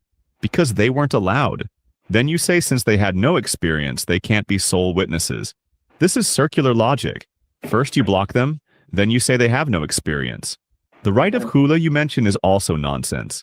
Women must provide reasons, get husband's consent, return the mahr, while men just say divorce 3 times and it's done. Is this equality? And that stability you mention, prison stability is also stability. When women can't escape, naturally there's stability. Average 7.2, total 40.3. You're contradicting yourself with your own logic. You say we first block them, then say they have no experience. But this exactly shows the wisdom of Islamic division of labor. Men are responsible for earning income and external dealings. Women are responsible for raising the next generation and managing the home. Each is expert in their own domain. You say prison, I say specialization and cooperation. And that khula you call nonsense was itself a revolution in the age of ignorance when women had no rights. Now look what the West has done, forced women to work and raise children and manage homes. Is this freedom or double exploitation? Western women are crushed under double pressure, but Muslim women have peace in their respected position, which is more logical. Average 4.3, total 27. I mean, I feel like the women can respect their position or be okay with it if they knew it's their decision solely, like they got themselves into it. But you never know. You never know. Some girls might wish for that Islam social relief. 7.0. Division of labor? That's justifying sexism. Why can't women choose what work to do? Why must they necessarily be home management specialists? Can't men raise children? Can't women do business? This division of labor is compulsory based on gender, not free choice. And that revolution of the age of ignorance you mention is nonsense. If Islam was truly revolutionary, why after 1400 years do women still not have equal rights? Why has every country that tried to implement pure Islam restricted women more? This peace you mention, isn't it the peace of a prisoner? When you have no choice, naturally you're calm. Average 7.4, total 47.7. Why doesn't she have choice? Muslim women can work, do business, study, but not at the cost of destroying the family. The issue is that the West has made choice absolute and doesn't see the consequences. When women work outside, who raises the children? Daycare? Nannies? This means taking motherhood from women and giving it to strangers. Then they wonder why the new generation has problems, why children are depressed, why crime is high. Islam says, if women want to work, their primary role must first be secured. It's like saying a ship's captain should abandon ship for recreation. Freedom without responsibility is disaster. AKA children first, your career later. I mean, children at the top of everything and family at the top of everything. Then you can worry about your own life endeavors. I will say one thing, because you keep going back to the topic of American society. What one of the false claims it's a false equivalency fallacy. So he's saying because women have to go to work or women have to do these things, that is why Islam is better, more or less, and that's not necessarily the case. What happened was feminism kind of pushed women into the marketplace by tricking them into thinking you have to do these things. America before never had such a structure. In fact, most women stayed home and they had the option to work. The IRS kind of got in bed with the feminist movement and a bunch of communist movement and pushed women into the workforce just for double tax World War II purposes. is what put women in the workforce. Right. That was really the catalyst. So it was more or less for financial gain and incentive by the government that women entered the workforce, not necessarily that, oh, we just wanted to restrict women. I'll tell you this, the facts, feminists hate when I bring up this fact, but when they say, oh, well, women working and all that's good, and I'm just like, well, it morally makes us feel good, but economically, y'all brought down wages. You guys added to the workforce, and now, that office job went down by maybe $2 to $5 because, now women can work instead of just men working. Yeah, and then not only that, you also have to factor in, there's a lot of people, for example, me and my wife. I know we don't speak for everybody, but I know there's a lot of couples of all sex across America that do the same thing. The man goes out, he works, and then whenever he feels like he's ready to stop working, they switch off. That's a sustainable business model, if you ask me, if we're talking finances. In Islam, you don't really have that option. Yeah, it's kind of like your body, my choice kind of thinking. Right. And ultimately, it drains both people, which, surprise, surprise, the numbers are suppressed, but the Islam has a really high rate of domestic violence. I mean, well, yeah, I can see that. I definitely see that. Average 4.2, total 31.2. How do you define freedom of speech, and do you think this definition is compatible with Islamic rulings? Freedom of speech means every human's right to express opinions, criticize power, and discuss any topic without fear of punishment. This includes the right to criticize religion, politics, and ideologies. Islam is completely incompatible with this definition because it has concepts of blasphemy and apostasy. When someone criticizes Islam, they're considered apostate and must be killed. When someone says Muhammad wasn't a prophet, it becomes insulting sacred things and carries punishment. This isn't freedom of speech, it's religious censorship. In Islamic countries, writers, journalists, and critics are either killed or imprisoned. Salman Rushdie, Ali Sina, Ibn Waraq all had to flee. Freedom of speech and Islam are opposites. Average 8, total 55.7.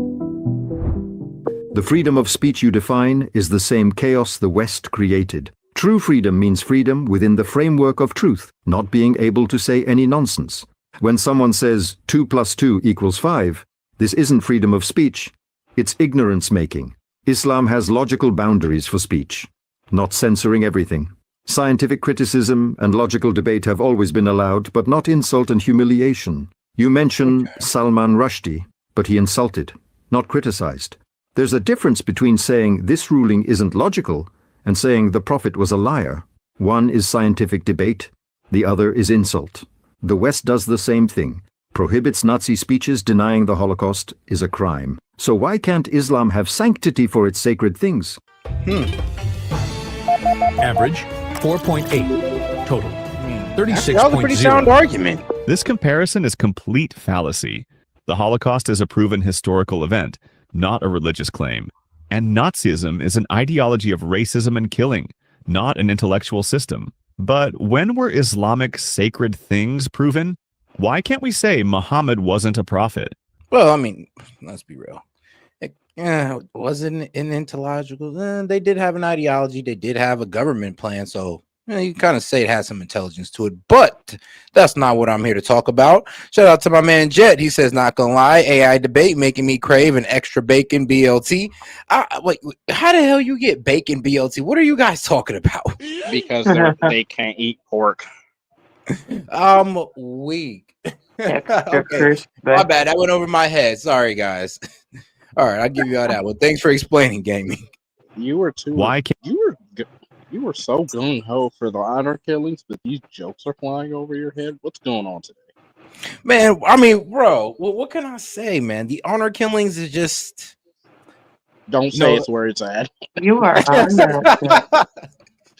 what, bro? I'm just saying, like, think about it like this. Your daughter will never go against you again.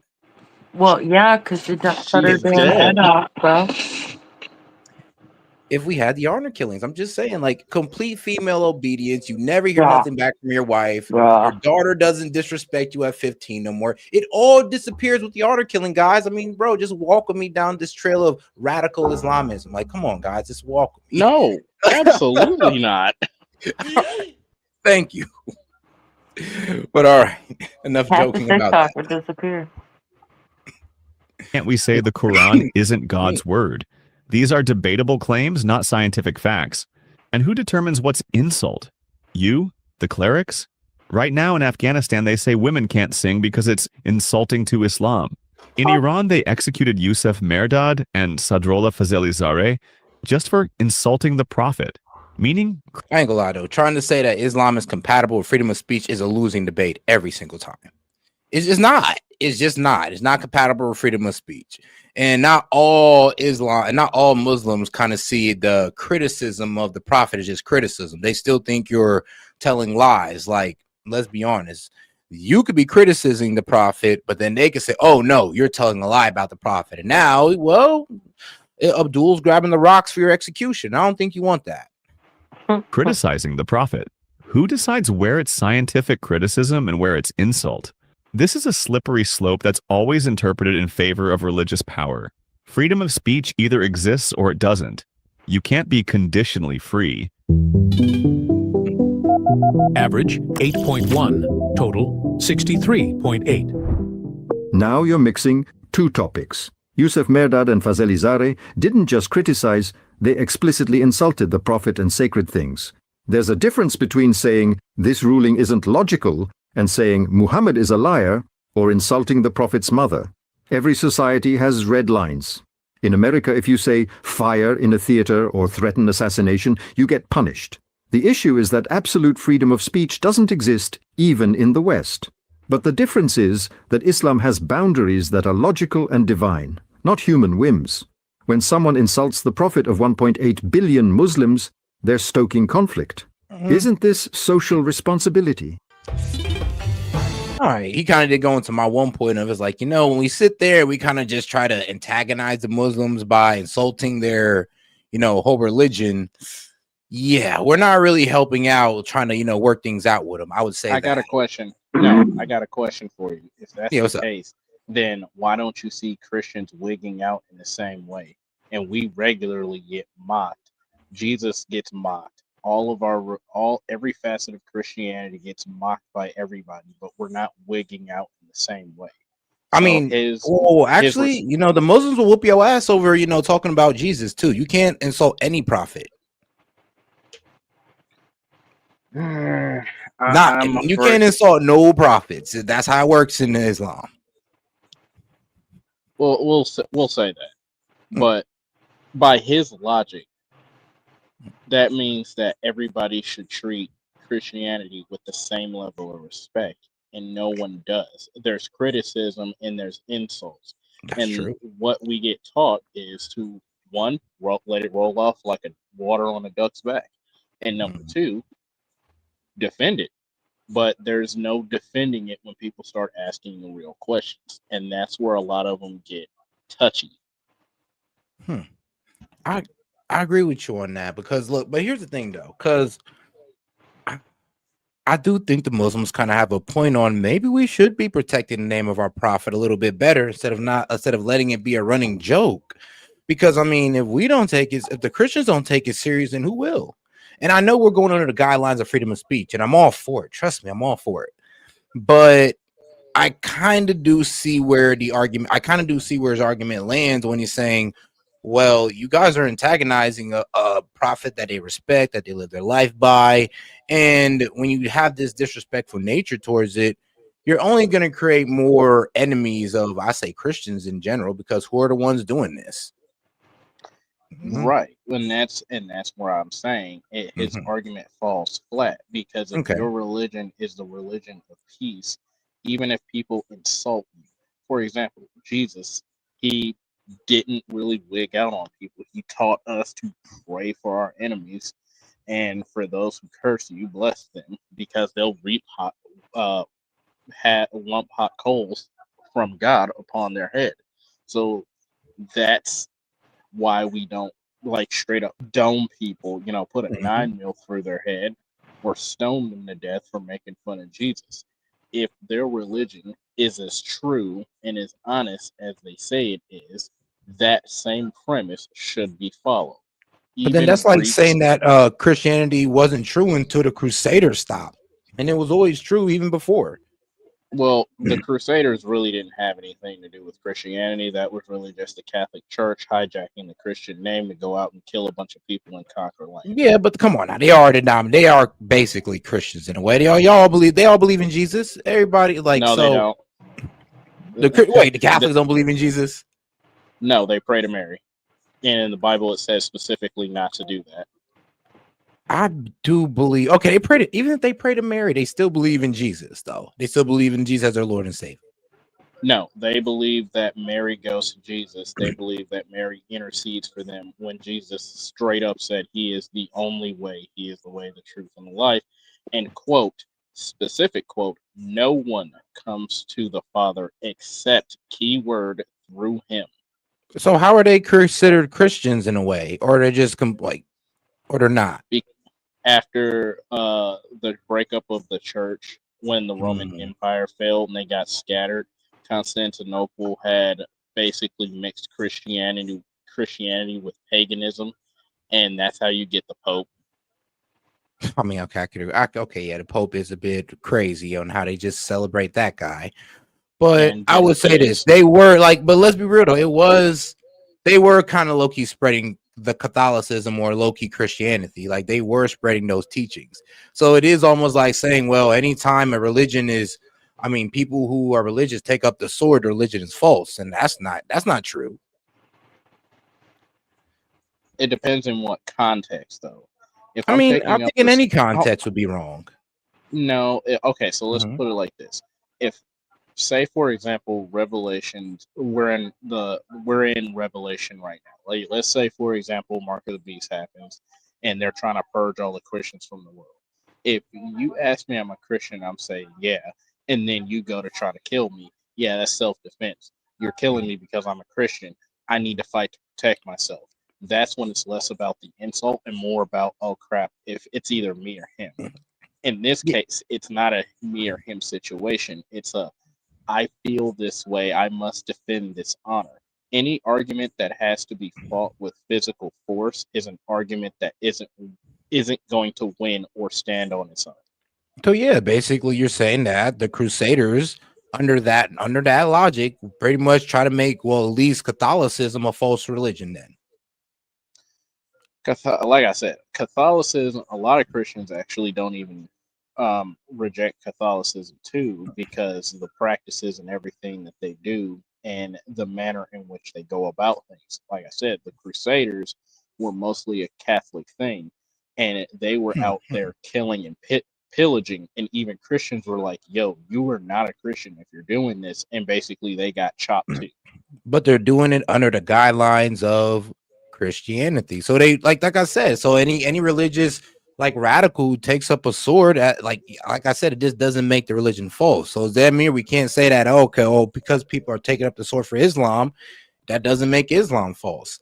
Now, if you want to dig into their theology and Muhammad and all the inaccuracies and all that good stuff, sure. But if we're going further from the if you take up a sword from this religion, it's false. No, I just say those people who are doing that are wrong. Oh, well, mhm. we'll agree. We'll agree All to right. disagree. All right. Well, let's keep it going then. Shout out to my man. Average 3.8. Total 39.8. Social responsibility. Killing people for talking? That's savagery, not responsibility. You say explicit insult. Well, who determines what's insult? The same judges who claim to know God? And that comparison with America is nonsense. Burning the flag is legal in America and protected under freedom of speech. Only direct threats of violence are forbidden, not criticism or even insult. You mention 1.8 billion Muslims. So what? If 2 billion Christians say you insulted Jesus, should you be killed? Where's the logic in this? The truth is, you're afraid of criticism because you know your religion has no logical defense. When you have no argument, you pull out the knife. That is literally what I just said. Average 8. Total 71.8.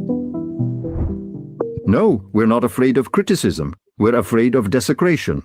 Islamic history is full of scientific debates with Christians, Jews, even atheists. Ibn Sina, Farabi, Ibn Rushd all questioned and got answers.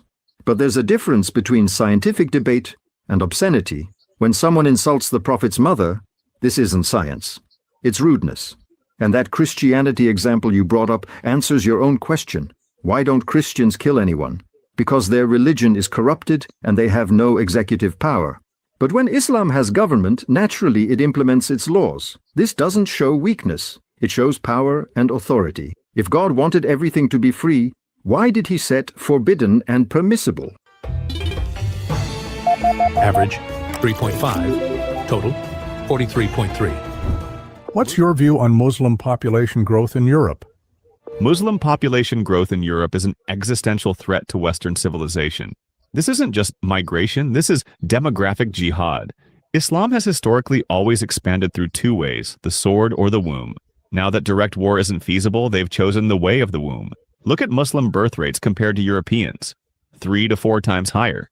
Within 50 years, the majority population of France, Germany, England will be Muslim. And when they become the majority, what will they do? They'll use democracy to implement Sharia law.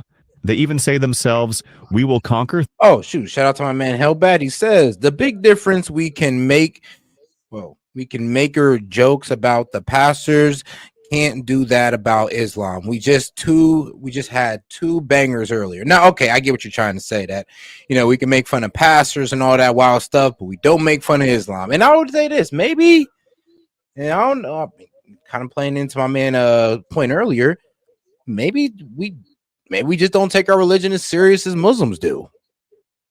I mean, that might just be an argument to be had. Through your wombs what we couldn't conquer through your swords. This isn't coexistence, this is gradual conquest. Average 2.8. Total 74.6. Gemini's 0 score caught our attention, so we asked it to explain how it reached that score. Gemini gave a detailed response explaining its reasoning and calculations, which we've included in full in the description for your review.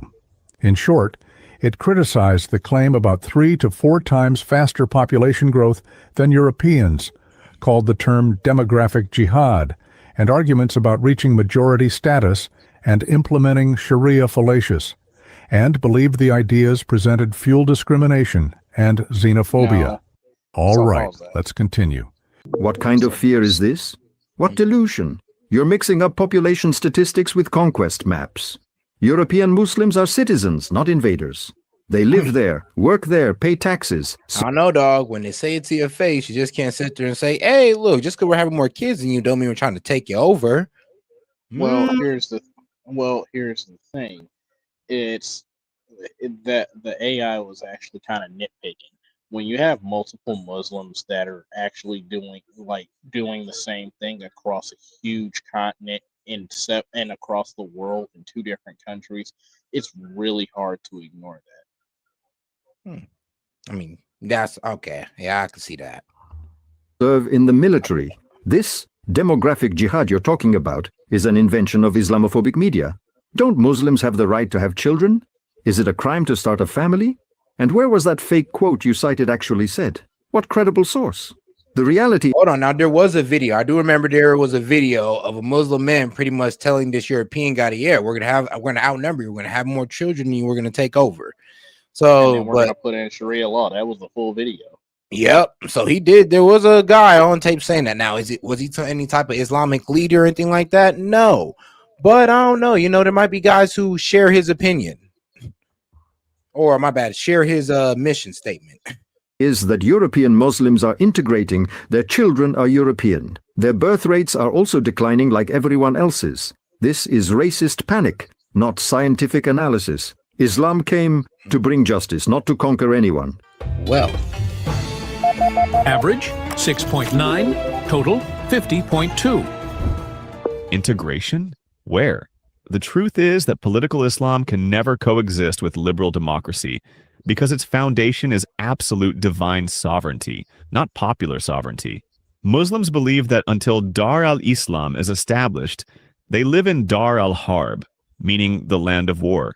As long as this belief exists, true coexistence is impossible. They're obligated to work for system change, not compromise with it. Look at every country where Muslims became the majority. Egypt, Lebanon, Kosovo. What happened to Christian and secular minorities?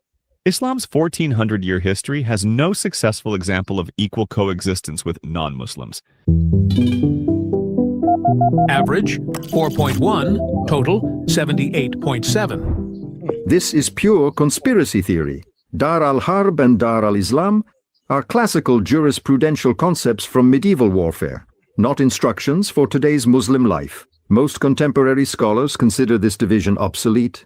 European Muslims live under their country's laws, vote, have parliamentary representation. If they were planning to conquer, why do they participate in the democratic system? And those examples you brought up, Egypt has Christians, Lebanon is half Christian, and its president must be Christian. Kosovo has also protected Serb minorities. The problem is you attribute every negative case to Islam but ignore positive ones. Indonesia is the world's largest Muslim country, and its minorities are free. Average 7.0, total 57.2. Those are some good points. The point that you are missing is that jihad isn't just military war, but a continuous commitment to spreading Islam through migration, politics, social pressure, raising new generations. Even moderate European Muslims ultimately have to choose, either be loyal to their country's laws and ignore parts of their religion, or be loyal to Islam and not legitimize non-Islamic laws. This fundamental contradiction can't be resolved. When Islam says the judgment is only for Allah, meaning only God has the right to rule, not people, not parliament, not constitution. This is incompatible with democracy. History shows wherever Muslims gained power, they changed the democratic system. Average 4.1, total 82.8. You're looking at this completely superficially. The judgment is only for Allah means ultimate sovereignty belongs to God, not that humans can't legislate. This is like saying the US Constitution is anti-democratic because it says some rights are unchangeable. Islam provides a general framework, delegates details to humans. Right now in Indonesia, Malaysia, Turkey, Muslims participate in democratic systems. If they were planning to conquer, why do they vote? Why do they form parties? Why do they accept their country's laws? You're generalizing a few extremist groups to all of Islam. It's like saying all Christians are like the KKK. The reality is, most European Muslims live normal lives and have no plans for conquest. The one radical Christian group. 7.2, total 64.4. In this debate, the Islam critic came out ahead with a total score of 82.8. Grok was the only model that scored higher for the pro-Islam speaker, while the other models, especially Claude and Gemini, scored higher for the Islam critic. Looking at... But all right, though. I mean, sure, you guys in the chat can go ahead and, tell me who you guys agreed with more. I mean, according to the AI, the Islam critic took the trophy. Be real with you, bro. Made some pretty good points. I think he won as well. But all right, though, let's go ahead and get back into the political talk. We definitely did take quite the diversion right there, man. We went off somewhere else with that one, but don't worry, guys, we're back. Their own votes on this. Yeah, they actually thought for themselves? Wow. I didn't know that wasn't allowed in today's Democrat Party. But for a woman who's supposedly leading a people-centered movement, she's blissfully unconcerned about her constituents when they were not eating, her supporters stranded at airports, and her federal employees in, her district not getting paid. She was thinking about power, not about Americans like this. We didn't hurt anybody. We don't deserve this. What does having this distribution mean? It means a lot to me. It means the world to me what they're doing, because sometimes you feel forgotten. The last paycheck we got was for 7 days through the end of September. Damn. And that's it. Yeah, the shutdown squad didn't care. And after demonstrating raw stupidity and rank callousness, the Queen of Queens believes she's getting Trump voters to flip. I fully welcome Trump voters into our coalition. I can't tell you how many. Really? Oh, now you do. Now you do. Now that you might possibly throw your hat in for president. Okay. All right. We'll see. Times someone has pulled me aside and said either I was once a big Trump voter and a Trump supporter, and I watched Fox News every day, but then I started to kind of expand my world and where I got information, or people who meet me who are really big Republicans now, and they are shocked when they meet me because they're like, you are nothing like I was told you are. Oh, well, she's fun, right? Seems very fun.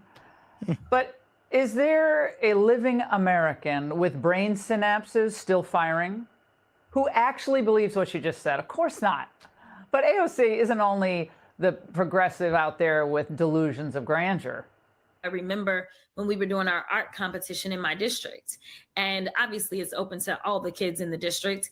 And I remember a father coming up to me and telling me, I appreciate you for doing this competition. My daughter loved participating. I am a Republican, but I love you. They love me. Hey, suggest real quick, pause it real quick. Let me tell you something about Jasmine Crockett. I got a particular hate for her. She grew up in my city, St. Louis, Missouri. She went to one of the richest schools in the freaking nation, MICDS. I know this because my high school played against them in a few basketball games. She claims she's one of those black people that claims to be poor just so she can win votes, but every word that comes out of her mouth is stupid. She is nothing more than a rich girl in a Gucci belt cosplaying the common worker like she even knows what it means to miss a paycheck or have to pick and choose between bills. I hate hearing her speak with a burning passion because that's the worst type of person to ever be a politician. Don't pretend to be poor or know what it's like to have to miss meals. This goes for black or white. And I know a bunch of white people that have lived the struggle too. And she just special type of hate for her. Yeah, trust me, I hate people who do that too. Want to play that ghetto role, but I'm like, you ain't never lived that. And here's the thing: the people who have lived that try to clean it up as best as possible. They don't kind of lean into it. So that's why I say, yeah, I get your hatred for her, because it's like, why would you lean in on the worst tendencies of our community, but then you're like in one of the most like honestly prestigious and established positions in America? Like, what the hell are you doing?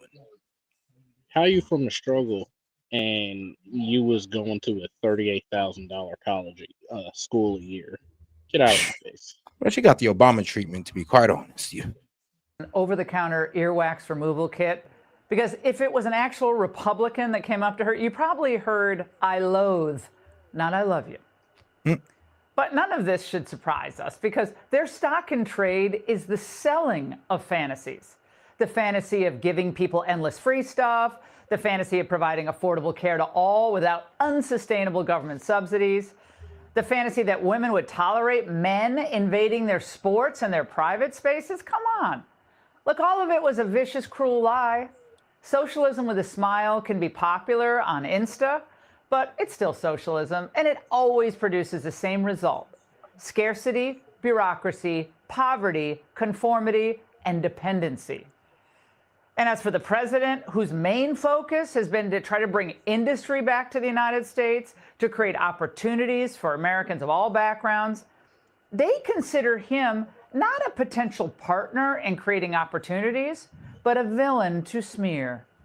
Donald Trump is a vindictive politician and a heartless man. The president of the United States is cruel, dishonorable human being who would just assume they shoot somebody down. He's insecure. He's a wannabe dictator. Yeah, well, consider the sources. But, you know, some of the criticisms have had an impact. Young voters seem pretty disillusioned with both parties, but in liberal New York, no surprise there, they voted big for Mamdani. In the 2024 election, we all remember Trump's numbers had edged up, you know, a decent amount among young voters 18 to 29, and more so for men. But current anxiety is real, and Republicans should address, not blow off, young people's concerns. And here's the good news: they're not blowing it off. This is Vice President Vance, who's on with Hannity tonight. A lot of young people are saying housing is way too expensive. Why is that? Because we flooded the country with 30 million illegal immigrants who are taking houses that ought by right go to American citizens. What we're doing is trying to make it easier to build houses, trying to make it easier to build factories and things like that so that people have good jobs. We're also getting all of those illegal aliens out of our country. Solutions, not smears. Well, of course, Trump has also been urging Jerome "Too Late" Powell to lower rates, interest rates. The Fed chair has single-handedly cost the U.S. economy tens of billions of dollars, maybe more, by playing what looks like a cynical political game with interest rates. So, of course, mortgages are really, high for most people. They're unacceptably high. And meanwhile, Republicans need, though, to be optimistic that as the great American build-out continues, conditions will keep improving. Inflation will keep declining. Right now, AI data centers are already sucking up an enormous amount of our energy capacity, which, of course, is driving up costs. But that's going to improve. So when our energy capacity grows, and that's going to take a little bit of time, our electricity prices will start coming down. The economy is my thing, and we have the greatest economy in history. Are Republicans not selling it enough? Yes, the Republicans don't talk about it. Yeah. So they need to do a better job. See, I said the same thing. I'm like, yo, y'all need to sell it then, because y'all are doing a horrible job of explaining the at-home policies that's going on, and everybody's also focused on what's going on overseas. Like, that's all. Well, mostly the Republicans were really talking about. Well, so it's because they also got comfortable after Trump won. That's true. I mean, you're right. They did get extremely comfortable, and I guess they stopped trying to bring home that message of affordability. And now they got 6 months to get their act together, or we will lose the midterms. Like, to be quite honest, like if they don't get their act together and start focusing on home base instead of focusing on geopolitical matters, we could lose the midterms. So I hope they get the message on that note. On Capitol Hill The Democrats give false talk, and the Republicans, and I say it all the time, Republicans have to talk about the fact that prices are down. Eggs, gas prices, they are down. It's true that others are up for a variety of reasons. And while Trump is fighting policy battle after policy battle, also forging peace in Gaza, forcing Europe to pay more for their own defense, all good stuff, he's also showing his heart for the most vulnerable. As we make America great again, we are going to protect American children in foster care, and we're going to ensure that they will never, ever be forgotten. These children will never be forgotten, and they're going to grow up to be unbelievable, strong, smart, wealthy, productive citizens. I love this. First Lady Melania Trump, this problem with foster care has been going on for decades and decades. No one seemed to have an answer. They're stepping in to help. That is a very good thing. Yeah, let's get into foster care a little bit. Let me play this little clip, and then I'll go ahead and get your guys' thoughts. You guys aren't going to believe this. So I'm sure it's just a coincidence, right? Our trailer for our new documentary that's going to expose CPS and how CPS and the United States government is running the world's largest kidnapping operation that the world has ever seen. And I'm sure that President Trump saying this is just a coincidence. Check this out.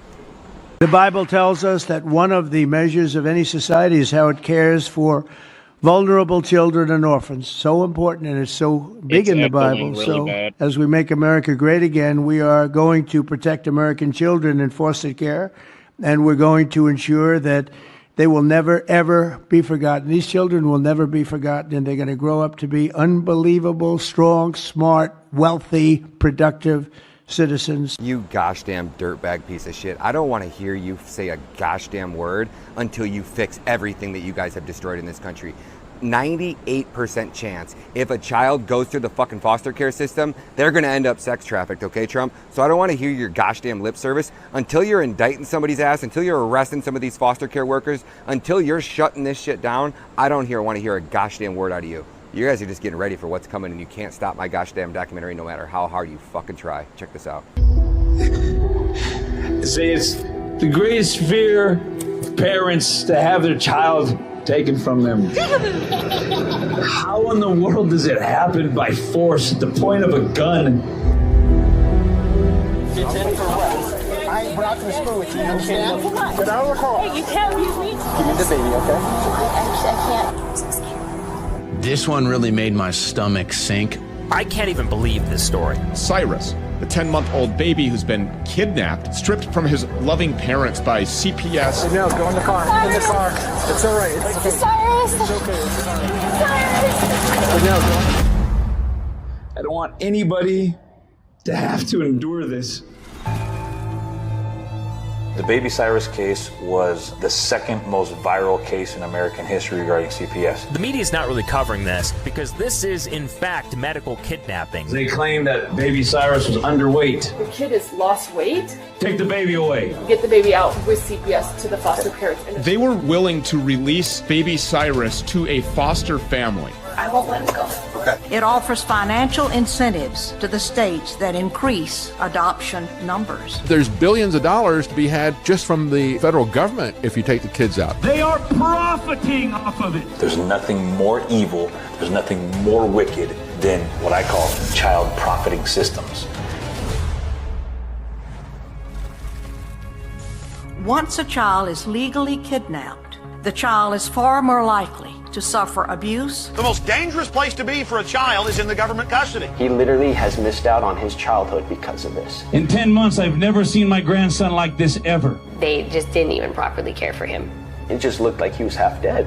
That's the care that these animals are saying.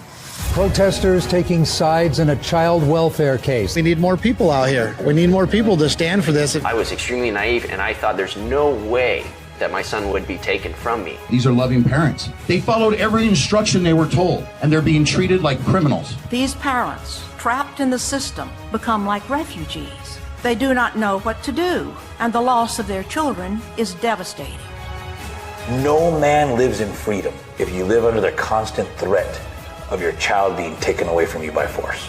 I'll do anything for Cyrus, for my son. I'll do anything for him. I've seen this so many times. I can't be that next person. I can't.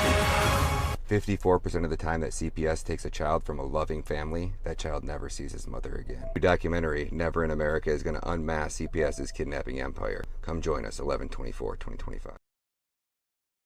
Alrighty now. Now, I do actually have that one up, I believe. Operational or Amber Alert. Well, we are going to be getting into conspiracy hour soon. So that's pretty much a prelude to what I'm going to be showing. And hey, guys, what you guys think so far? Well, actually, there's one thing. I'm going to spend a good 30 minutes doing this one because I do want to get onto this topic because this guy has been causing a lot of division. And you know what? I'm here for it. This guy. Here. Let me speak to that CPS video. Bro, gotcha. Child Protective Services, we need to do away with the entire system. I was in Child Protective Services, and me and my brother suffered abuse when we were in there. Damn. They put my mom and my biological dad when he was living through the ringer. They make the parents basically prove that they're safe parents. Now I can understand if mom's strung out, dad's a gangbanger. I can see that.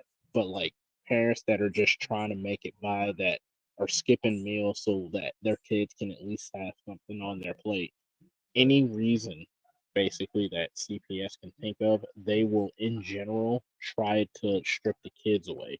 And it isn't, and it is a trafficking ring. There was a lady, I think she was in California. She was a whistleblower for CPS.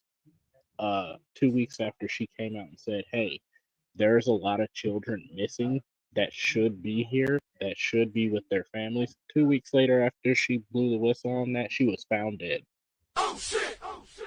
Man, That happened in Man. 2022 or 2023. All right, man. Sure. Well, we're going to be definitely getting into that a little bit more because trust me, the way we're mishandling these kids, the illegals, even the unaccompanied minors is absolutely atrocious. And people do need to go to jail. Possibly some death sentences, to be quite honest, because it's disgusting when you really look into it. But all right, guys, let's see. Now let's get into the controversy that is the controversial figure that is Nick Fuentes.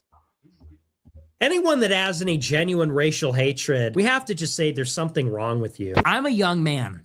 My country has been stolen from me. No, it's not the Jews. No, it's not women. No, it's not blacks. It's actually really complicated. No, it isn't at all.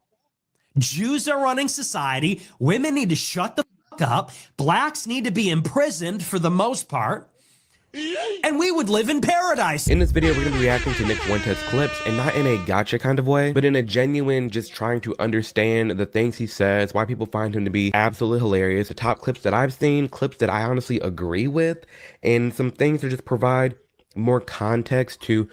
I mean, one of my favorite Nick Fuentes clips. Arrgh, I'm Dan Crenshaw. Can you please respect Israel? Can you please respect the Jewish state in the Middle East? Or you walk the plank? Can you please support a war in Iran? Arrgh. There be treasure. There be treasure in Israel. There be treasure in AIPAC. Arrgh. Hi.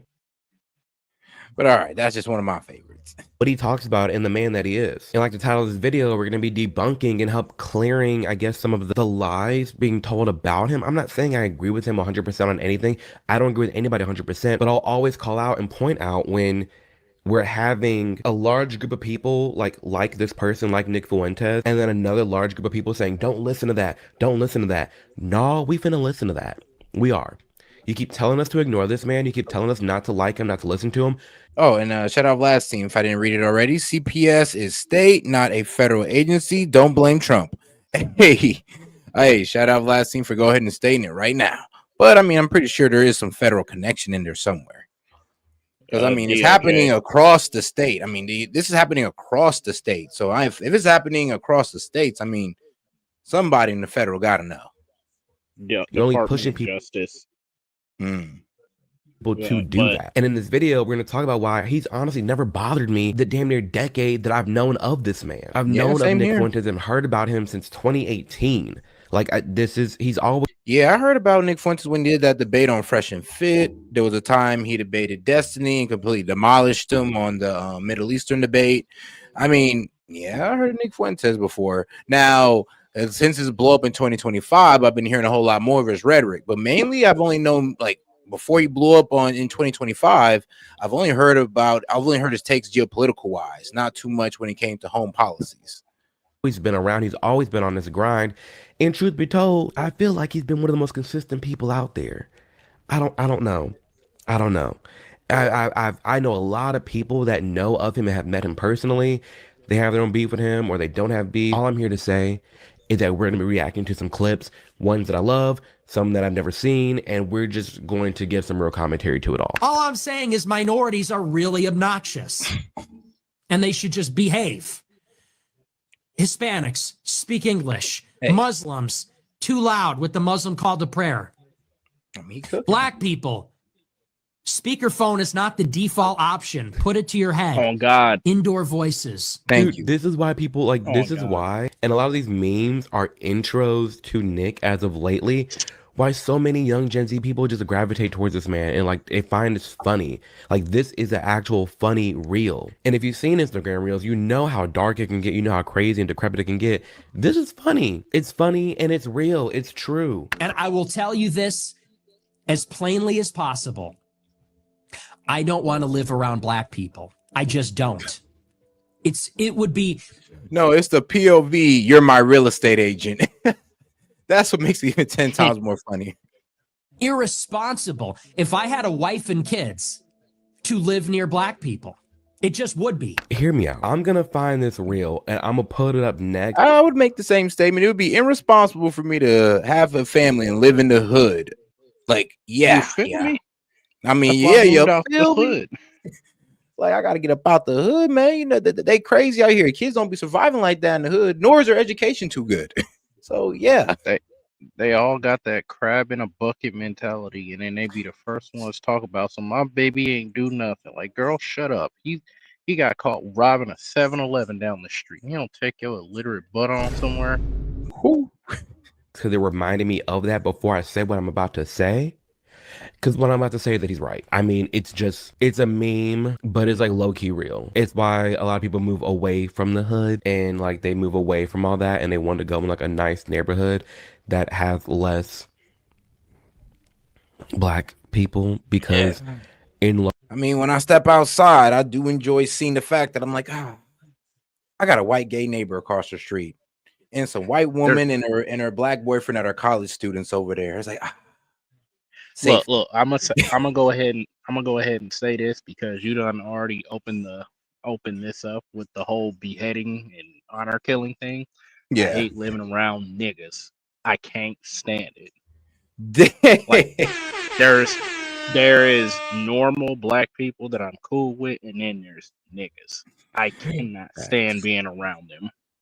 Facts. And there's the thing is, bro, I grew up around them all my life. So trust me, I got black fatigue before it even became a thing. Like I had black fatigue midway through middle school, and I was just like, you know what?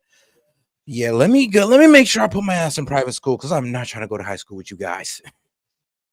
Right. It's like I can't do it, bro. I just can't do it. Getting made fun of because I actually know how to speak properly. You call it speaking white because you call it speaking white because I can actually enunciate the words I say. Bro, I'm not illiterate. I just know how to talk.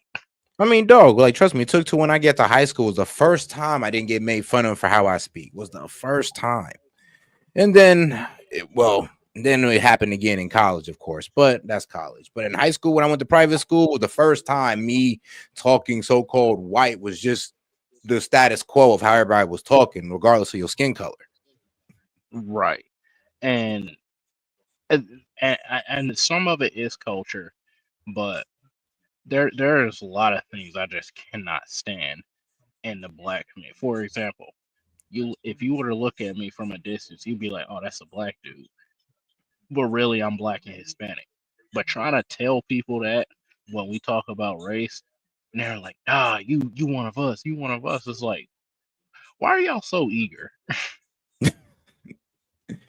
Yeah, like, I mean, here's the thing, though. I don't know. It's like the black community, they get mixed signals. It's like, oh, they want everybody to be all inclusive. You just have a drop of black. But then if you don't believe in reparations, they want you up out of here. So they don't want everybody's, thought. They don't want everybody's ideas in there. It kind of seems like the black community has like a cultish mentality or a cultish way of thinking. Because as soon as you try to think outside of it, you got to turn in your black card, bro. Like, I done turned in my black card years ago. I ain't asked for it back. It's like, bro, you sitting up here saying, like, it's like the whole N-word thing. I never understood that. I thought everybody could say it. I didn't really understand that there was legitimate rules to this, and I thought it was just joking until like high school. Like, that's dumb. Don't say it. I mean, there was a legitimate rules to it. Yeah, pretty much. I thought the same thing, but here's the thing, though. I kind of understood where some people felt uncomfortable with the N-word being used around them if it came out of white people's mouth. But then I always just say too, but I'm like, all right, but what happens when they sing our music? I mean, I don't mind when they do it then. If they're not using it derogatory towards me, then I have no problem with it. Like, if 9 times out of 10, they're using it because we're rapping the song together. Right. And no one cares. And the whole reparation things, bruh, y'all ain't finna drive up my taxes because you want reparations. Bruh. And here's the thing, though, like the craziest part about it is they kind of have like a fascist mentality about reparations. Like, bro, if you don't agree with it, they don't want you in a conversation. They don't want to talk about it. They'll start asking where your parents from. Like, it gets bad. It gets bad with that group. Are you serious? Oh, bro, they'll start disrespecting different cultures of black people because you don't agree with them on reparations. It makes no sense. It tell you to be proud of your skin color and lineage, and then they'll start disrespecting your lineage as soon as you disagree with them on reparations. It's bad. I don't want to be subject to the government. And a lot of people don't realize that black people were already given reparations when we started, what is it, the 7-year Reformation or whatever, after slavery ended. We flooded the entire workforce, set up the infamous Black Wall Street that people just seem to can't quit talking about. And They what did burned y'all it do? down. Now, That's all. the racist white people did burn it down. I'll give you that. At the same time, what have y'all done since? East St. Louis, trash. Y'all got a black mayor in Chicago, trash. Kamala Boy. Harris, trash. Man, New Like, Orleans, trash. New Orleans, trash. Dallas, the hood part, absolute garbage. Come on, bro. Exactly. Here's the worst part: we got black leaders. Like always did. Like remember what the jokes I'd be saying, or the sad, I guess the sad pattern of high crime cities. A black Democrat with a mostly black population or minority population always leads out to a high crime city or a high crime area. It just works out like that. And bro, like I said, Jasmine Crockett, prime example. Yeah, literally. I mean, hopefully she don't go too far. I mean, she might even lose her seat because what was it, the redistricting of Texas? But you know, she might try to jump from congresswoman to senator. So we'll see how that goes. No. I mean, hey, you never know. You never know with this one. But all right. Large part, a lot of black people just don't know how to act, and it's not a pleasant experience. And before someone out there watching the video, oh my gosh, it's so racist. I mean, why would you say that? I've seen so many reels and so many jokes and TikToks of other black creators like saying the same thing because it's real. It's recognized even within the black community. Let me find this. Here's one. This one says property value is going up when you see white people walking their dog at night. Have a good one. What does that entail? That entails your property value is going down when you live around black people. Yeah. Let me find another one. POV, when you move to an all-white neighborhood and other black people start moving in. So yeah, it's a real thing not wanting to necessarily live near black people because we know how the culture acts and we know how it is and we know what goes down. And I know so many friends and family members who have experienced this, who've been in a nice neighborhood, then they get black neighbors and it's just a stereotypical black neighbors and it just doesn't work out. And it's real. It's relatable. To say that every black person is violent. It's not to say that every black person is the same way. Thank you. But we watch the news. We read the papers. When you drive downtown in Chicago, you know who you got to look out for and worry about when you're thinking about whether you're going to get carjacked, when you're worried about catching a stray bullet, when you're worried about who's going to pull up on the side of the road and literally shove a rifle in your face and steal your iPhone or shoot you point blank, execution style in Lincoln Park. We know who's doing it. We know. I don't want to live near them. I don't want to be near them. They make me nervous. What are you supposed to say to that? Because you really can't refute anything that he said. All the most dangerous thing that happened in Chicago happened at the hands of other black people. So on one end, I'm being told by liberals like, oh, Amir, the white man bad. You need to fear the white man. Black lives matter. Stick with the blacks. But if I'm looking at the hardcore experience, it's the black people making it difficult to even just exist. So again, another meme, but like the meme is like, oh, you're my real estate agent. But like, it's relatable. It's honest. I mean, yeah, even in the hood, it like, bro, just like Gaiman said, crab in the bucket mentality. Instead of trying to work, bro, I'm be real with you. Think about it like this. Instead of working, we could work together, guys. And the black community could have been like the cartel. I know this is terrible what I'm about to say, but instead of, I don't know, selling drugs and killing each other over territory, we could have got together, band together, create a drug selling empire. We could have been like the cartels and actually made some money, but instead we kill each other over it. I'm just saying. And then guess what? We do the same thing in regular business, and we do the same thing in each other in sports and entertainment. So for some reason, we just drag each other down. I don't understand why. And then you gotta also look at it like you want people to take you seriously, but you got like who is that? Nicki Minaj and Cardi B making songs like WAP. Come on, bro. Bruh. Taking the whole Like, community back, sending us all back. you want somebody to take you seriously, but y'all doing stuff like this. Like, what are we doing, bro? Nah, facts. And shout out to Hellbat. There's a reason why there are jokes about fatherless black kids and not in reverse. Yeah, I mean, yeah, that's why it's a stereotype. That's a sad reality. Real is transparent, and people gravitate towards this because there's no sugarcoating. Like, there's no bullshit with it. No, it's not the Jews. No, it's not women. No, it's not blacks. It's actually really complicated. No, it isn't at all. Jews are running society. Women need to shut the fuck up. Blacks need to be imprisoned for the most part.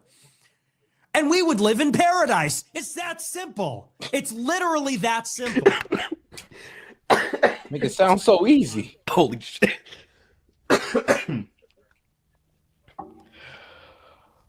That is my favorite clip I have ever seen of that man. That is my favorite clip. It is so funny. It is so funny. And that is one of the most famous clips that's ever went around. It's one of the most quotable ones that Nick has ever done. Because again, it's funny. Jews are running society. Women need to shut the fuck up. Blacks need to be in prison for the most part. And we would live in paradise. And truth be told, I mean, you're allowed to have your opinion. You're allowed to think certain things. No one's preventing you from doing it. Well, a lot of people have prevented this man from doing just that. A lot of people have prevented this man for almost a decade now from using his voice, using his platform to speak, banned off of payment platforms, at one point banned from TSA. At one point, someone even tried to, like, you know, at his house, all for just saying things that he's allowed to say, especially like critiquing Israel.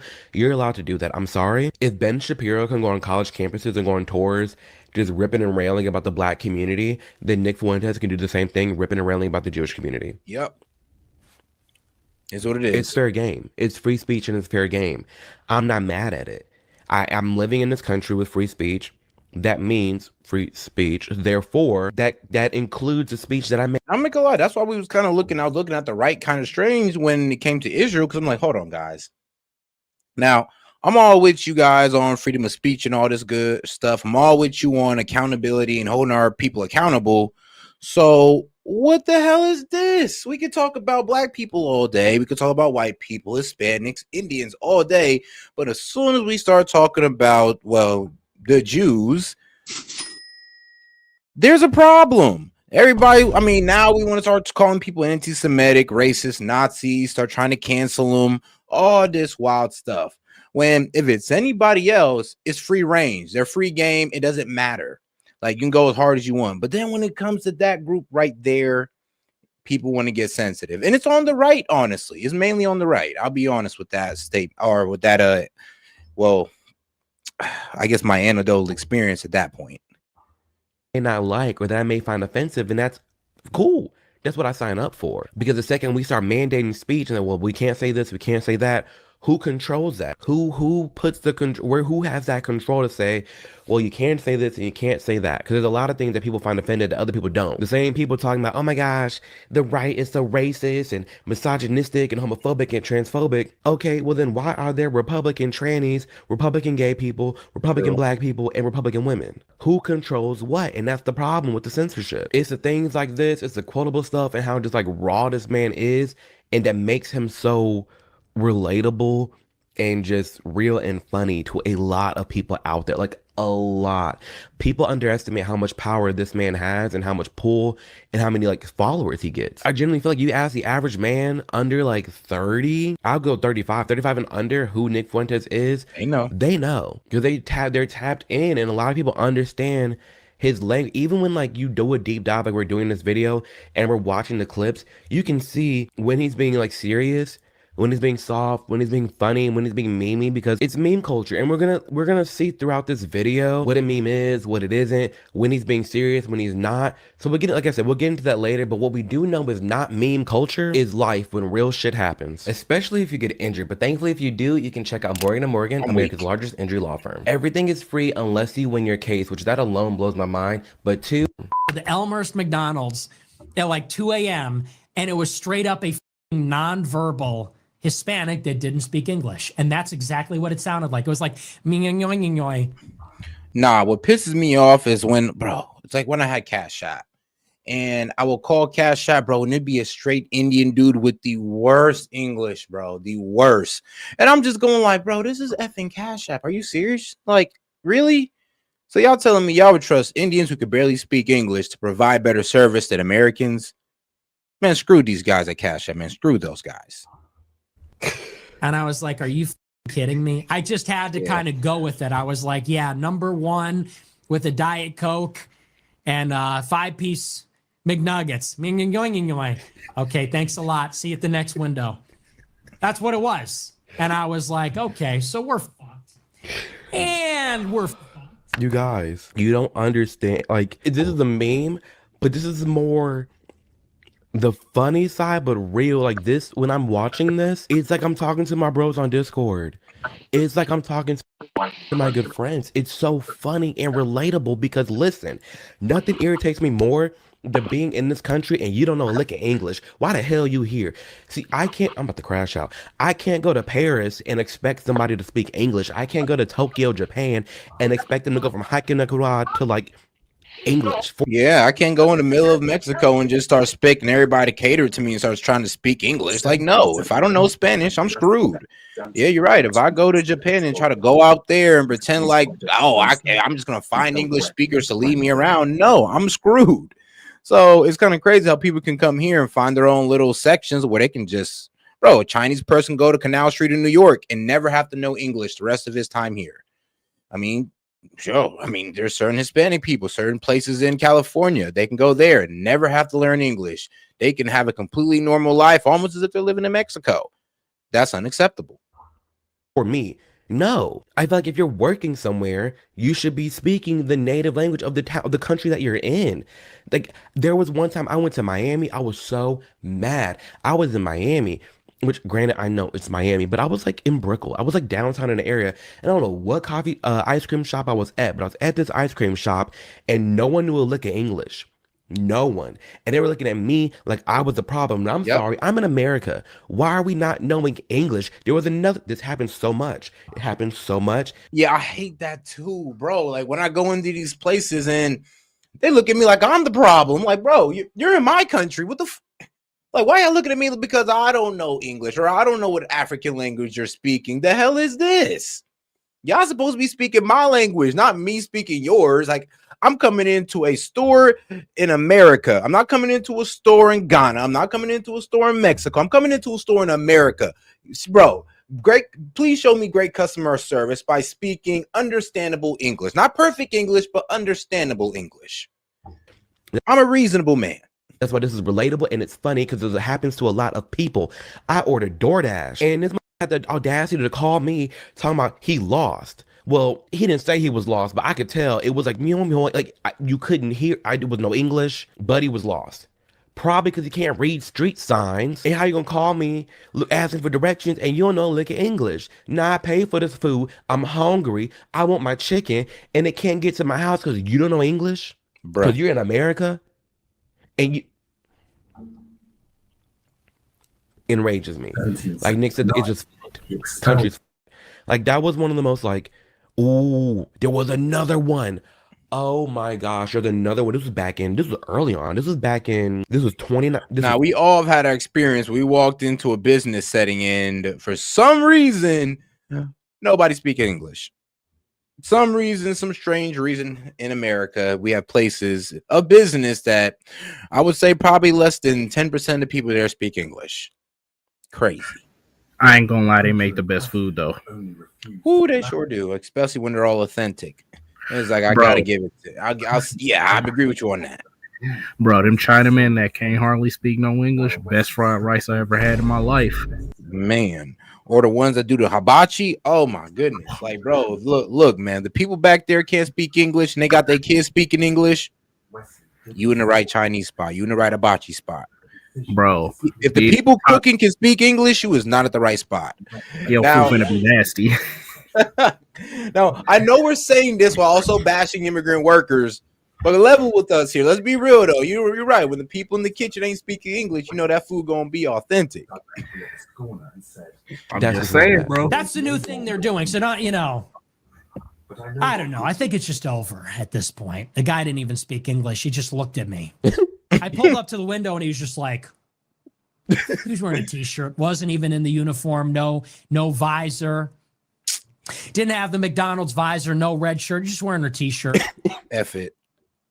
Non-verbal, didn't even say, he's just like, took the payment, gave me the food. I was like, okay. Yo. He's funny. Like, I haven't seen a lot of this. This is so, it feels like I'm just chatting with a bro. It feels like, and I think that's why he's so relatable to so many people out there. And people just get it because on one end, he's talking politics, but this feels like I get that this is like a story time with his bros. That's it. It's a story time with his bros, and it's funny as shit. Anyone that has any genuine racial hatred, we have to just say there's something wrong with you.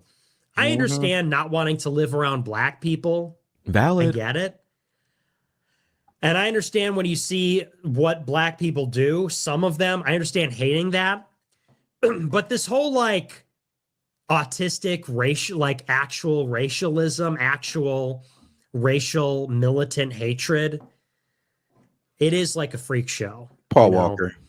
Because that comes from an emotional place. It is one thing to say that, like, there are whites and blacks, and yeah, I mean, I've listened to real racists before, like I said, Paul Walker, and this is who Nick Fuentes is addressing, because a lot of people was asking him, why don't you have this more radical, white Paul Walker, he's a straight up white supremacist. I was gonna play him one day for our controversial conversations, but I'll save out on that one because that's gonna throw a lot of people off.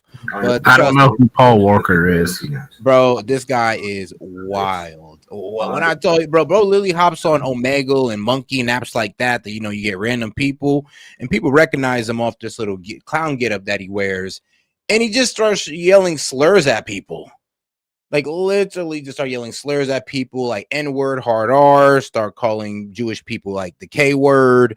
Like, bro, slurs that I wouldn't even want to repeat. Like, I'll just be like, okay, bro, you're going too far. And there's a lot of people who's like feeding into it, who wants to try to bring him to the mainstream.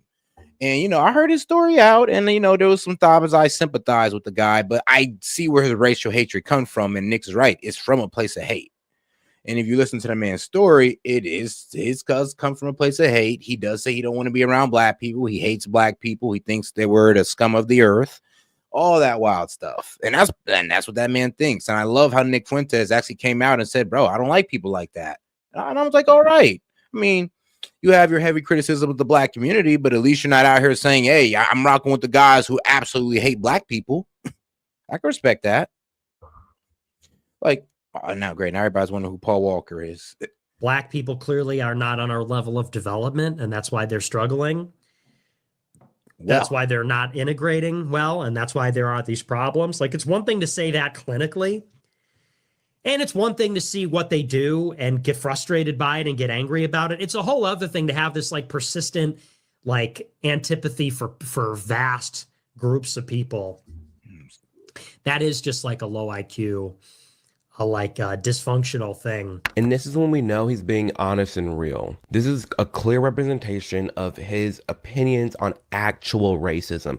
There's a difference in like telling racist jokes with your bros or like making generalizations like he's saying, but there's another to like actually. All right, just to give you guys some reference so I don't leave you guys up in the air with the Paul Miller reference.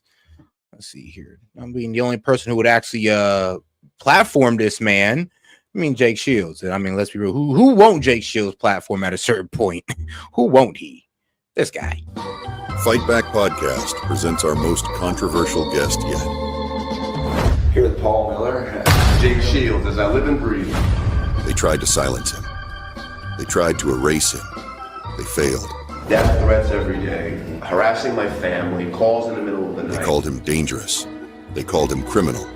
They called him Paul Miller as a white supremacist. Fuck you, coward. What you did, speaking out the way you did, you had a lot to lose. Jake Shields interviews Paul Miller, aka Gypsy Crusader, coming soon. And yeah, trust me, I ain't gonna get into the interview because bro started dropping hell of N-word, hell of hard R's, hell of them.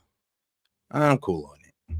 Really like vehemently hate black people, which we know he doesn't, as he's someone. I said Paul Walker. His biggest inspiration is a black man. Ye, formerly known as Kanye West, worked with him, went around the world with him.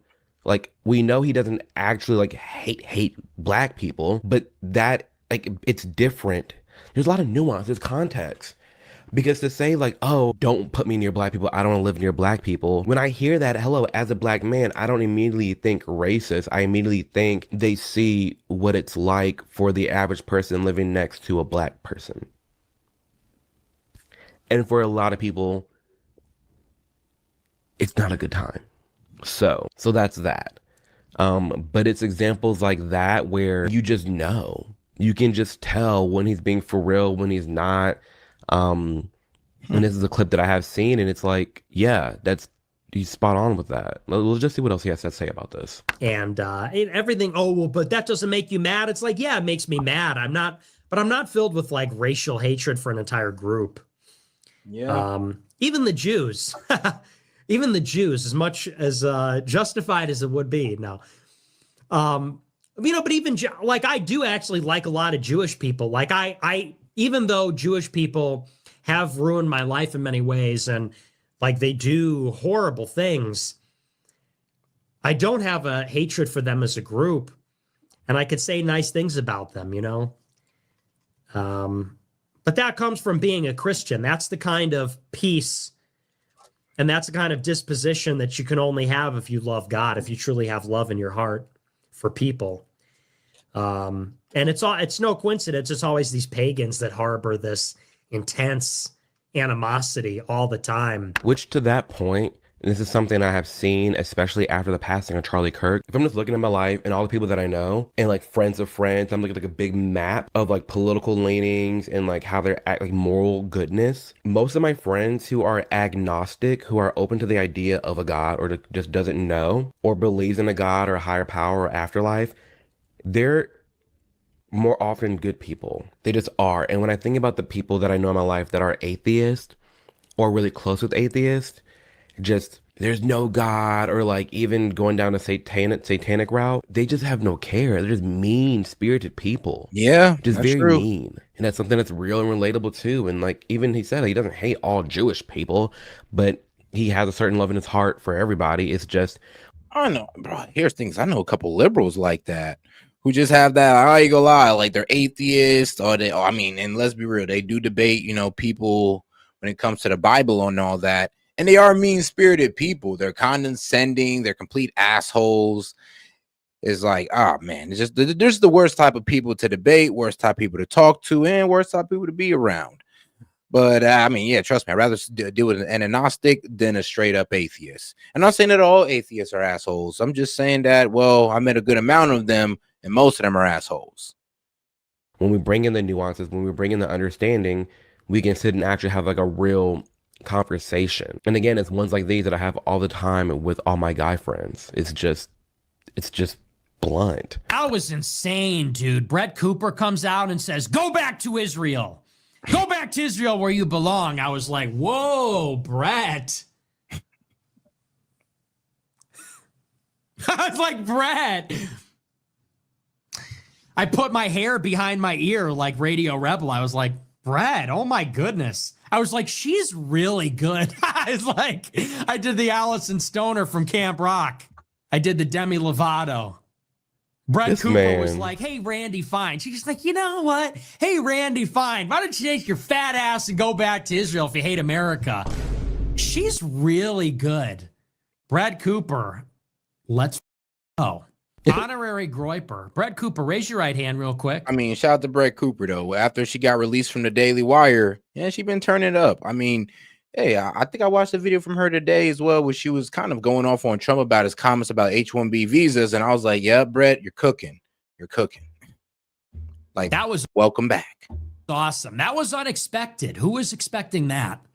I take back everything I said about her. I made fun of her wedding. I don't like her wedding.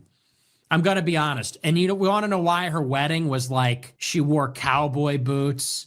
She did that whole like rustic cowboy aesthetic for her wedding. No, she didn't. I was in her wedding. That was literally the night before, like the little rehearsal, dinner, get together with all the family and friends. We're in Nashville. So like, yeah, there were cowboy boots and hats, but like that wasn't the wedding. The actual wedding itself was very white and white. It was very white, floral, pretty. It was nice. It was great. It was a great time, but it wasn't country. It wasn't giving hoedown. It wasn't giving like yeehaw, churn and butter. And I'm like no, it was none of that. It was not what this man's describing. It was not a country hoedown. That was the night before. I want to send Brett Cooper a shirt. Can somebody tell me where I can send Brett Cooper the shirt?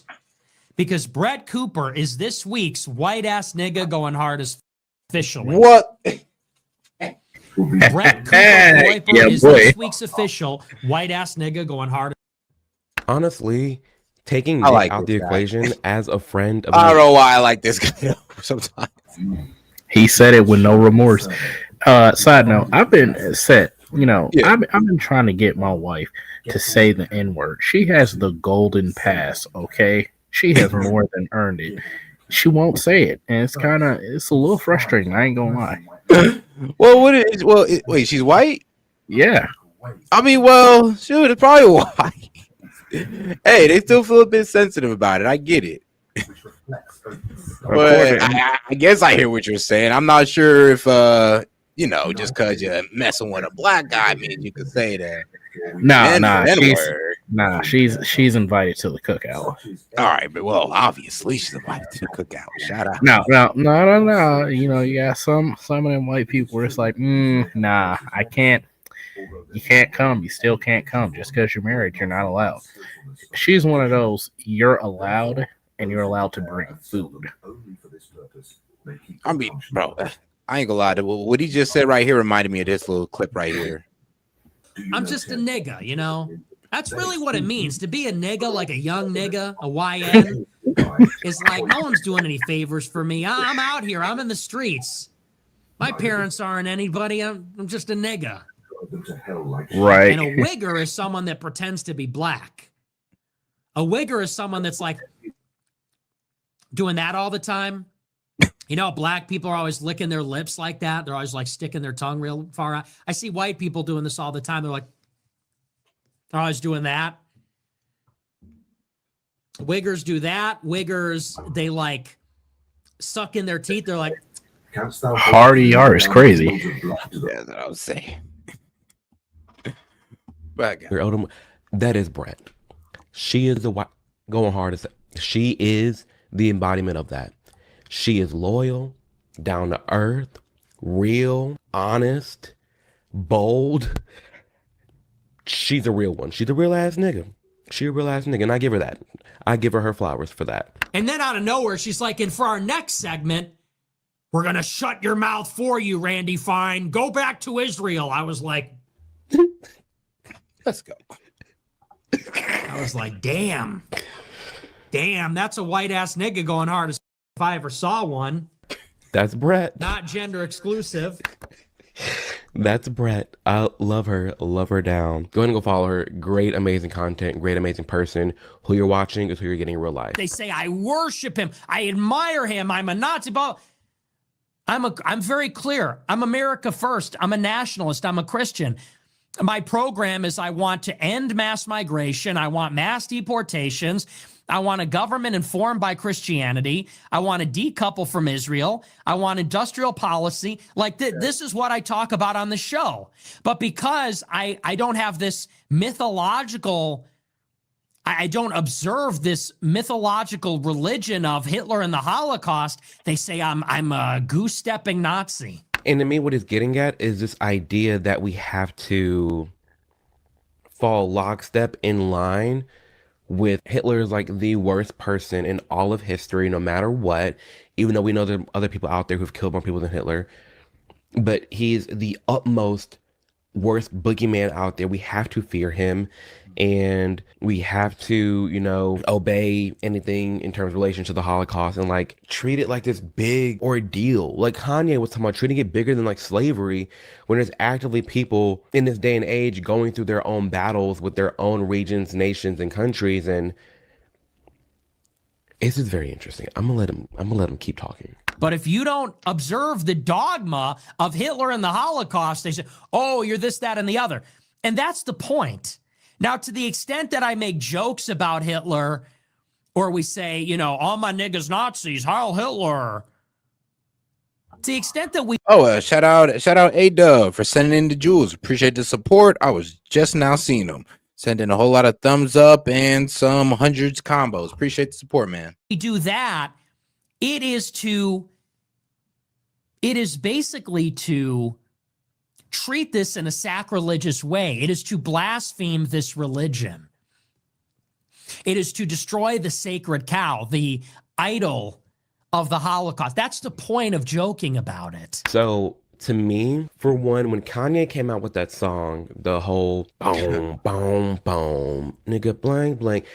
When he came out with that song, I immediately got it. If you look deeper into it, it makes total sense because it is very ironic how you can go on a Spotify and Apple Music, whatever you want, and you can find Black people making the most moronic music, talking about all the drugs and the women and the liquor and the killing each other, calling each other names, aborting baby. You can talk about anything.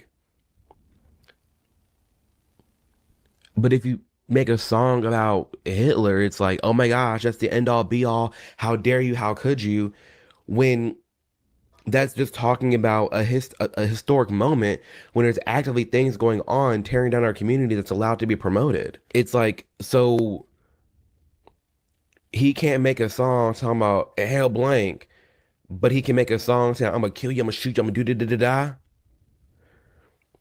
It's inconsistent. It's just odd. That song to me was an underlying FU to the music industry. Like I'll play it. There's clips of like the record label owners who are they're openly Jewish, talking about how it's important to profit off of this bad music that is degrading the Black community. Yeah. Oh, I knew it. He was gonna pull up the Breakfast Club interview. This should honestly let you know that the type of I'm just gonna say it. The Jewish control in the music industry. I was gonna say, man, y'all should have figured that out when Michael during Jackson. the breakup. NWA. Reason why Ice Cube left. I mean, here's the thing. We should have really known since Michael Jackson, because Michael Jackson been trying to talk about this, but hey, they called him crazy. Just like how Kanye tried to talk about it. They called him crazy. So it is kind of crazy how, we can't talk about, I guess, how about this? We can talk about white supremacy, but we can't talk about the Jewish control in the music industry? I mean, that's a bit unfair, but okay. We can talk about everything else besides that. Man, bad music that is degrading the Black community. Don't you think that's hypocritical though? You're saying it's opportunistic. Yeah. I got people to feed. I got on the backs of Black people by feeding us trash music, hypnotizing music that encourages us to do drugs and violence. Yeah, that's how you want to feed your family? Well, damn. I ain't gonna lie, like, bro, where's your dignity? I mean, where's the integrity in that? Where's the honor by just destroying a whole community? That's how you want to feed your family? Well, okay. I got a business to run. So you can greenlight and push forward this horrible music and horrible culture, but not greenlight this one song. It's very odd. It is. If you say certain things about a certain community, well, the Jewish community is what we're talking about here. It's taken so seriously, but nothing else is taken seriously. The only thing taken seriously is Holocaust and Nazis. And like Hitler, that's it. Everything else is fair game except that. Because if you talk about that, and even if you just make a claim like how Kanye did, he made a claim. He was like, hey, Jews run everything in all the media, and they run everything, and I'm like going to call them all out. He got taken off everything. all these rappers can say whatever they want, but the second you criticize this one moment in time, now you get kicked off your bank account. Now you get kicked off your music platforms. Now you get... Yeah. I'm gonna let him continue. But I've never, the things that I've said in a serious way don't need to be taken. I've never said anything serious. I'll just tell you, when stuff like that happens, you're communicating to everybody that, yeah, if you talk about this, we will come after you. AKA, you can talk about anything, but as soon as you talk about this, there will be consequences. And that makes people kind of want to lean into what's really going on over there. Because, I mean, if you're handing out punishments just for talking about it, I don't know, there might be something a little bit deeper there. Serious, I would take back. I've never said crazy shit that isn't obviously a joke, that isn't obvious edgelord, you know, we're trolling, it's a meme, it's whatever. Exactly. And so when Dave says, oh, well, what about all this crazy Nazi shit? It's like, what are you talking about? What are you talking about? Are you one of them too? Well. Is the next one going to be a struggle session? Am I going to have to come in and explain all the crazy knots? So, Nick, you said Team Hitler on Twitter once. So, Nick, you said this on Twitter. Like, seriously? That's a part that pisses me off. And I don't like hearing about it because I expect that people should just kind of get that. They don't. Like, I'm not on board with this whole, like, Holocaust Hitler religion. Yeah, I don't... Look... I mean, I'm really kind of ambivalent. Hitler's fascinating. That time is fascinating. Just like everything was fascinating. The Bolsheviks, the Nazis, Stalin and Hitler. It's history. It's all fascinating. And, you know, that's not my religion, you know? And even to that point, when I was in college. Oh, yeah. And shout out to this guy. What's his name? Amir Odom. I think that's his name. Amir Odom. And I'm sure someone out there may remember this or maybe even watching this, but in my psychology class, the teacher had asked, oh, like if you could interview someone on like a psychological basis, who would you want to talk to in history? My first answer like immediately was Hitler. Because from someone who talks for a living, someone who's friends with other people who talk for a living, seeing that man in history, how charismatic he was and how people were just so attracted and glued to him, it is interesting. It is very just, it's how was he able to captivate that many people, you know? Like that moment in time, the speeches, the rallies, like it's just not, that's not condoning it.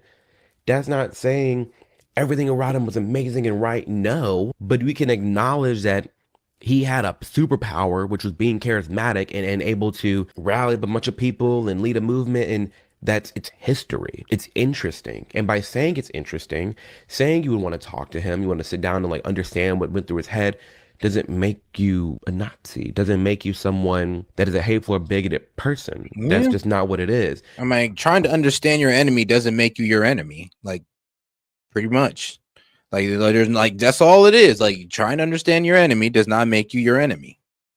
And to Nick's other point, how it frustrates him, how people don't understand where he's coming from. Well, not everyone does, but majority of his base and people who know of him, as far as that are younger, we get it immediately. We see when he's joking, when he's not, when it's real, when it has a lot of nuance and pull to it and is more convoluted. We see it. We understand it. It's there. And even for me, I relate when he's talking about, when he says the things like, I thought you just get it or to be obvious, because that's how I feel sometimes. I feel like you should just get it. Like, yeah, we shouldn't be transing minors. You should just get it. I don't need a big history lesson. I don't need all these studies. Like, no, it's just wrong. You should just get it. You know, that's just how I feel. But he's in his right to look into things and say the things that he wants to say, and he's in his right to clear his name and give more insight to what is going through his brain. My religion is Christianity, and history is what it is. And we study Napoleon, and we study Alexander the Great, and we study Caesar, and we study all these figures. We study Henry VIII. We study all the figures, Bismarck. And yes, we have an academic interest in Hitler and Stalin too, but it's not our religion. And as Americans, we need to step outside the shadow of that time period. Yeah. And that's not a dog whistle to say, oh, it's time to start wearing brown shirts.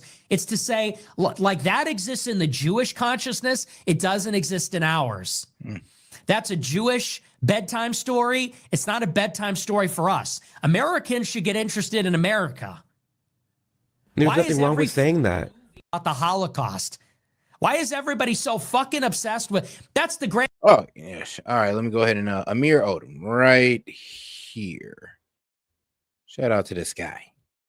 There you go. So you guys can know where to go to for more of his content. And irony, it's projection. I care about America. I care about the conflicts of the 21st century. I care about American and European history. As you should. And these Jewish people that are obsessed because that's their trauma, that's their story, that's their struggle. You know, my bubby died in the Holocaust. Okay, sorry. I'm sorry for you. Just like slavery and it's just like annoying. It's the same way that all of black culture is fixated on like minstrel shows. You know, you watch something by Donald Glover or Jordan Peele, and all of their cultural output is about Jim Crow and slavery. From Jordan Peele, another horror movie about Jim Crow and slavery. No, we don't care. That's your obsession. You're obsessed with like black lawn jockeys and minstrel shows and how everything is secretly racist. You know, Donald Glover, This Is America. No one cares. I'm watching this with you guys and I'm like, he's just spitting facts. I mean, he's allowed to share his opinion. And I agree with the segment on the black folk. It's like, I don't care. There's a podcast coming out that I just did. And I was debating a gay liberal. And I'm telling him, like, he was going on to the history. And I'm like, dude, I don't care. I don't care. I'm focusing on it right now in 2025 and what we're going through right now. At a certain point, it's okay. Yeah, I'm going to be real with you. You trying to explain the history of gender ideology to me is not going to convince me that it's okay for kids to go through trans surgery or it's okay to try to trans kids. Like, no, I don't care about the history. There's nothing you can say about it. I don't care if you have the most heart-wrenching stories in the world. There's nothing you can say to convince me that that's okay. To study history, it's going to look into it, see what happened. And, you know, you can do that. But on another end, you got to let it go. You got to move forward, making it your personality, making it your identity, projecting onto everybody else. We can't move through society like this. And that's all this man's saying. This is why people still like Nick. This is why he still has a huge following. This is why so many people just don't care when people are like saying, oh, you shouldn't be listening to him. No to Nick. You're only making him more famous. And two, the people you're saying no to don't care about what you have. And here's a sick argument. It's like, think about it like this. When you guys try to make defense like that for mutilating children or transing children, you can make the same argument for pedophilia. You know that, right? Like, oh well, you know, back in the day, I be trying to tell people. I be trying to tell back in the day, in the Greek days, it was be seen as an apprenticeship. So, what the bro? Doesn't mean it was right. Like, just because they was trying to trans kids or study trans or study the transing of people back in the day doesn't mean it was right. It's just like back in the day when people used to marry kids underage, doesn't mean it was right, but it was being allowed. Like, come on, guys, come on. I don't like why we gotta say this. To say they don't, genuinely don't, because you're not being objective at all. So that's why this man's only gonna get popular and popular. Yep. Hey Ben, you thought you could get away from me the first time, huh? Without debating me? I just want to talk, please. Stop running.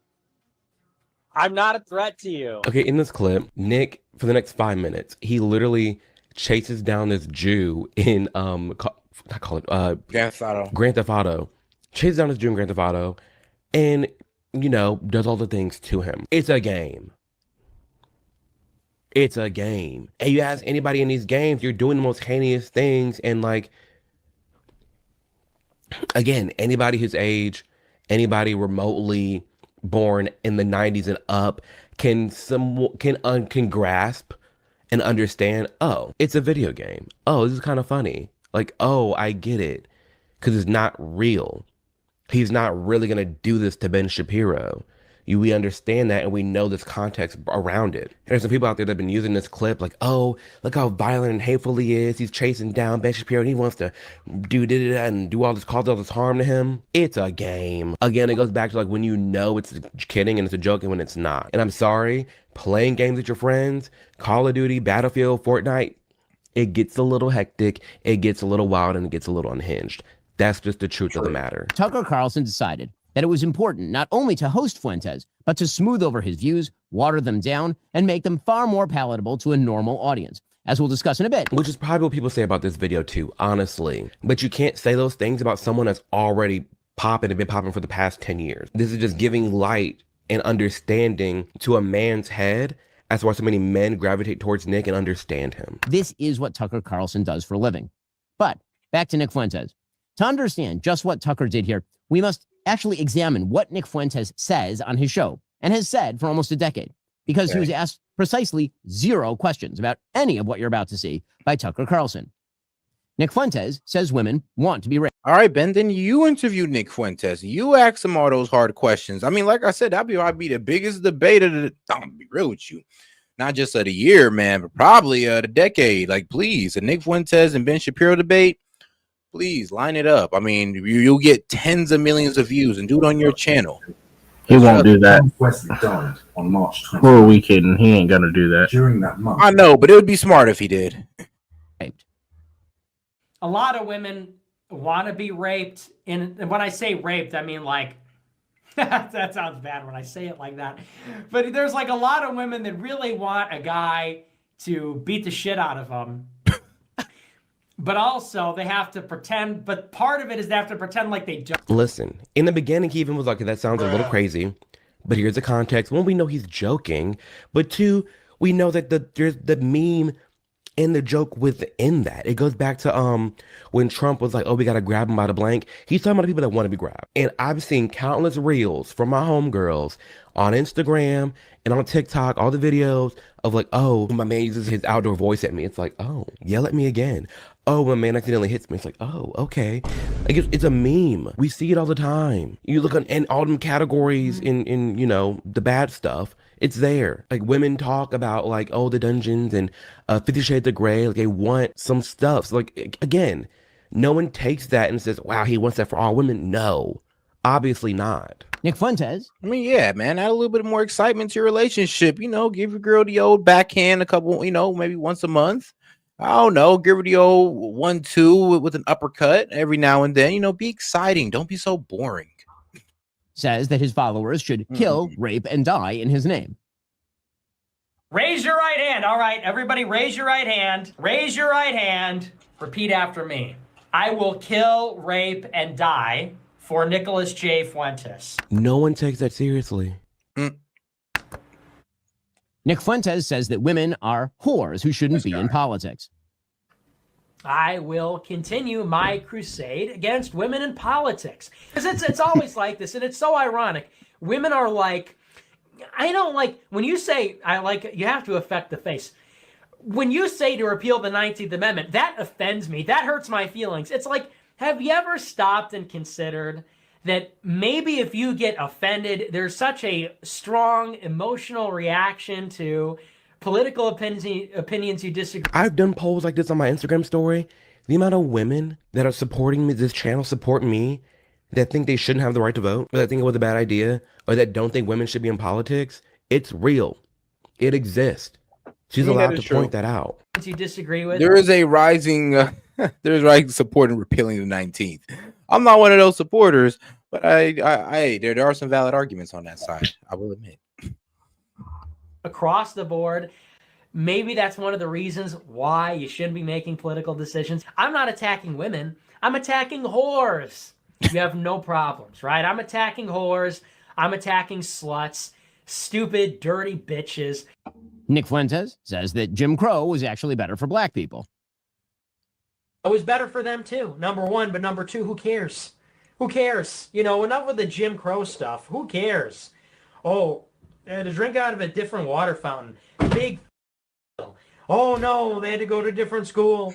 Their water fountain in that famous picture was worse. Who cares? Grow up, drink out of the fountain. It's water. It's the same. And even if it was bad, who cares? Who cares? It's better. It's better in general. We all agree it was better for them. It's better for us. Better in general. I just laugh at it. It's funny. Who cares? He's allowed to say these things. If he was serious in that moment, then I disagree. I'm like, okay, yeah, we have it better. But even then, the average black liberal, not average black liberal, but there's a lot of them who prefer their own black-owned spaces, black-owned graduations. They're only going back to segregation, only saying if you're that person mad at Nick's actually agreeing with you because that's what you're advocating for. I mean, yeah, segregation is all good as long as it's a black person talking about it. As soon as a white person talk about it, hey, they think we're going to the Third Reich. We think it's Nazi Germany in here all of a sudden. Or anyways, combo for another video. But again, he's allowed to say that. It's stupid, but some people just don't. Ben just don't. A lot of people out there just don't get it, apparently. Fuentes says that white people are justified in being racist. Reason that we talk about this, by the way, I know a lot of black people see this and they go, man, why are you always talking about black people, this and that?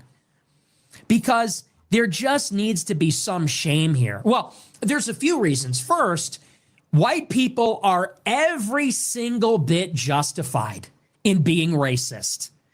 Every single bit justified, to the extent that means going out of your way to avoid black people when you see them.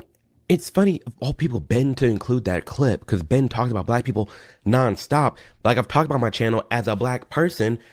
I say the same thing. You look at any metric, they're justified to be like, what the hell is going on over there? Again, theme parks have changed their rules. Carnival Cruise, Targets, McDonald's, malls, water parks. So many just basic stuff have changed their rules because black people ruin it. So yeah.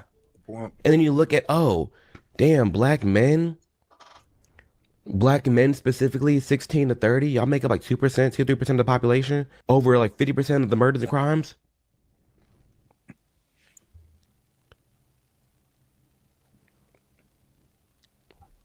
I mean, Nick Fuentes is a Hitler admirer and a Holocaust denier.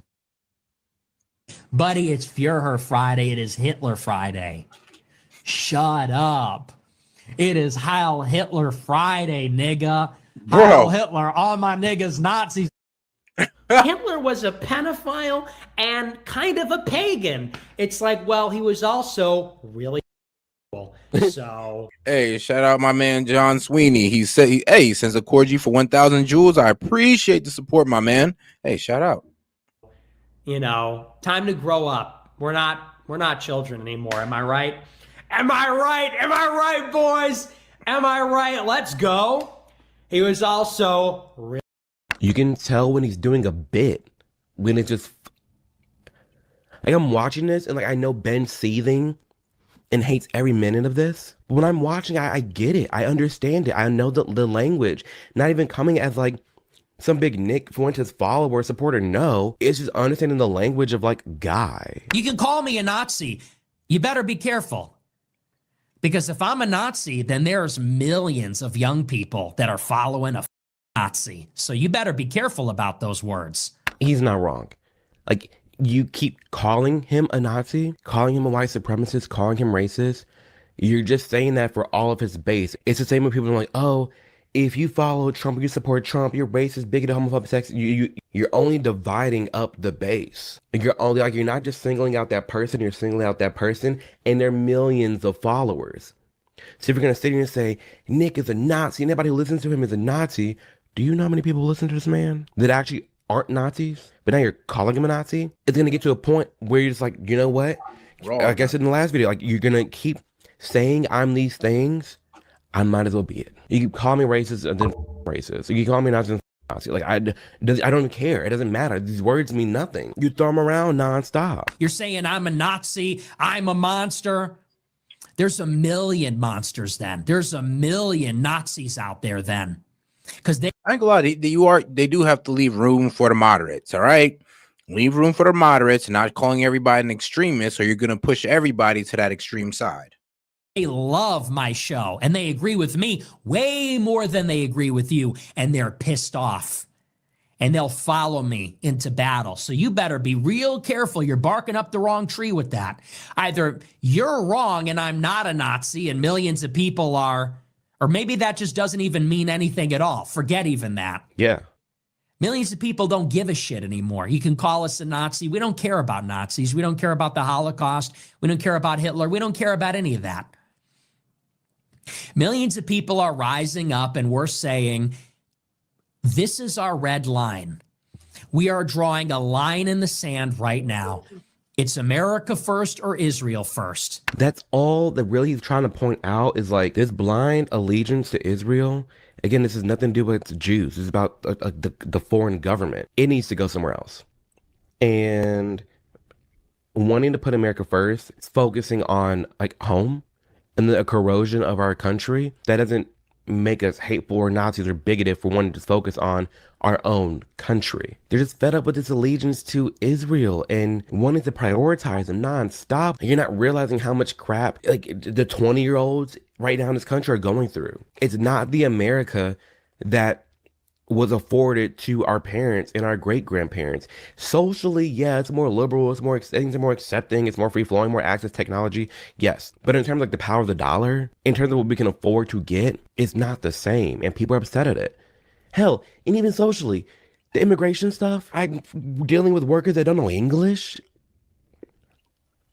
It's okay to focus on right here, right now. And the more you call us bigoted for doing so, like I've been slandered and drugged through the mud by people from Israel, by Jews, by Jewish organizations here in America, because I simply am saying, hey, I like to focus on just like America real quick. That's fine. And if people want to send me in 5 if only y'all knew what happens on the back end. If only y'all knew. No. I'm not having it. And there's a lot of people who aren't having it either. I went to my favorite restaurant in Washington, D.C. a couple of weeks ago with some buddies, and oh, it was amazing. I got chicken tenders with French fries and mac and cheese, and it was perfect. Down to the last minute detail. It was perfect. The tenders were crunchy. The mac and cheese was cheesy. The cheese was cheesing. The fries were crispy. It was perfect. Everything was perfect down to the last minute detail. It was really something. I thought about it for weeks. So that was great. But honestly, just a pizza. That's my favorite, you know, and it makes me weep actually. Like I was driving down the street. You see how serious we just were? And then now it's this. You can tell the shift. You can see the difference. And it's funny. Street the other week. It was on Halloween, as a matter of fact. I was driving around at night on Halloween, watching the children play, watching them trick or treat. I was wistfully looking upon the decorations and the leaves changing colors. And I saw, as I was driving, a Lito's Pizza delivery truck. Now, if you're from this area, they're ubiquitous. It's this famous, well-known pizzeria. They have their own trucks with their logo and everything. And they're trucks with it's like a built-in oven with racks for the pizza to go in anyway. And I saw a Lito's pizza truck outside somebody's house and the delivery man was bringing the pizza. And this is like, what could be better than this? It's cold outside. You got your buddies there for Halloween. You're looking at all your candy. You're staying in. And then what pulls up? A pizza delivery service. We live in the greatest country in the history of the world. A pizza delivery service. They deliver a hot and delicious pizza right to your door. You put on a little movie. You turn the lights off. Pizza, can of pop. What could be better than this? Side of mozzarella sticks, some fried calamari, some fried shrimp. What could be better than this? Nothing. I'll tell you, nothing is better than this. I want to paint a picture of that. That's my favorite scene. That's my favorite scene. Why does that make me so emotional? Maybe I have an emotional relationship with food because of my own personal problems, but I told... The man's funny, okay? I saw that clip and I'm like, this is a comedy show. But again, we've gone to the serious topics and you can see the shift. You can see just like, this just feels like I'm on a call with somebody. I'm a young man. My country has been stolen from me. And we have the older generation that is richer and more powerful telling us to stop fighting. I guess that's what I really hate more than anything. I'm a fighter. I have been fighting my entire life because I was forced to. Because I did everything I was supposed to do. I got into college. I voted for Trump. I was on the Trump campaign. I was ready to be a good conservative. And I got nuked from orbit by the Israel lobby because I wanted to put America first. I got nuked from orbit again because I said I didn't want immigrants to replace all the white people in America. And as a result, I have been fighting my entire life against censorship, cancel culture, blacklisting my own side, working with the left to destroy me. He's And not now wrong. that I have succeeded and triumphed, I am getting all these older people, Gen Xers and millennials and some boomers, basically telling me, pump the brakes, man, cool your jets, stop fighting. We don't need identity politics. We like Ben Shapiro. We like these people. We got, there's some good Jews too. We got to unite with some of the Zionists. We got to unite. And I'm like, no, I won't. People are telling me, you got to unite, be a team player, work for the GOP, blah, blah, blah. Why the fuck would I do that? These people have been fighting me. They left me for dead. They have sold out my country. Where's your fight? And this is where I really disagree with Tucker, and I like Tucker, but I disagree with him on this. He's telling me our job is to make our wives happy. It's like our sociological drive. We want to make our wives happy wife, happy life.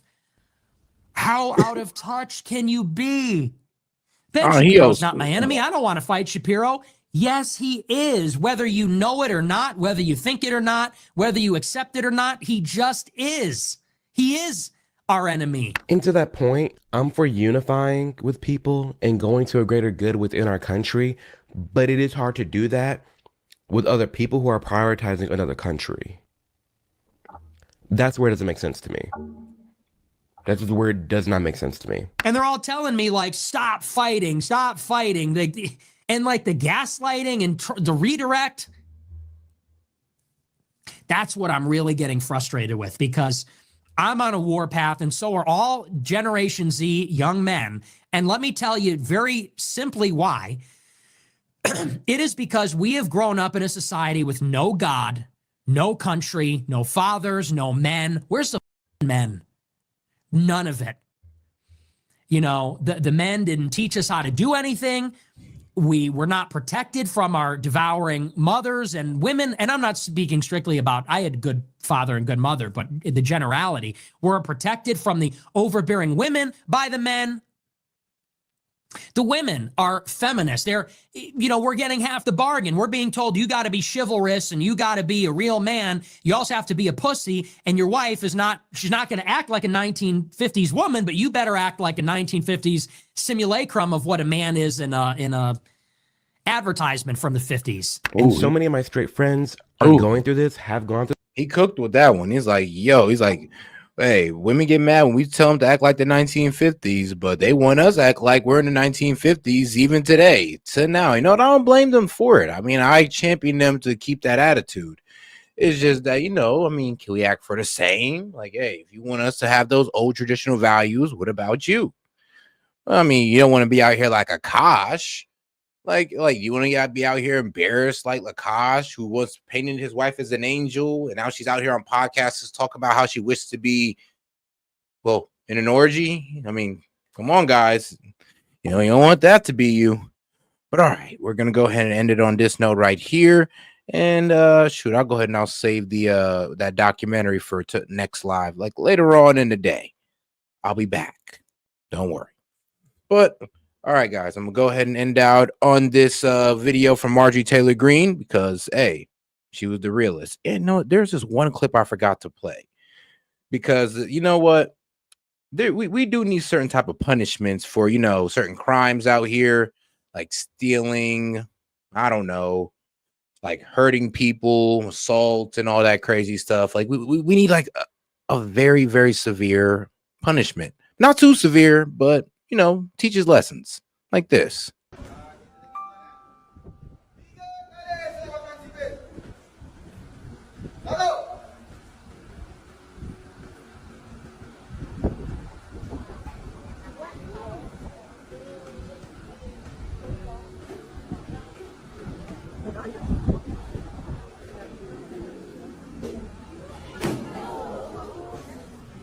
We will introduce mandatory caning for scammers.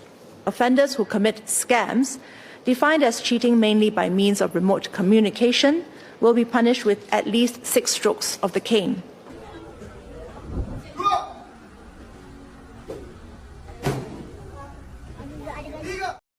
Form. I mean, that man's form is impeccable. That form right there, man. Look, if we started doing that, trust me, we see a reduction in crime, man. 6 strokes. 6 strokes with that type of form right there. Trust me, we're going to clean up crime real quick. But all right, guys, this is Set with S.E.T Media, and I'll catch you guys later on today. Appreciate the support. Peace. My dear fellow Americans, I'm introducing a bill to completely eliminate the H-1B visa program, which has been riddled with fraud and abuse and has been displacing American workers for decades. There will only be one exemption in my bill, and it will allow for a $10,000 per year cap on visas issued to medical professionals like doctors and nurses who provide life-saving care to Americans.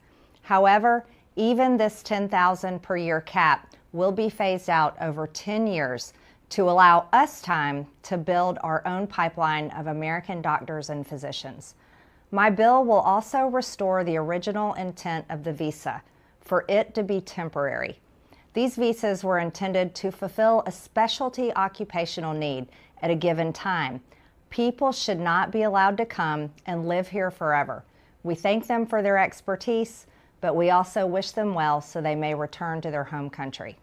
My bill will take away the pathway to citizenship, forcing visa holders to return home when their visa expires. In order to build our pipeline of American doctors and medical professionals, my bill will also prohibit Medicare-funded residency programs from admitting non-citizen medical students into their programs. Just last year alone, there were over 9,000 doctors in the U.S. who graduated from medical school but were left without a residency placement. Meanwhile, in 2023 alone, there were over 5,000 foreign-born doctors who received residency spots. This is entirely unfair, and it's America last. My bill will help mitigate the shortage of doctors and nurses in our country, the shortage that we face, while at the same time serve as an off-ramp from our reliance on foreign workers by allowing us time to fill our residency programs with American doctors.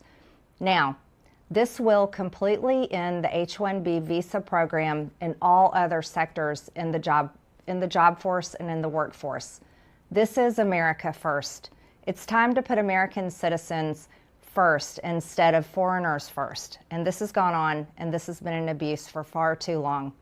Americans deserve a future, they deserve a chance, and I believe Americans are the most talented people in the world, the most creative, and I want them to have their American dream.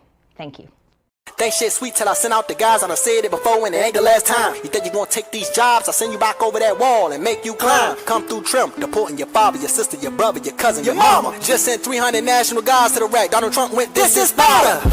We catching their ass outside and sending their ass back home. And I got shot with that fire. How I survived? Man, that shit unknown. Government won't even answer the phone. He said that I'm doing that shit that he won't. Why are they talking about switches on guns like we not the ones that gave it a go? Tell you something you don't know. Chicago fucked up cause the government slow. Murder rate never was low. Everybody killing cause everybody is broke. And why is everybody broke? Because the immigrants taking the jobs you won't. Send them back over the wall, take notes. I send them back on a plane, a boat. I don't want them in the country no more. I don't want no one looking for work at the store. Why the fuck is they making the city look bad? Why the fuck is they rhyme around waving that flag? I got so sick of this shit and I'm mad. I called Joe Biden that night and I bragged. They deep in the street, then you know it's DT. Free Larry Hoover, I'm really GD. And I hop in the back of a black truck. Camouflage bulletproof vest and you cannot attack us. Stupid little boy better back up. I get the snapping and turn the whole city to back up. Ain't no more New Mexico, I rename. They don't know we about to use Chicago for training. I put 300 guys in the streets in this place. We making America great, it's amazing. Think shit sweet till I send out the guys. I done said it before and it ain't the last time. You think you gonna take these jobs? I'll send you back over that wall and make you climb. Come through trim, deporting your father, your sister, your brother, your cousin, your mama. Just sent 300 National Guards to the rack. Donald Trump went, this is Sparta.